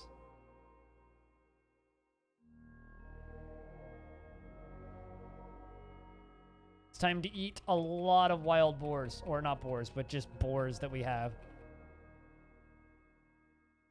Bacon is on the menu, boys.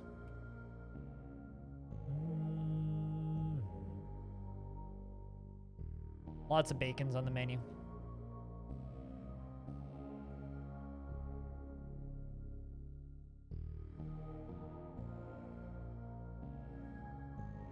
Run the military off and get them back into helping.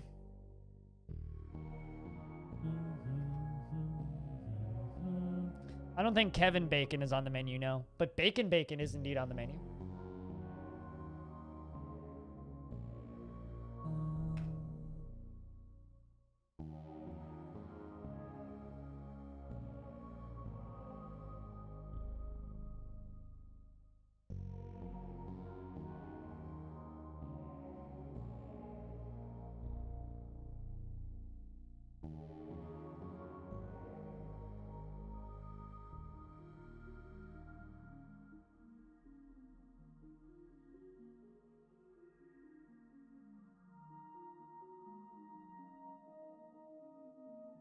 Wants to impose a curfew?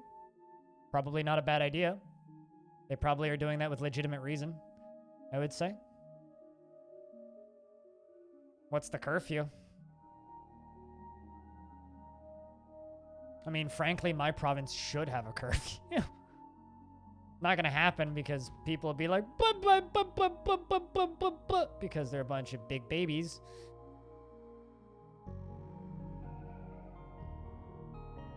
You work overnights? Generally, night shift workers aren't, like, impacted by that. Because, Austria currently has a curfew, and the whole country's in lockdown. And I was reading about how, night shift workers are still allowed to go to work. So, don't know if people will follow a curfew. Depends on how much you fine them. That's what it depends on. If you don't find them, yeah, obviously, like, no one's gonna fucking pay attention to a curfew. If you find them, people will start to look. And you have to find them. And in darkness, bind them. One ring to rule them all. One ring to find them.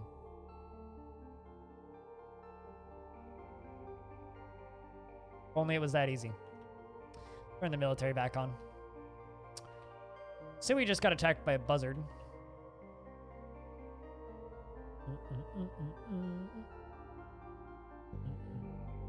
Look at that speed at which they move. God. Fucking wonders.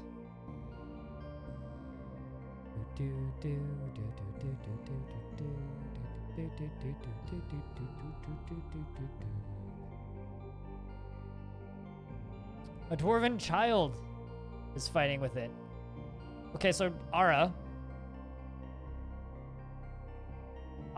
enchanted. The dwarven child punches the buzzard in the lower body with his right hand, and the injured part collapses into a lump of gore. Congratulations, you just punched a hole in a buzzard.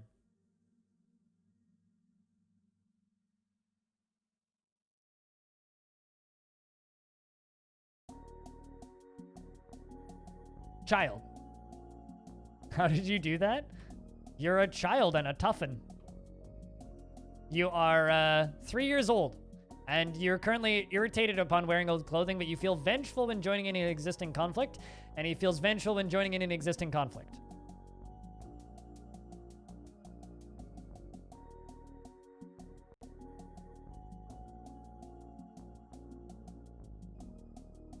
We're queuing up more cloth because you feel irritated on old clothing.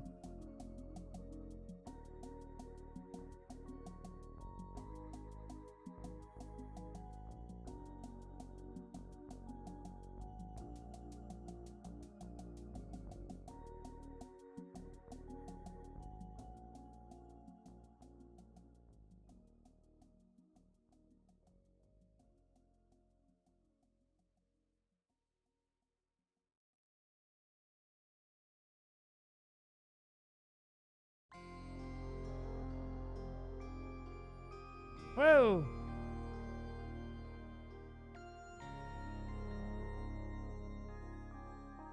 Okay, I did hood twice.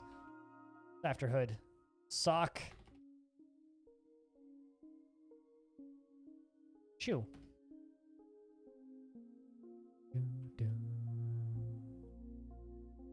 Is she Dragon Man's daughter? Boy, here I go killing again. Now it's time to kill again. Think so?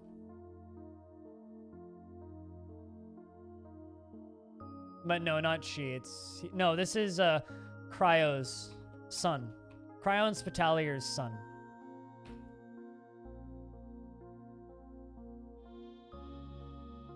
Axon is the daughter.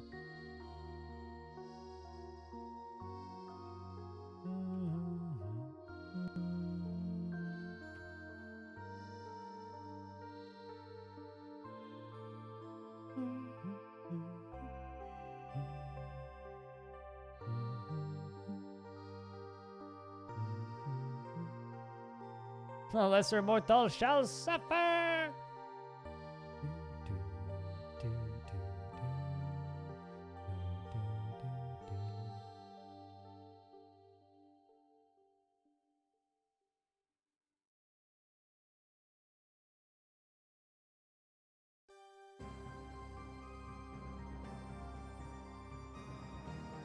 Grey boar has been slaughtered.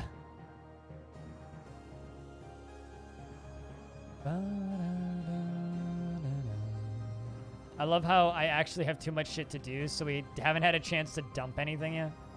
Because we're doing a lot of work right now. All the dwarves that aren't hauling boulders are working on tables and chairs and shit. Max, are you feeling any better? Nope.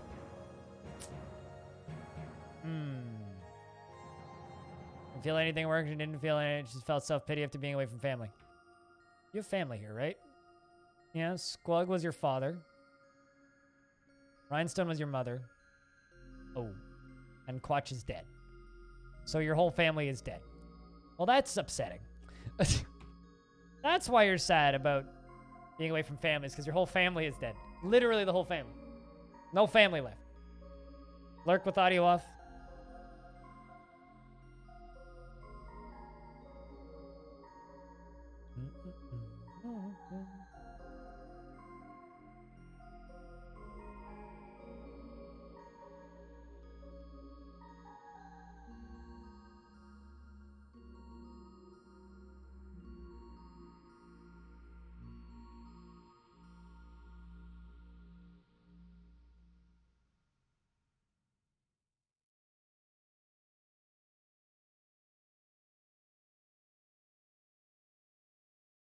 So chat, for those of you, a little bit of background shit. I've gained 11 followers today. I've lost 16. This is the problem with being a long time channel. Is old accounts get deleted and people follow you because your content changes, unfollow because content changes over the year, and it's just a little hard to watch sometimes. So even on a more pacifist run like Longdeath, is it a good idea to have at least some kind of standing protection? Oh yeah, I mean, I have a squad of 8 Spearmasters and a tunnel filled with spikes that I could use to impale things. These are all spikes, upright spikes, and then weapon traps at the end.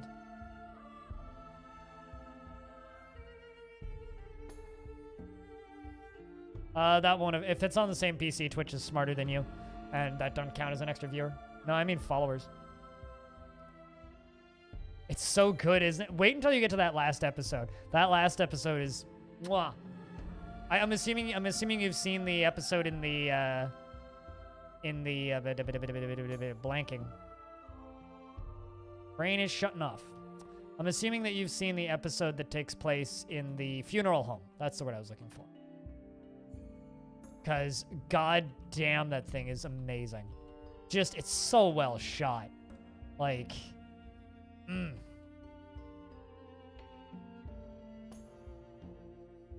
It's funny, because, like, people are in 2 camps about that whole sequence. They're either like, man, that is maybe some of the best TV I've ever seen, or they're like, this is unnecessarily complex and takes me out of it. And I'm like, it's a fucking 40-minute episode of a TV show that's one take. That is really fucking cool.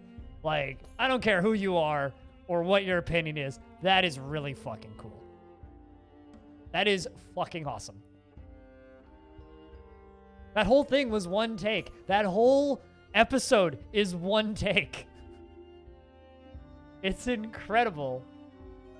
Well, actually, it's a 55-minute episode. 45 minutes of it is one take. The Haunting of Hill House on Netflix. It's an adaptation of an old story, but it's a very good adaptation of an old story. Spooky horror, ghosts and shit. Big old mansion. Scary stuff. Came out on Halloween a couple of years ago. It's so good. It's not really like jump shocky horror. It's much more like you see the shit coming in the background and you go, no!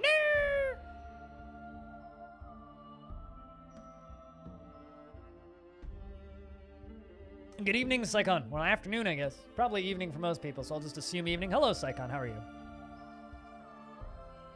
I mean, there certainly is sequences in that show that's like, oh, thing comes to life in hand and goes, brah, and it startles you, but like, they kind of get through all of that crap in the first episode. Like, this is the kind of show where, I'll be vague so I won't actually ruin anything, but there's a sequence in one of the earlier episodes where they're just in the kitchen, right? It's not a spooky scene in the slightest. There's nothing creepy going on. They're just in the kitchen talking.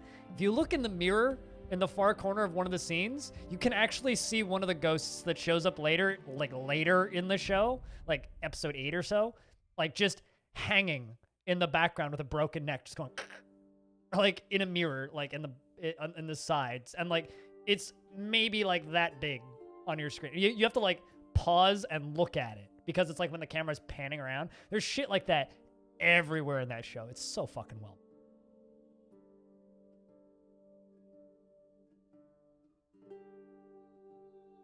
You're shitty? Jeez.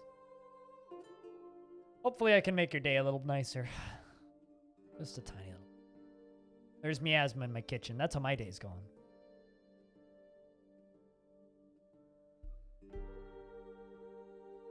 The Haunting of Hill House on Netflix. Or rather, the Netflix adaptation of The Haunting of Hill House. Lock this door? No. Apparently my dwarves just forgot how to do that.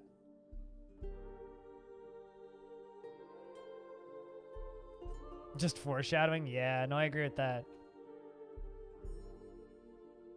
The dwarves just have too much work to do.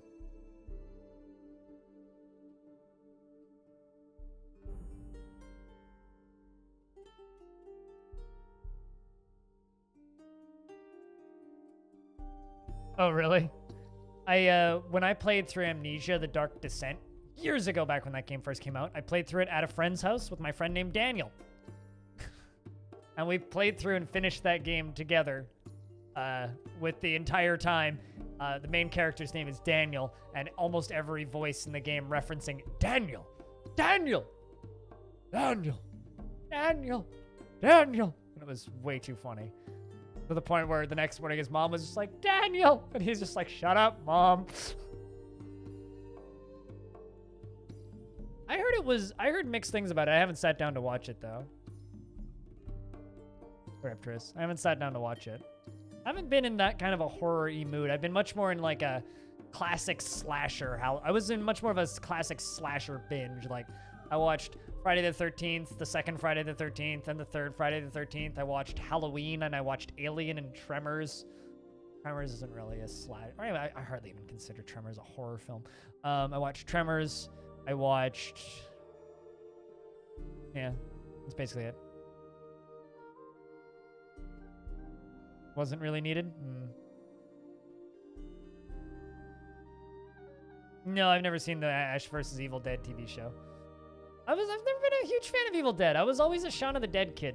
When I watched a lot of silly zombie movies, it was Shaun of the Dead that I really gravitated towards, not so much Evil Dead.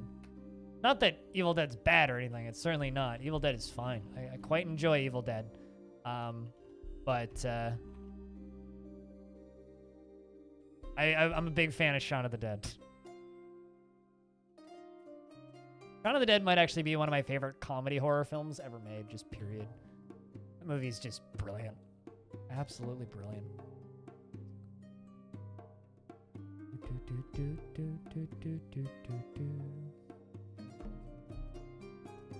Ah, you're fine. I'm sorry, don't worry about it. You are fine.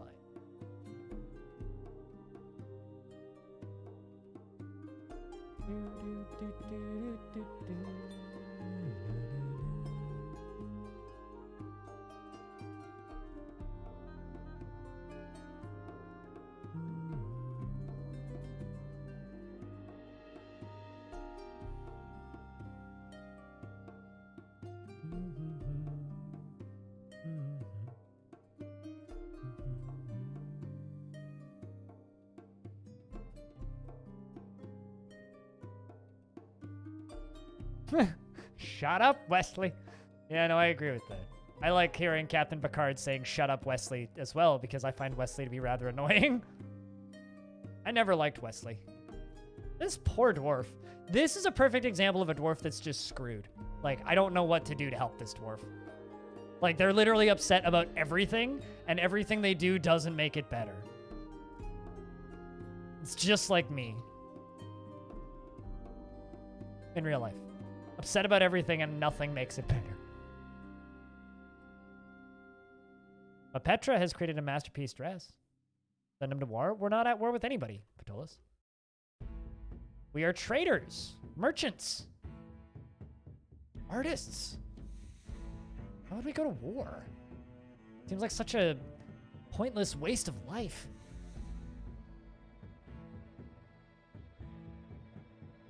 And you love him dearly, but it's also great hearing Captain Picard shout, "Shut up, Wesley."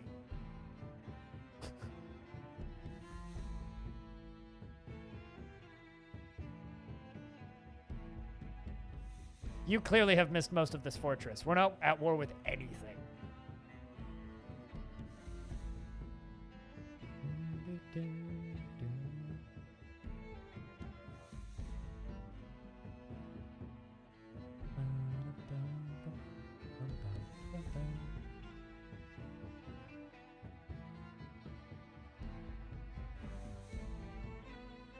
But no, I know exactly what you mean.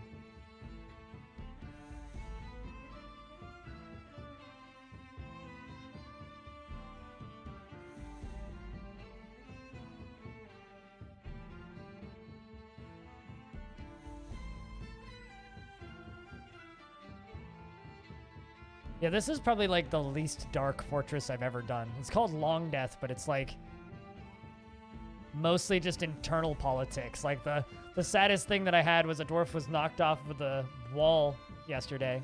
was one of my original 7. Got knocked off the wall to their death, which is horrifying.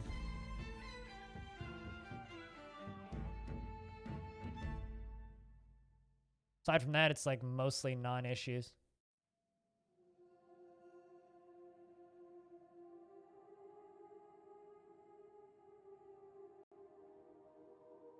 Yeah, we'll eventually end up at war with something. Eventually, it'll happen.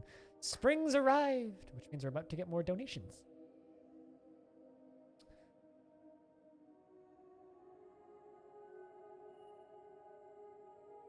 And tells Picard to shut up. Yeah. Yeah, that whole sequence is pretty good. An annual tribute from Basti Jasmak has arrived. And a dog! Someone's pet dog was found dead. Dead. 2 people's pet dogs were found dead. Horrible.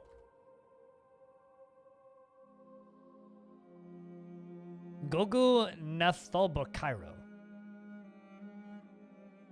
Yeah, 2 dogs were found dead. 2 dogs died of old age. Any dwarves? Not that I've seen. 3 dogs were found dead. Good lord. No, in Dwarf Fortress, when things die of old age, they die on the 1st of spring. It's a programming quirk of the way natural death works in DF. So if things are going to die, they're going to die on the 1st day of spring. So anything that's found dead on the 1st day of spring is a death of old age. And those dogs have been in the fort for a while.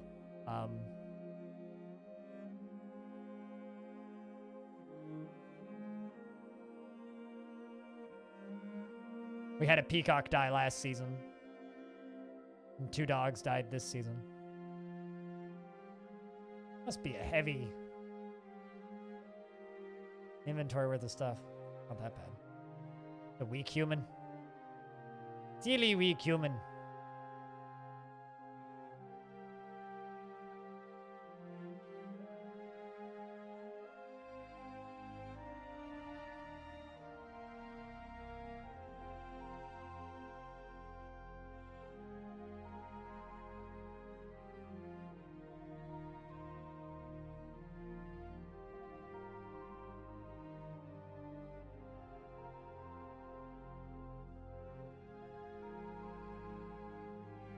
Nope, no humans, just dwarves. We did have the one human who was who was interesting when we had the one human, Semtaxagon, who was a proper member of the fortress.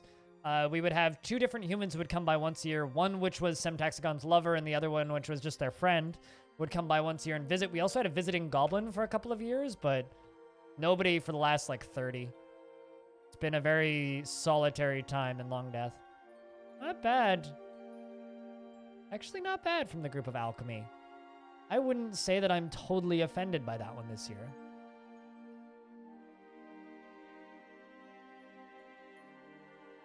Much better than last year where they brought us a single iron bar. I mean, come on. Yeah, this is much better. 5 spinach leaves, a wolf parchment sheet, 5 bilberries, some fisher berries, 1 clear garnet, 1 enormous copper corkscrew, some clay, and 5 artichoke hearts. I like to think that they just made the wolf parchment sheet, or he had the wolf parchment sheet in his pocket. They brought the clear garnets and the enormous copper corkscrew, and then everything else they just picked up on the way. Like, what else can we do to make this donation to the dwarves better?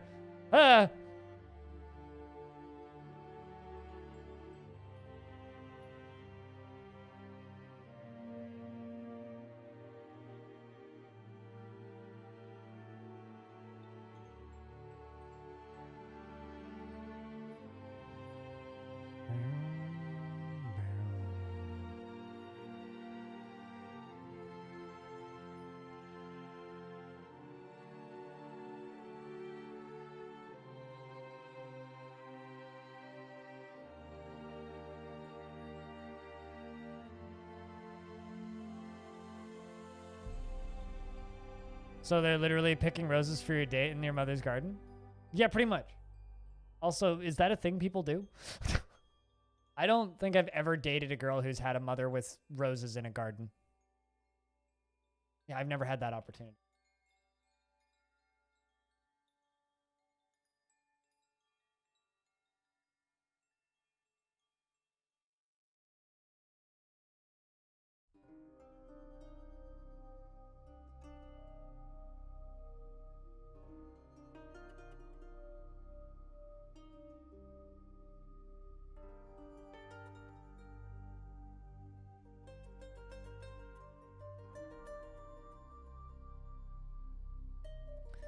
Just found a legendary magnum with explosive rounds that uses no ammo. You're making me tempted to try that game, but I'm scared it'll make me ill. RP Farm, hello. Welcome to the streams. How's everything going? Oh, you know, just babbling about random nonsensical garbage and playing dwarfs.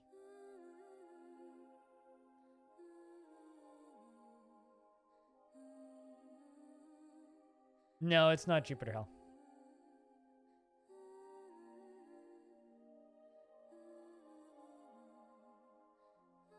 Movie trope? Ah.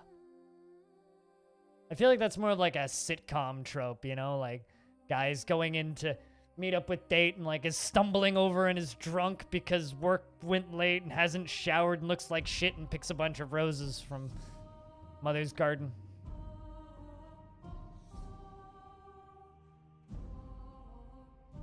You're waiting for Hobo to die? Kind of, yeah. Not gonna lie, kind of. Like, that's something Adam Sandler would do in an Adam Sandler-ass Adam Sandler movie. We're celebrating his survival? I don't know about that. Should probably make him a tomb.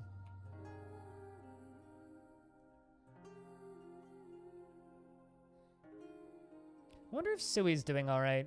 Sui was a very sad dwarf for a bit, and then she got a lot happier once she got married.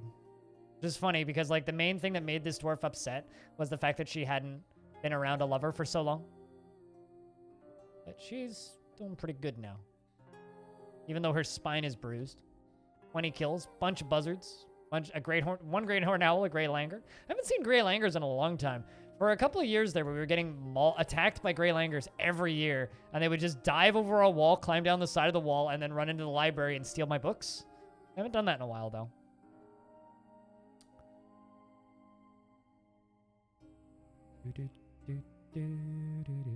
I mean, it's like assigning them a bedroom. It's something. It can be a sense of pride because it gets put into their holdings. Yeah, you know what? Let's make Hobo a nice little tomb. Give us something to do. And put it next to Riptorus. I'm sure Hobo would be honored for that. Hobo, do you have any requests for your tomb? He's gonna ask me to make him a giant glass inverted pyramid. I don't know what it is with him and giant glass inverted pyramids, but he's got a thing for giant glass inverted pyramids.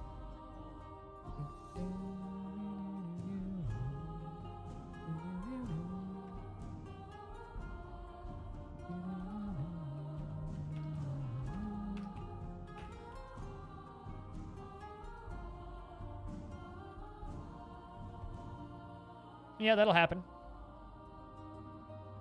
You'll catch up. A small pink slab.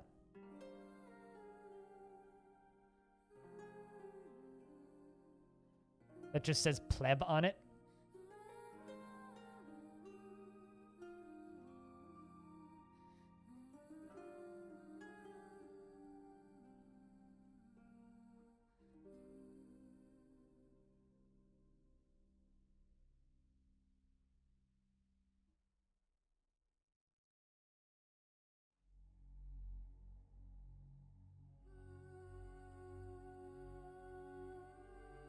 Hey, W2K. But the music kicks ass. You might be surprised. Andrew Hashcult? I'm not sure who that is. Or at least I don't know the name.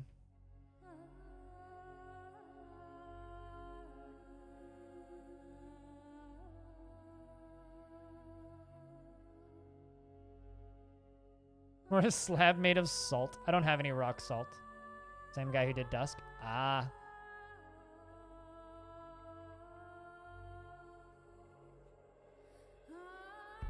Dusk was a good Halloween game. I don't know if I want to play much more of it, though.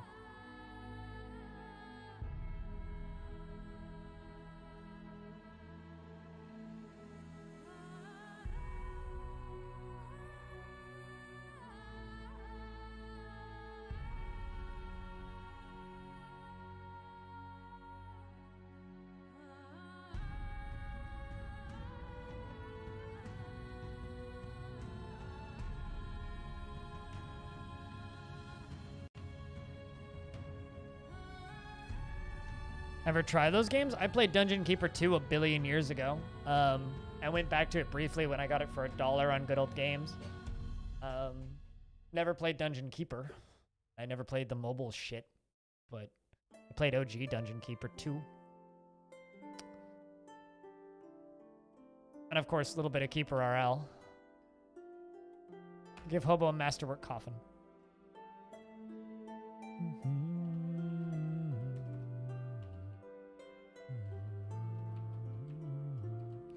So Hobo likes leather armor and spears. I'm going to put a piece of leather armor and a spear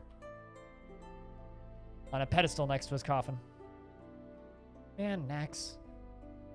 I don't know what's wrong with this dwarf. Nothing makes this dwarf happy.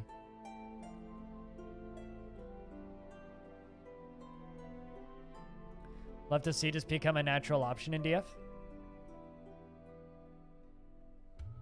What, like stuff in Dungeon Keeper? I don't know if I want Dungeon Keeper mechanics in DF, honestly. They're too gamey. I'd have to suspend too much disbelief.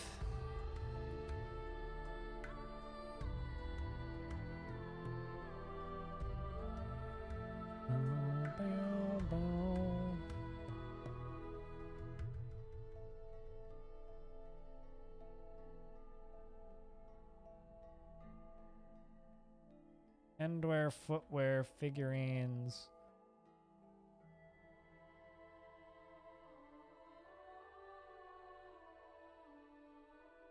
Well, we're gonna put a steel spear.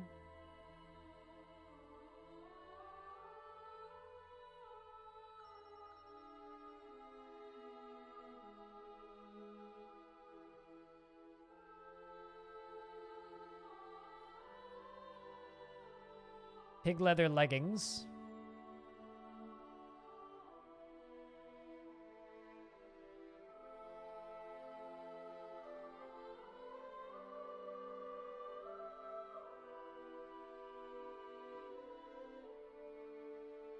I actually don't know where leather armor is in this screen.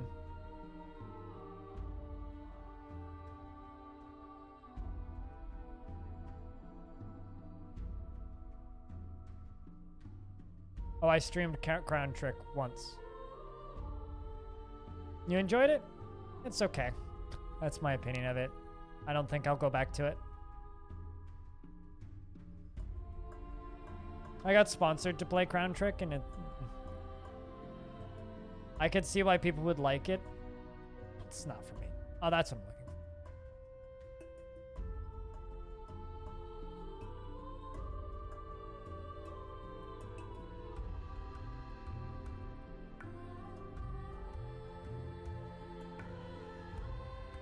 Also, how you doing, Cleno?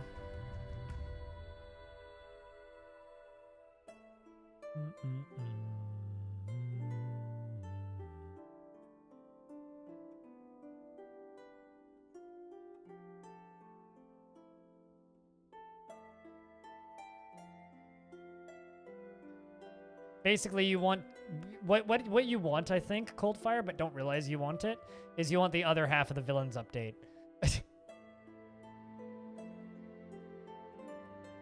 Because the villains update for DF never actually got finished.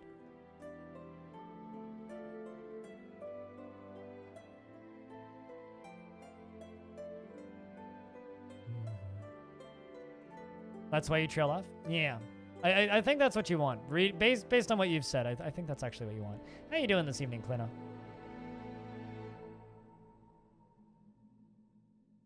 Hope things are good, man. Never got finished? No, because Tarn was getting too behind on starting the Steam update. It was like 5 or 6 months or something from their initial planned start time.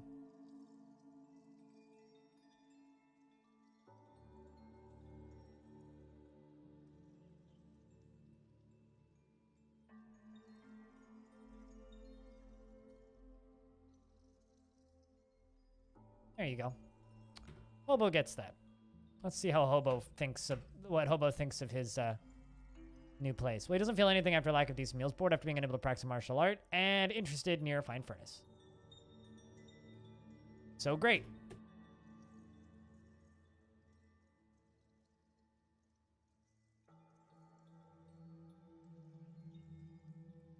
No, the long wait after the Steam release is going to be after the... So, Villains 1 came out in February of this year. Steam release will come out next. Villains Part 2 will be after that, plus some probable patches and hotfixes and shit after Steam release. And then after Villains Part 2 is long wait into Myths and Magic. Long wait, I think Tarn said like, what, 1 to 3 years or something? 1 to 3 to 5 years for Myths and Magic. And that's also where we'll get the map overhaul, if I'm not mistaken. You're nervous about that update? Why?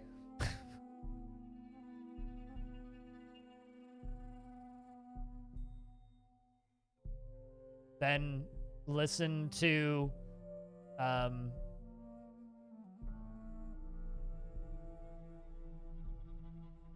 what's the word I'm looking for?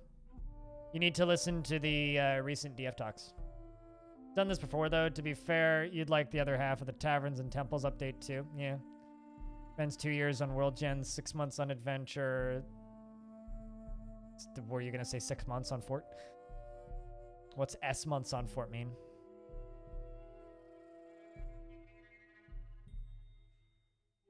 Like I said, listen to the DF talk episodes. They will quell your concerns, I think. Because the Myths and Magic and History stuff is the stuff that I'm the most excited for.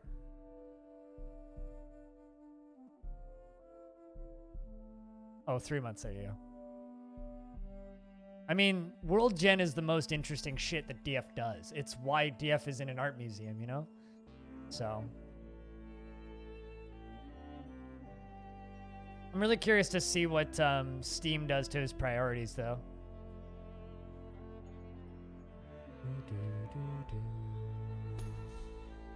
Probably not a huge amount, but I'm curious.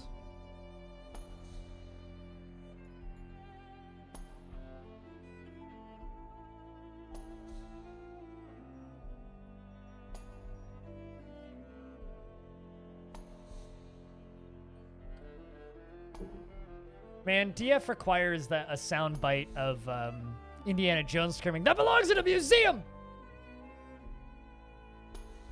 Or rather, Harrison Ford screaming, "That belongs in a museum."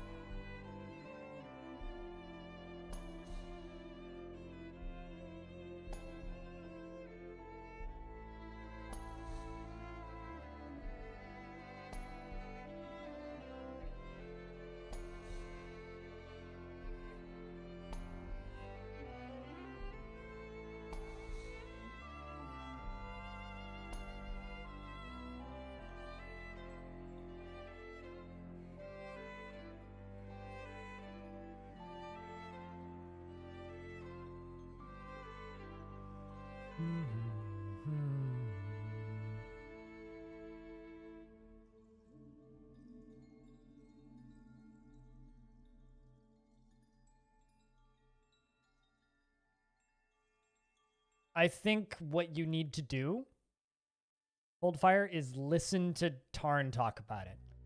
Because you are vastly underthinking Tarn's ambition when it comes to Myths and Magic.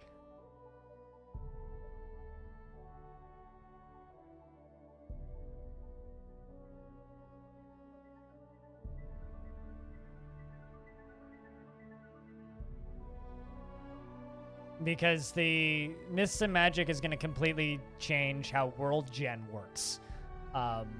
Which is going to change the... In theory, if it's everything that he promises, who knows if it will be. It'll completely change the fabric and makeup of every world that you play, right? Like, this is something he's just been working on in the background for a really long time. So it's going to kind of completely change what DF plays and looks like, I think. Potentially. But I fully...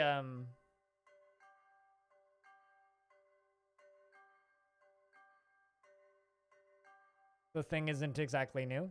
But what do you mean?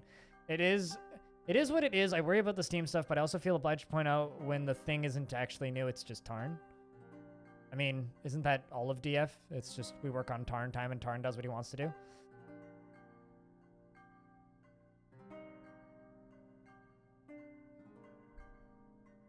If you want to create an apple pie from scratch, you have to create the universe. I thought you were going to say you have to create an apple. Meatloaf. But yes. You'll check it out. Yeah, I mean, here's the thing. I'm just a fucking content creator who likes Dwarf Fortress. Okay? I make shit on the internet. I talk. I play Dwarf Fortress. I don't have every single piece of information. If you want every single piece of information, you have to go digging a little bit. Okay, I can give you the news updates and that shit. Listen to DF Talk. Go listen to all the backlogs. There's only like 30 episodes of it. Not that bad, okay? They're like an hour each, right? Go listen to all that stuff.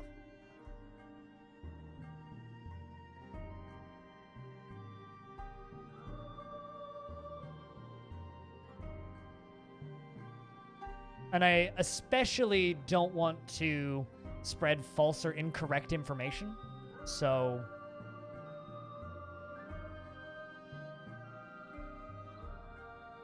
shrug.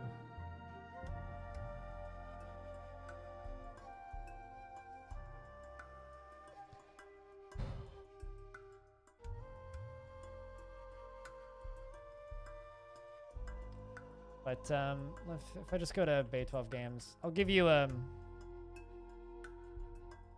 episode that you should listen.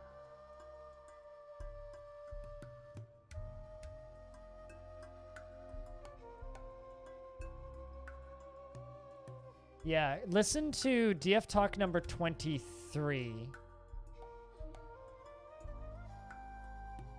And listen to like the second half of it. DF Talk episode 23.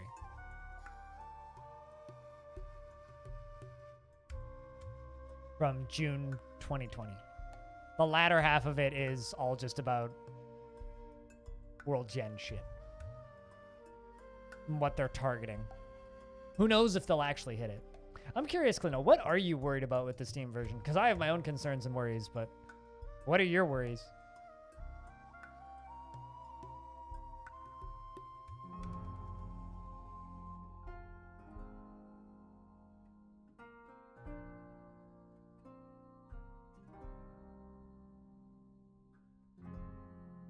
I mean, I could just go read the podcast transcript, but that's not going to help anybody, is it?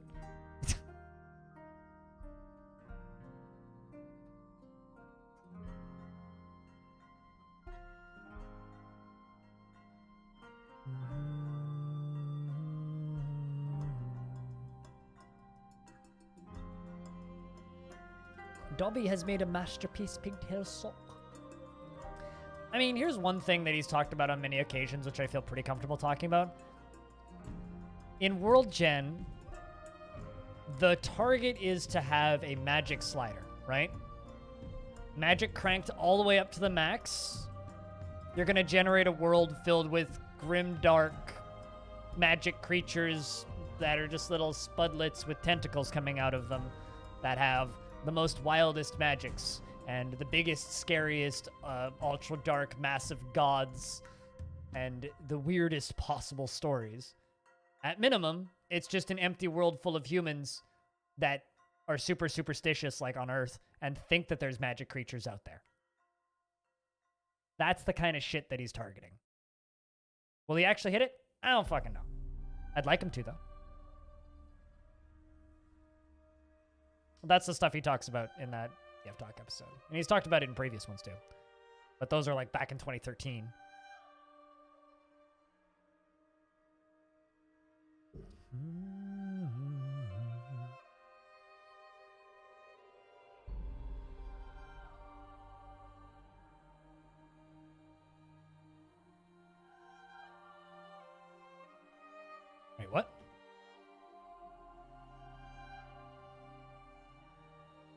come that mayor notification went away? Interesting. Must have timed out. I mean, I don't even know how the magic system's gonna work, and frankly, I don't care. That's not what I'm interested in. I'm interested in the world gen and map update stuff. Magic's a bonus, as far as I'm concerned. That's not the stuff I actually care about. I'm concerned about how the hell they're gonna represent it graphically in the Steam version. I think that's gonna be weird. Finally, we finished hauling the boulders, and they're actually dealing with the corpses now.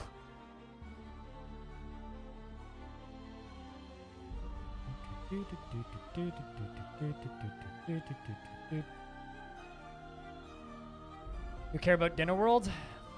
I mean, here I'm just living in Rain World. Do I care about Dinner World? I'm gonna eat probably pasta for dinner. Either pasta or rice. Although I've had rice the past 2 days. I've had rice and chickpeas for the past 2 days, and I'd have pasta and salmon tonight. Cheese and salmon sauce. Name of the Wind? No? What dat? What's Name of the Wind?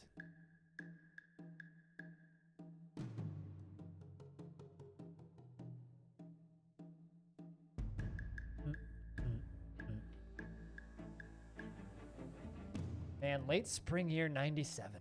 Good lord. One of the best ones. I don't have the opportunity to read a lot because I work so much, but I'm always curious to hear about fantasy novels and books that I haven't heard of, and I haven't heard of that one. When I was younger, I had the large print version, which by the way was about that thick, of the first 3 books of the Wheel of Time series, and I read those. That will likely never be finished. Isn't that the case for a lot of the best book series ever written? Ironically, I became interested in the Wheel of Time series because of a video game based on it, which was terrible. Saving.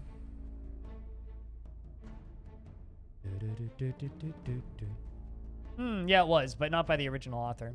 I never even made it close to finishing that. Maybe if I'm a millionaire,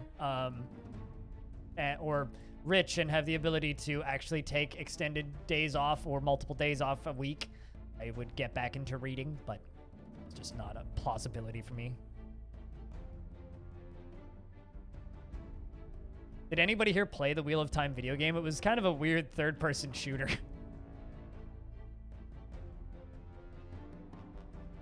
Also, I love the fact that Wheel of Time abbreviates down to what? What? See, now everybody's just obsessed with George R. Martin.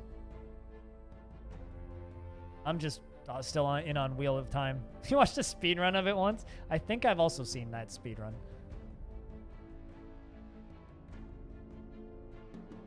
You wrote a fanfic? Really? Wow.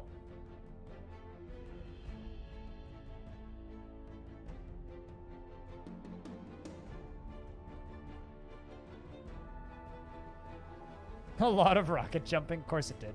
I mean, it was that era. Although, I'm not gonna lie, I think one of my favorite speedruns I've ever seen is the Skyrim speedrun. Because it's literally like, pick up chair, walk through wall, teleport across the world, pick up other chair, walk through a wall, teleport across the world, pick up cheese roll, eat it, throw chair across room, pick up other chair, bounce into ceiling, deflect to the top of a building, pick thing up, talk to somebody, spam through dialogue, pick up chair, walk through wall, teleport across the world. It's just way too funny to me. It's like 15 minutes or something for an any % speedrun of Skyrim. And it's just a lot of walking through walls. Just making walls mysteriously disappear.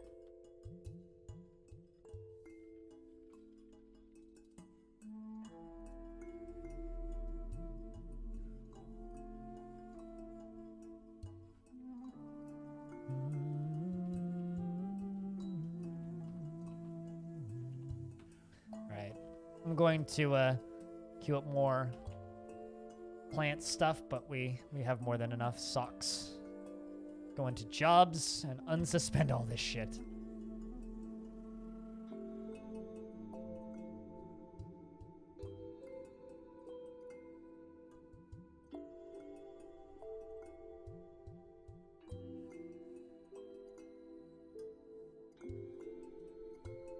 I mean, what better place to learn?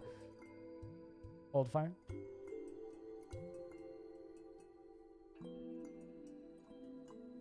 Skipping half the game by bucket through walls and skooma duping. I mean, probably. I don't believe I've seen a speed run of that, but I'd believe it. There's some really funny, stupid speedruns out there, and I enjoy dumb speedruns. There was a time in my life where I aspired to speedrun Portal, and I very, very, very quickly realized I'm not good enough at video games to speedrun Portal. I need a leather stockpile. Or rather, maybe another leather stockpile.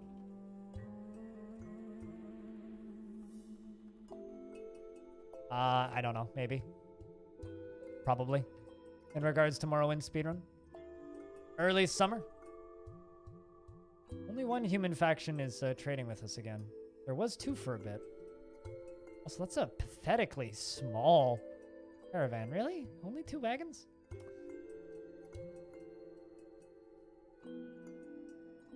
I've seen a few, yeah. I've seen the odd. I watched a video of somebody speedrunning Axiom Verge with the developer on the couch. It was at a GDQ, and the developer's on the couch behind him, and you just see like his jaw dropping, and it was like his first ever time seeing somebody speedrun his game, and he's just like getting visibly more and more distressed and angry as the thing goes on. By the end of it, he's just like actually fucking mad. He's like, what the fuck? How? Very funny. Also, the other human faction have arrived to trade, which is good.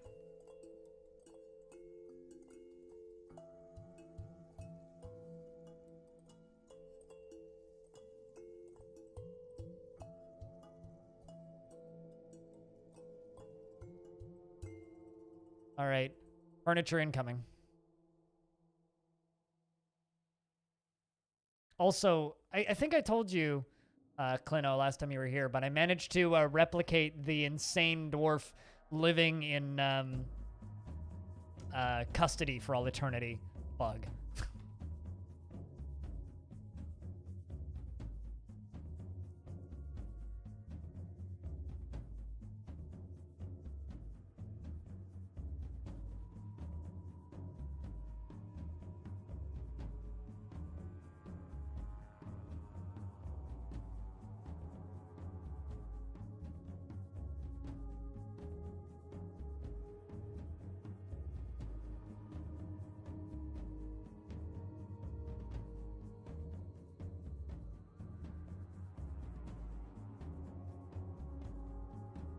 Also, Nax is throwing a tantrum.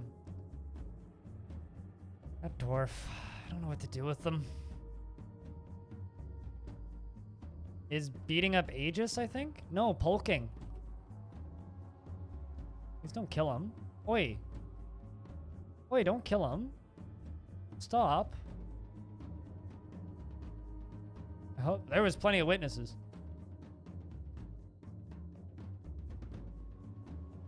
In mental health care? Yeah, healthcare. Solitary confinement and isolation. 3 counts of disorderly conduct against Nax. Where is Pink Fluffy?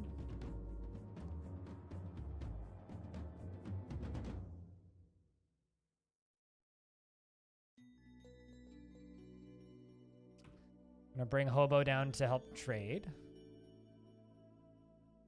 See what the sentence was.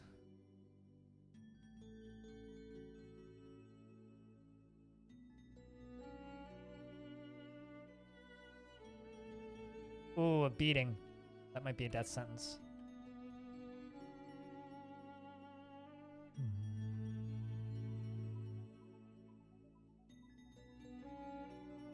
Scrumpet is cleaning the patient who was injured in the fight. Polking, how bad were you fight? Hurt. 4th finger on his right hand is broken. Okay, so basically just like grabbed the 4th finger and just broke his finger. It'll be fine. Dwarf will be okay, but will Pink Fluffy fucking kill him? Pink Fluffy has uncannily good aim when aiming at the face.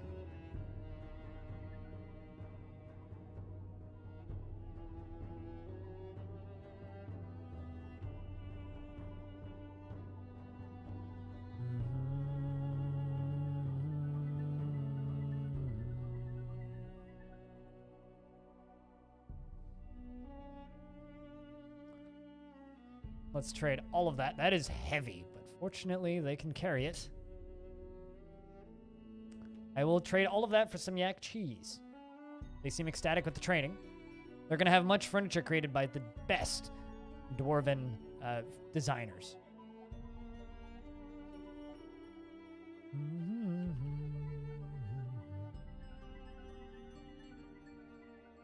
Including rose gold. Kind of actually a really nice trade.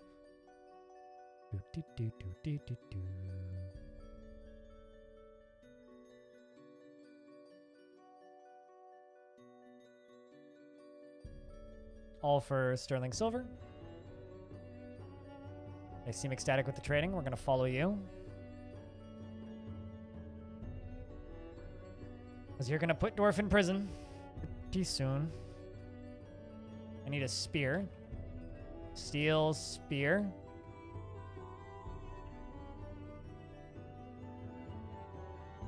Gonna go beat a criminal. Here we go. I see him. Down flashing red arrow.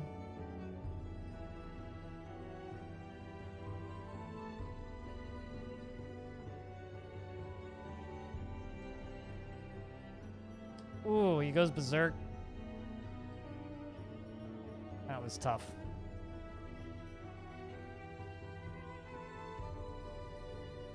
It was a pretty rough beating, Jesus.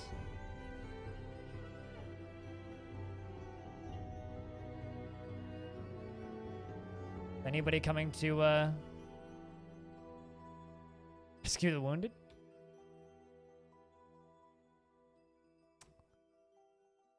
But do we think that Nex is going to survive, or do we think he's dead? He's depressed because he hasn't been around family for too long. We have Bim, who threw a tantrum, never really recovered. He isn't changed. Jeesh, doesn't seem right. See here, Eurist, who also never recovered from tantrum. That's Tomb, exactly. And speaking of dwarves who recovered from tantrums, looks like he's totally cured.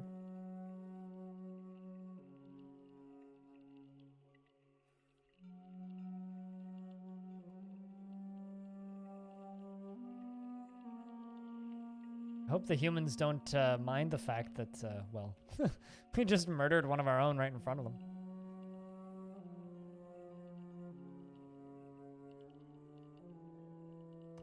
Need to make sure I have an open tomb. I feel bad. Whenever a dwarf dies now, I feel genuinely bad. Because I know how hard it is to get a dwarf in this fort. I know some people get really attached to their dwarves. Like, holy spokes. It's like, dwarf died the same day he was named. It's like, I feel bad. Yeah, Kenshi's on sale. Also on sale on Humble.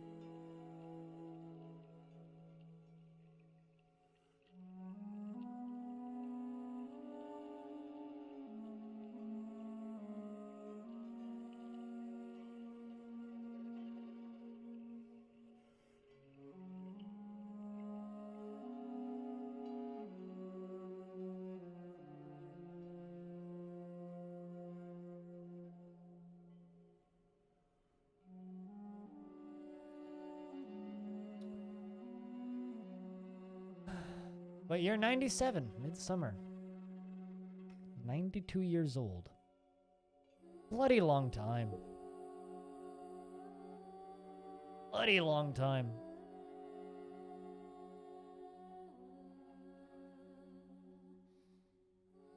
It's gonna take them a while to load up all of those tables, I think.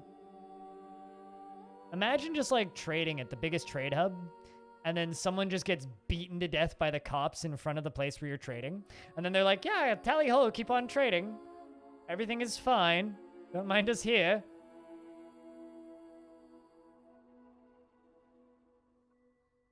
And all the dwarves are just screaming, we're all living in America, America. At least I made that steel spear. Hobo is appeased.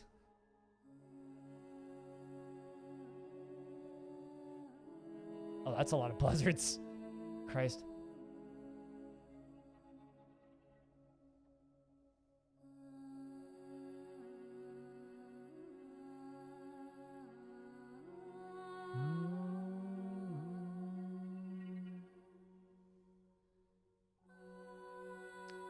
Be back in a minute. Just gonna go use the toilet real quick. Sad day, though. Can I get a round of beers in the chat if you're lurking? Here's everybody. I'll be right back.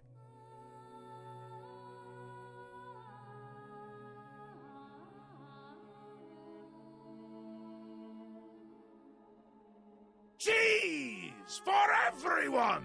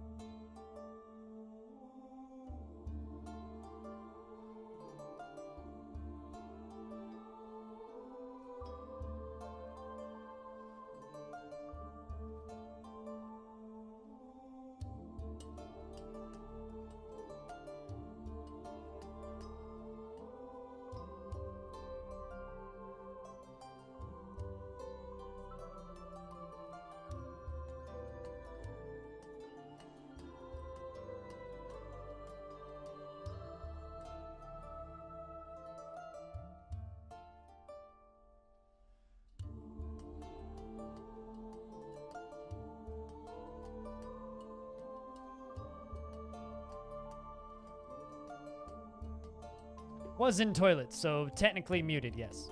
Hi, Spec. I return.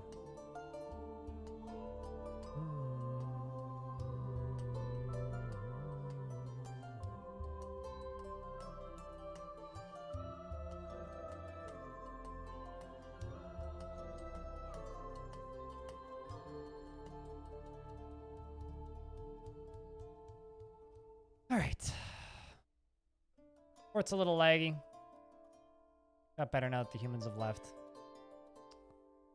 Dwarf got dealt with. Always depressing losing a dwarf like that. But one could say that our our policing is very effective. There are no tantruming dwarves in the fort.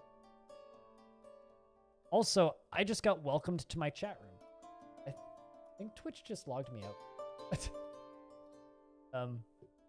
Hold up. Can someone type something into my chat, please? Not sure what just happened. My whole dashboard, like, just refreshed.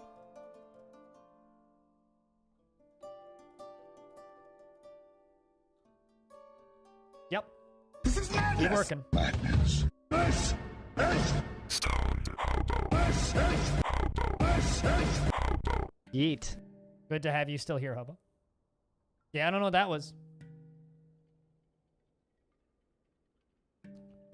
Smacks Twitch with a trout.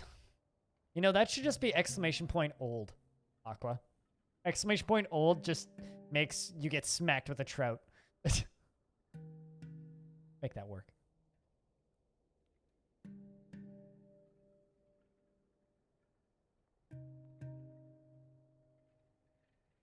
The dead buzzard in there. I love it.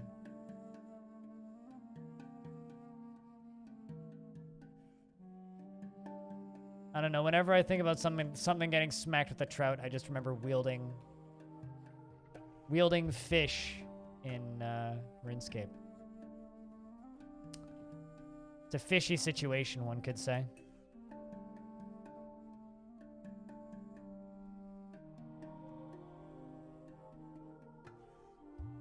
I think it slaps. I'm pretty sure it slaps. Although, let's be honest, I could probably figure out on know your meme pretty quickly.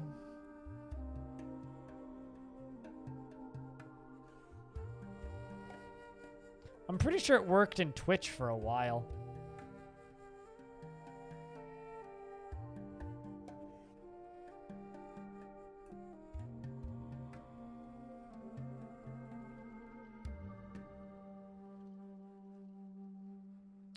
So yeah, we're going to be doing a sponsored thing this evening, but I have, according to the page, they want me to do drops, but I have no idea if they're going to work. I'm expecting them not to.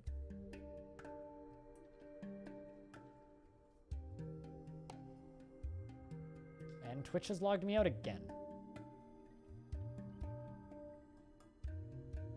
Mind stop doing that, Twitch. That'd be cool.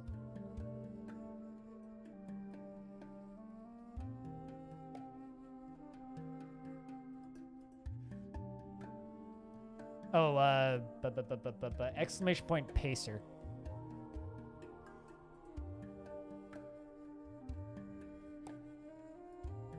Although, I logged out of Twitch chat again.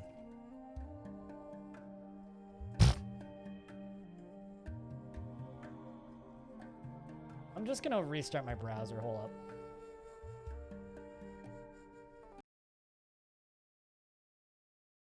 Because, what the fuck?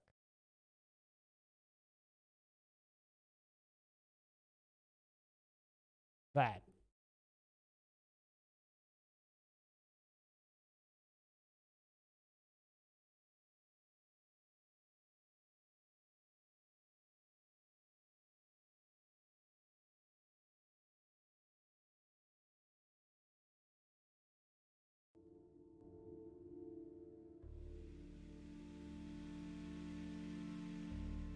You did the thing, you clicked the link? Yeah.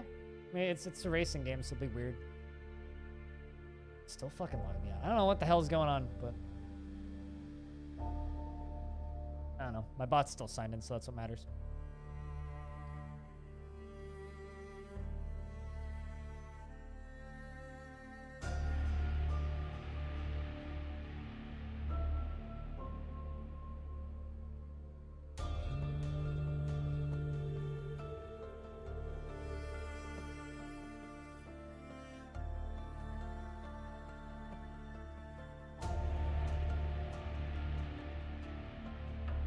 Yeah, we'll be switching over soonish. Yeah, I should probably take the drops thing out of the command because I have no idea if that's going to work.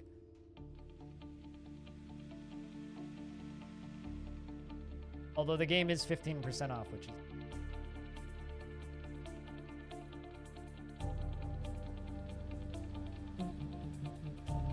One thing I do like about it, though, is they straight up list on the thing. They're like, this is not a paid-for review, so say what you will about the game, which is cool. I like it when they do that. Sometimes they specify that you can't be overwhelmingly negative or say rude things, but it's just like, feel free to criticize and comment on your honest thoughts on the game, which I think is interesting. I don't see that very often. Generally, it's just kind of an unspoken thing where you can, but like they don't care.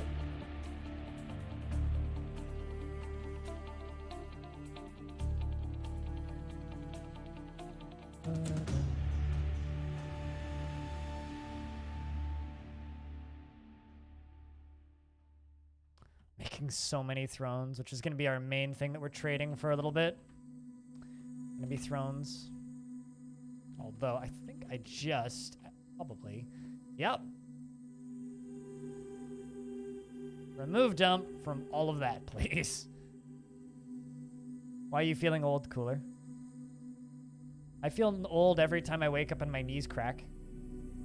Because I used to hear my dad get up in the morning and just from my bedroom, like halfway across the house, hear his knees go pop. And my knees have started doing that. My back does that too. It's like this audible snap sound.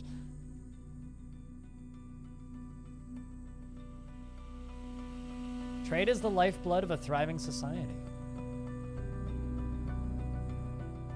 Dwarf is very torn. She seeks out exciting and adventurous situations after experiencing trauma in 95 and becomes completely helpless in stressful situations. You know what? I think you need... no, that's not what I wanted to do. I wanted to put you in that one. You need to join the bear fighters. Go train for a little bit. I have a feeling that might help you, Omni.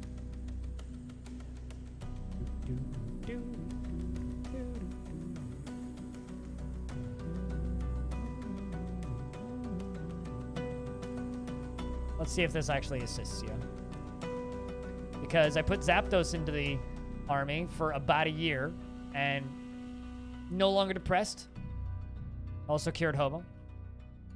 Lump's also in the army. Very happy.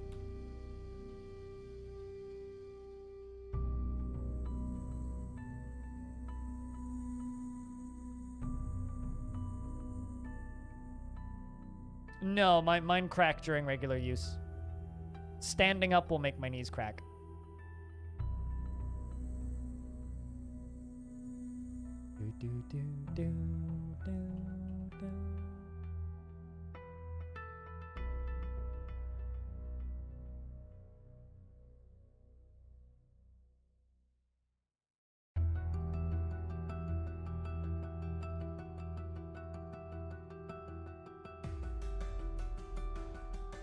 Like back in my day.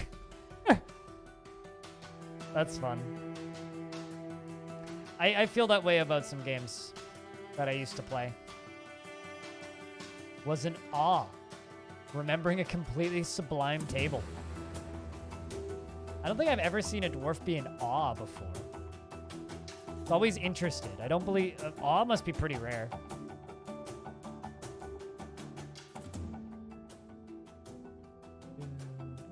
Why's the background music so loud? God damn.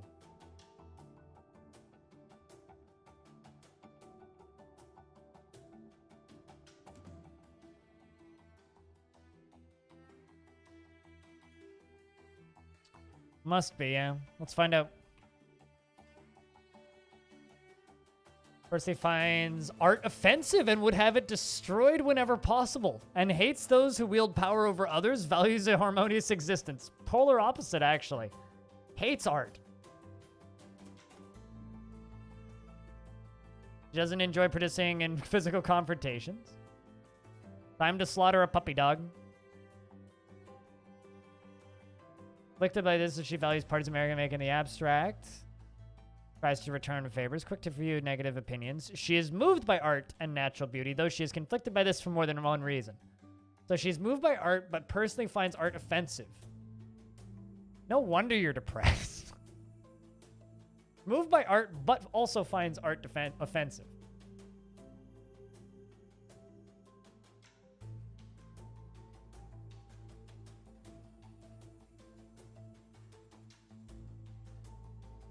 I mean, it explains something. I don't know if it explains this in particular, but it certainly explains something. Feels conflicted, Dwarf? Something like that, yeah.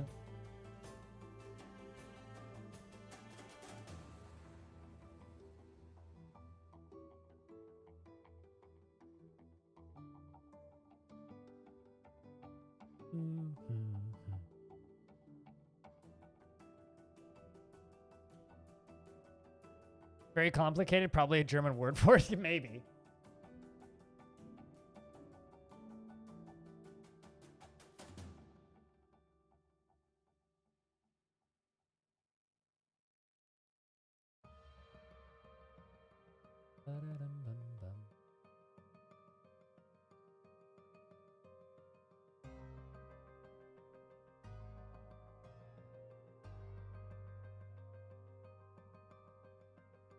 But it still affects her? Yeah, she's moved by art and natural beauty, but she's conflicted by it for more than one reason.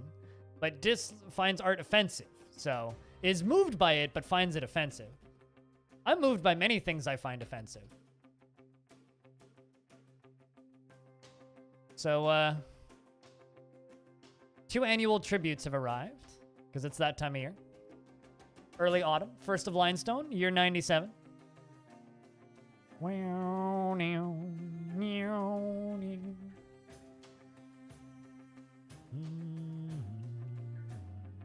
A tribute has arrived from the realm of scoring. 5 leeks, a birchen barrel, and 25 blackberry wine. A humble donation of blackberry wine. I am honored but offended at your lack of maximalism.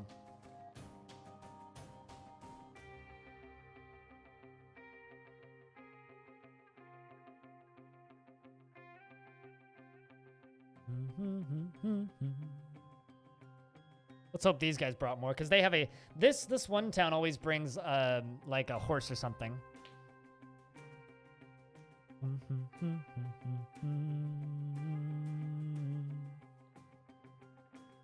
The Council of Men brought us a fucking horse. Okay, can I just, like, highlight the fact that this faction always brings their tributes on the back of a animal, like livestock. So they always bring their tributes in, like, in this case, on a yak. On that yak is a lead cage, and in that lead cage is a horse. They didn't lead the horse to me. There is a caged horse on that yak. Just so that everybody has that mental image. There is a caged horse on that yak. And I want to see that drawn. Also, like, 2 iron anvils. That's a fucking strong yak. Right? Jesus, man. As well as rhubarbs, copper picks, pineapple opals, a llama bag, probably with the opals in it. Just Dwarf Fortress things, right? A giant cage big enough to hold a horse made of lead carried by a yak. Dubba dee dubba die. What is blue? As well as 5 yam plants.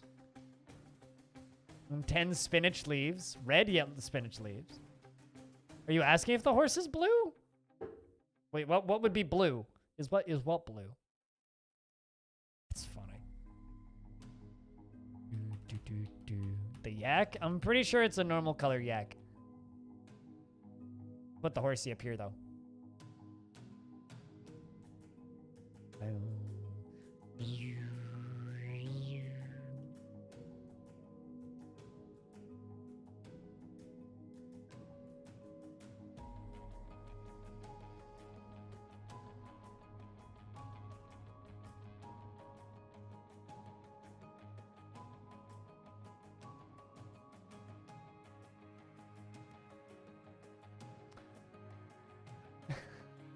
evills.png. Yeah, I think I've seen this one before. The classic. I think that's a horse carrying an elephant in a cage with a bunch of barrels on top of it, and I think that's a frog in a cage.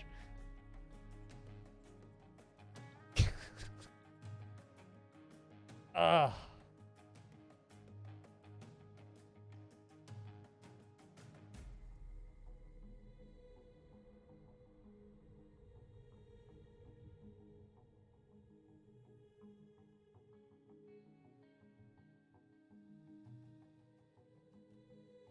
A balancing act. Yeah, I mean, if you balance it just right, it won't break the horse's back. If you don't balance it right, it will break the horse's back.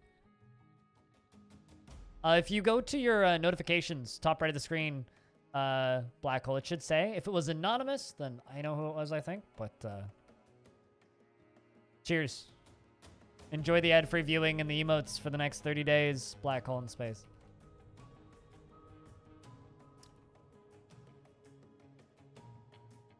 Or rather, I have a few ideas of who it was. There's the horse. Seems like a perfectly healthy horse to me.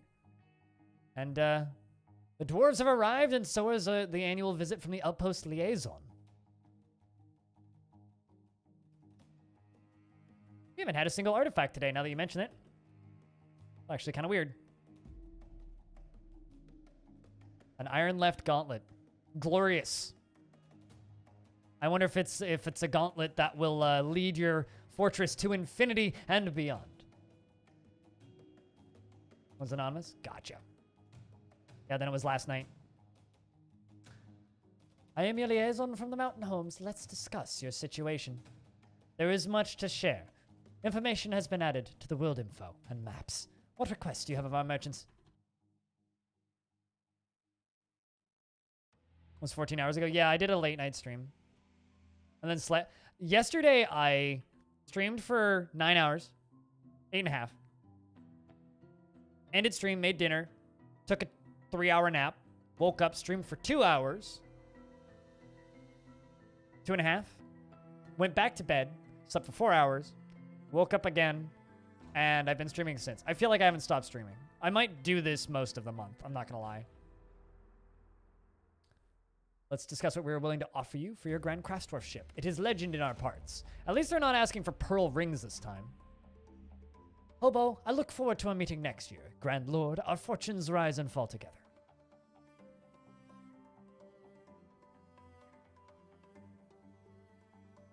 Speechless kisses. I mean, speechless is how I was after my first kiss. I don't know about you. Listen, oh my god, that just happened. Her mom's gonna fucking kill me.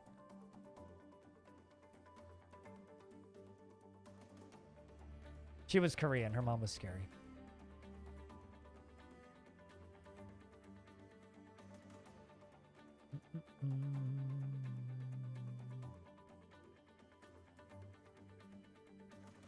I mean, when you're punching somebody in the head with your left hand, that's a very speechless kiss. It's more of a pleasant thunk than unpleasant speech, if you know what I'm saying. Bum ba da dum bum bum bum bum bum ba da dum. And you shouldn't be. It's a glorious name, frankly.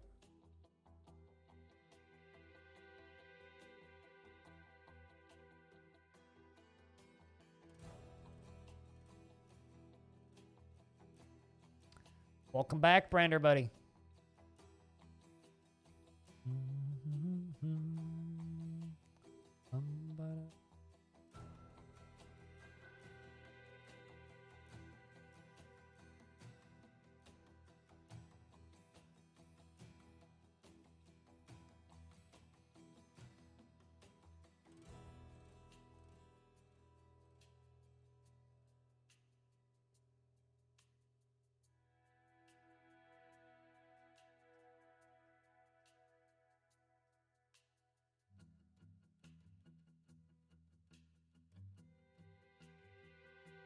Pray for one steel bar for everything.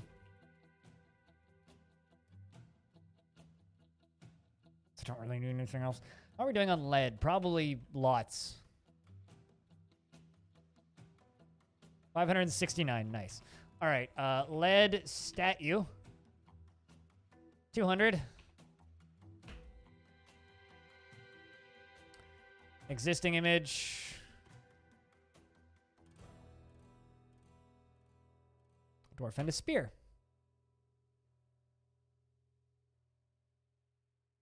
How's work been today, Brander?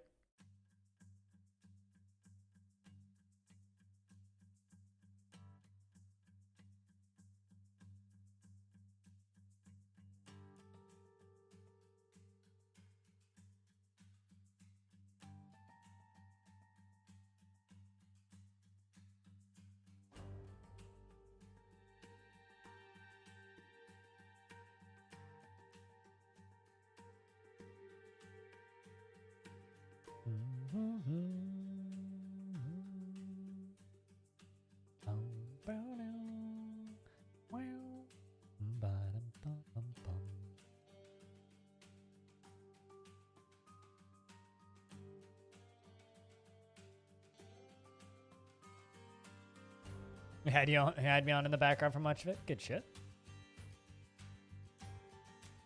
Be lying if I said I didn't appreciate it.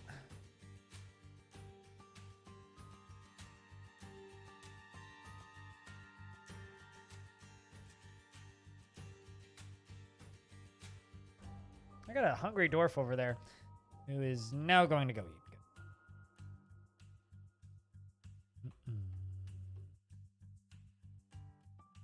There we go. It begins.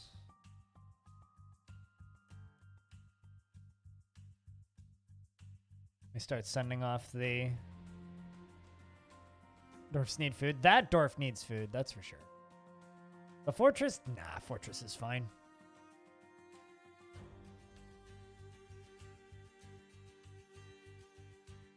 For a second there, I thought this child was tantruming. Child's just going to go drink. Well, I wonder how Black Hole's doing, actually. I do actually wonder. Euphoric due to inebriation, annoyed after caught in the rain, fondness remembering gaining a sibling, enjoyment after playing with a toy hammer and didn't feel anything after playing make-believe, and was accepting after an unexpected death of somebody, was blissful after sleeping in a bedroom like a personal palace. Happy dwarf. Good to see. Bum, bum, bum. Let's actually check one of my children. Do you have decent clothing? You do, actually. Very high-quality clothing. That's what I like to see. That was the problem that we had in the first few years. The first few years of dwarves in this fort were very depressed as children. And the reason was because they'd go and pick up crappy clothing from their parents and it would immediately just rot off their body and they'd just be sad for the rest of their lives. It's kind of distressing, but also kind of hilarious if you think about it real hard.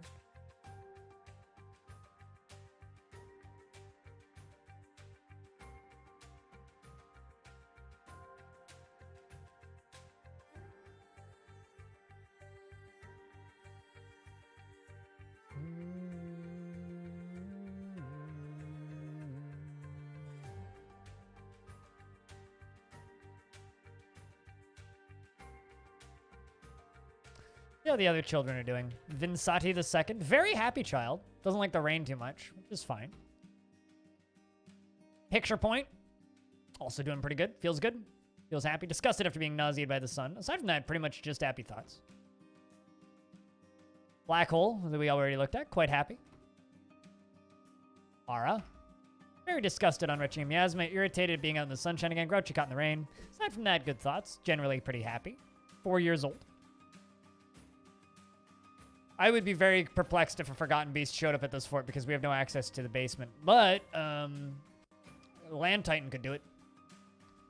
This one's also very happy. Only problem is disgusted after retching a miasma, which is fair enough. We had some rotten food in the kitchen for a bit.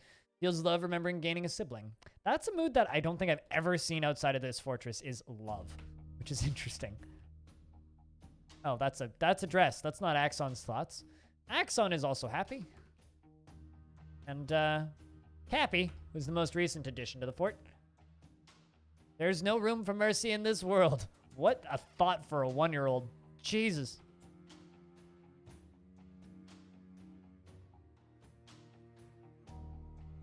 We'll see you later. We'll see you later, Axon. Cheers, man. You want to help me out? Click link.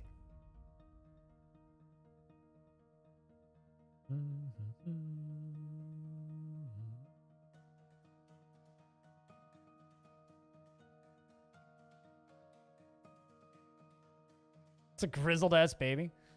I mean, you get some of those in DF. Although, not really a baby, 1-year-old child, really. Explodes.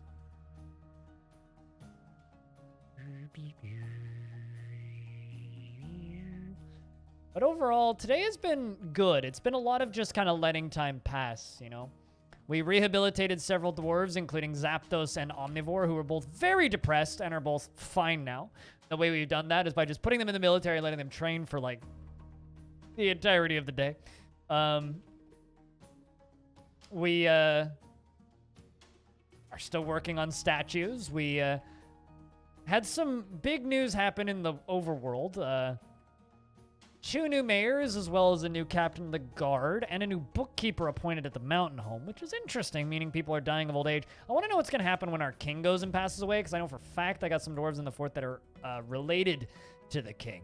So, yeah, curious to see what's going to happen with that. I have this weird feeling that suddenly, boom, I'm just going to have a king in the fort. In fact, I'll be surprised if that doesn't happen at some point, considering we are almost 10% done. We're currently 9.2% done with this fortress, which is wild.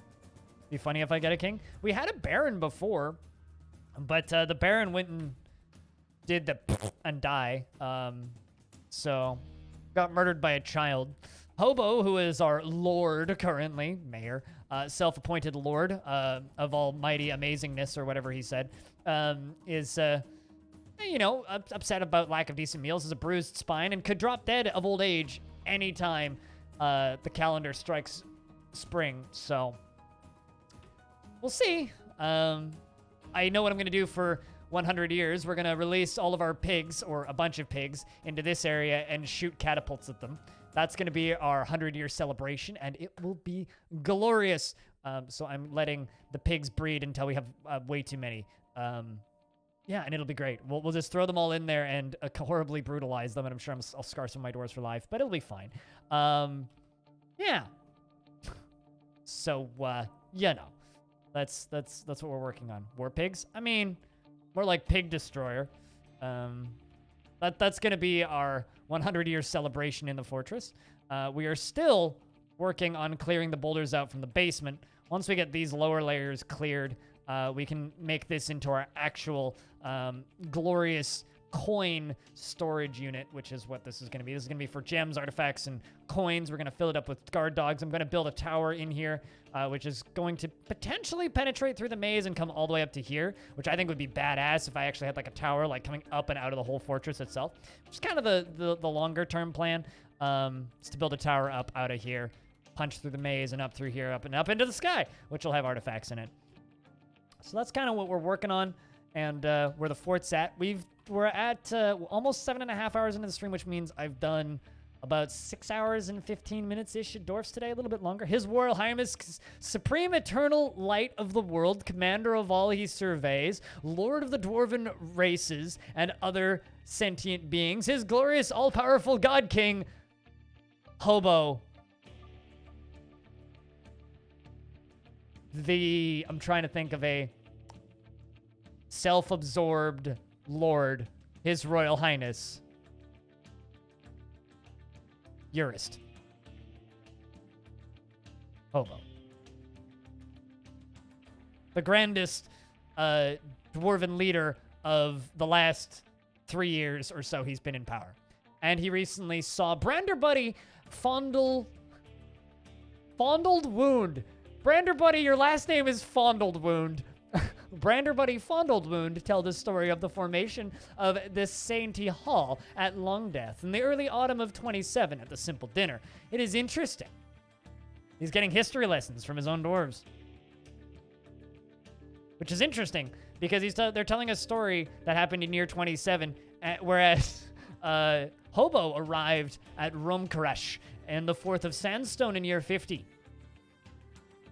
Fondled Wound is your last name. Well, on that, I think it's time for us to switch over to the evening's entertainment.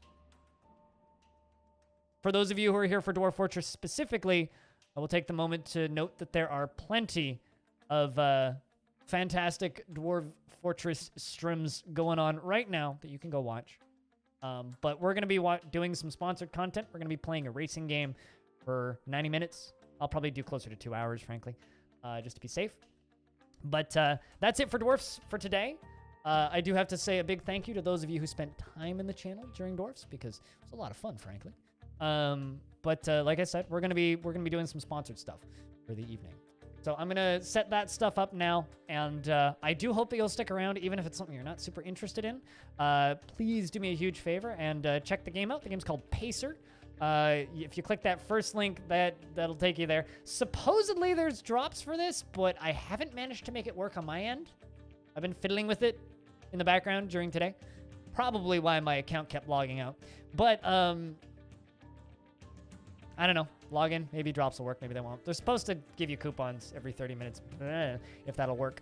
That being said, it's a hovercraft racer, which is a style of game that I actually really like.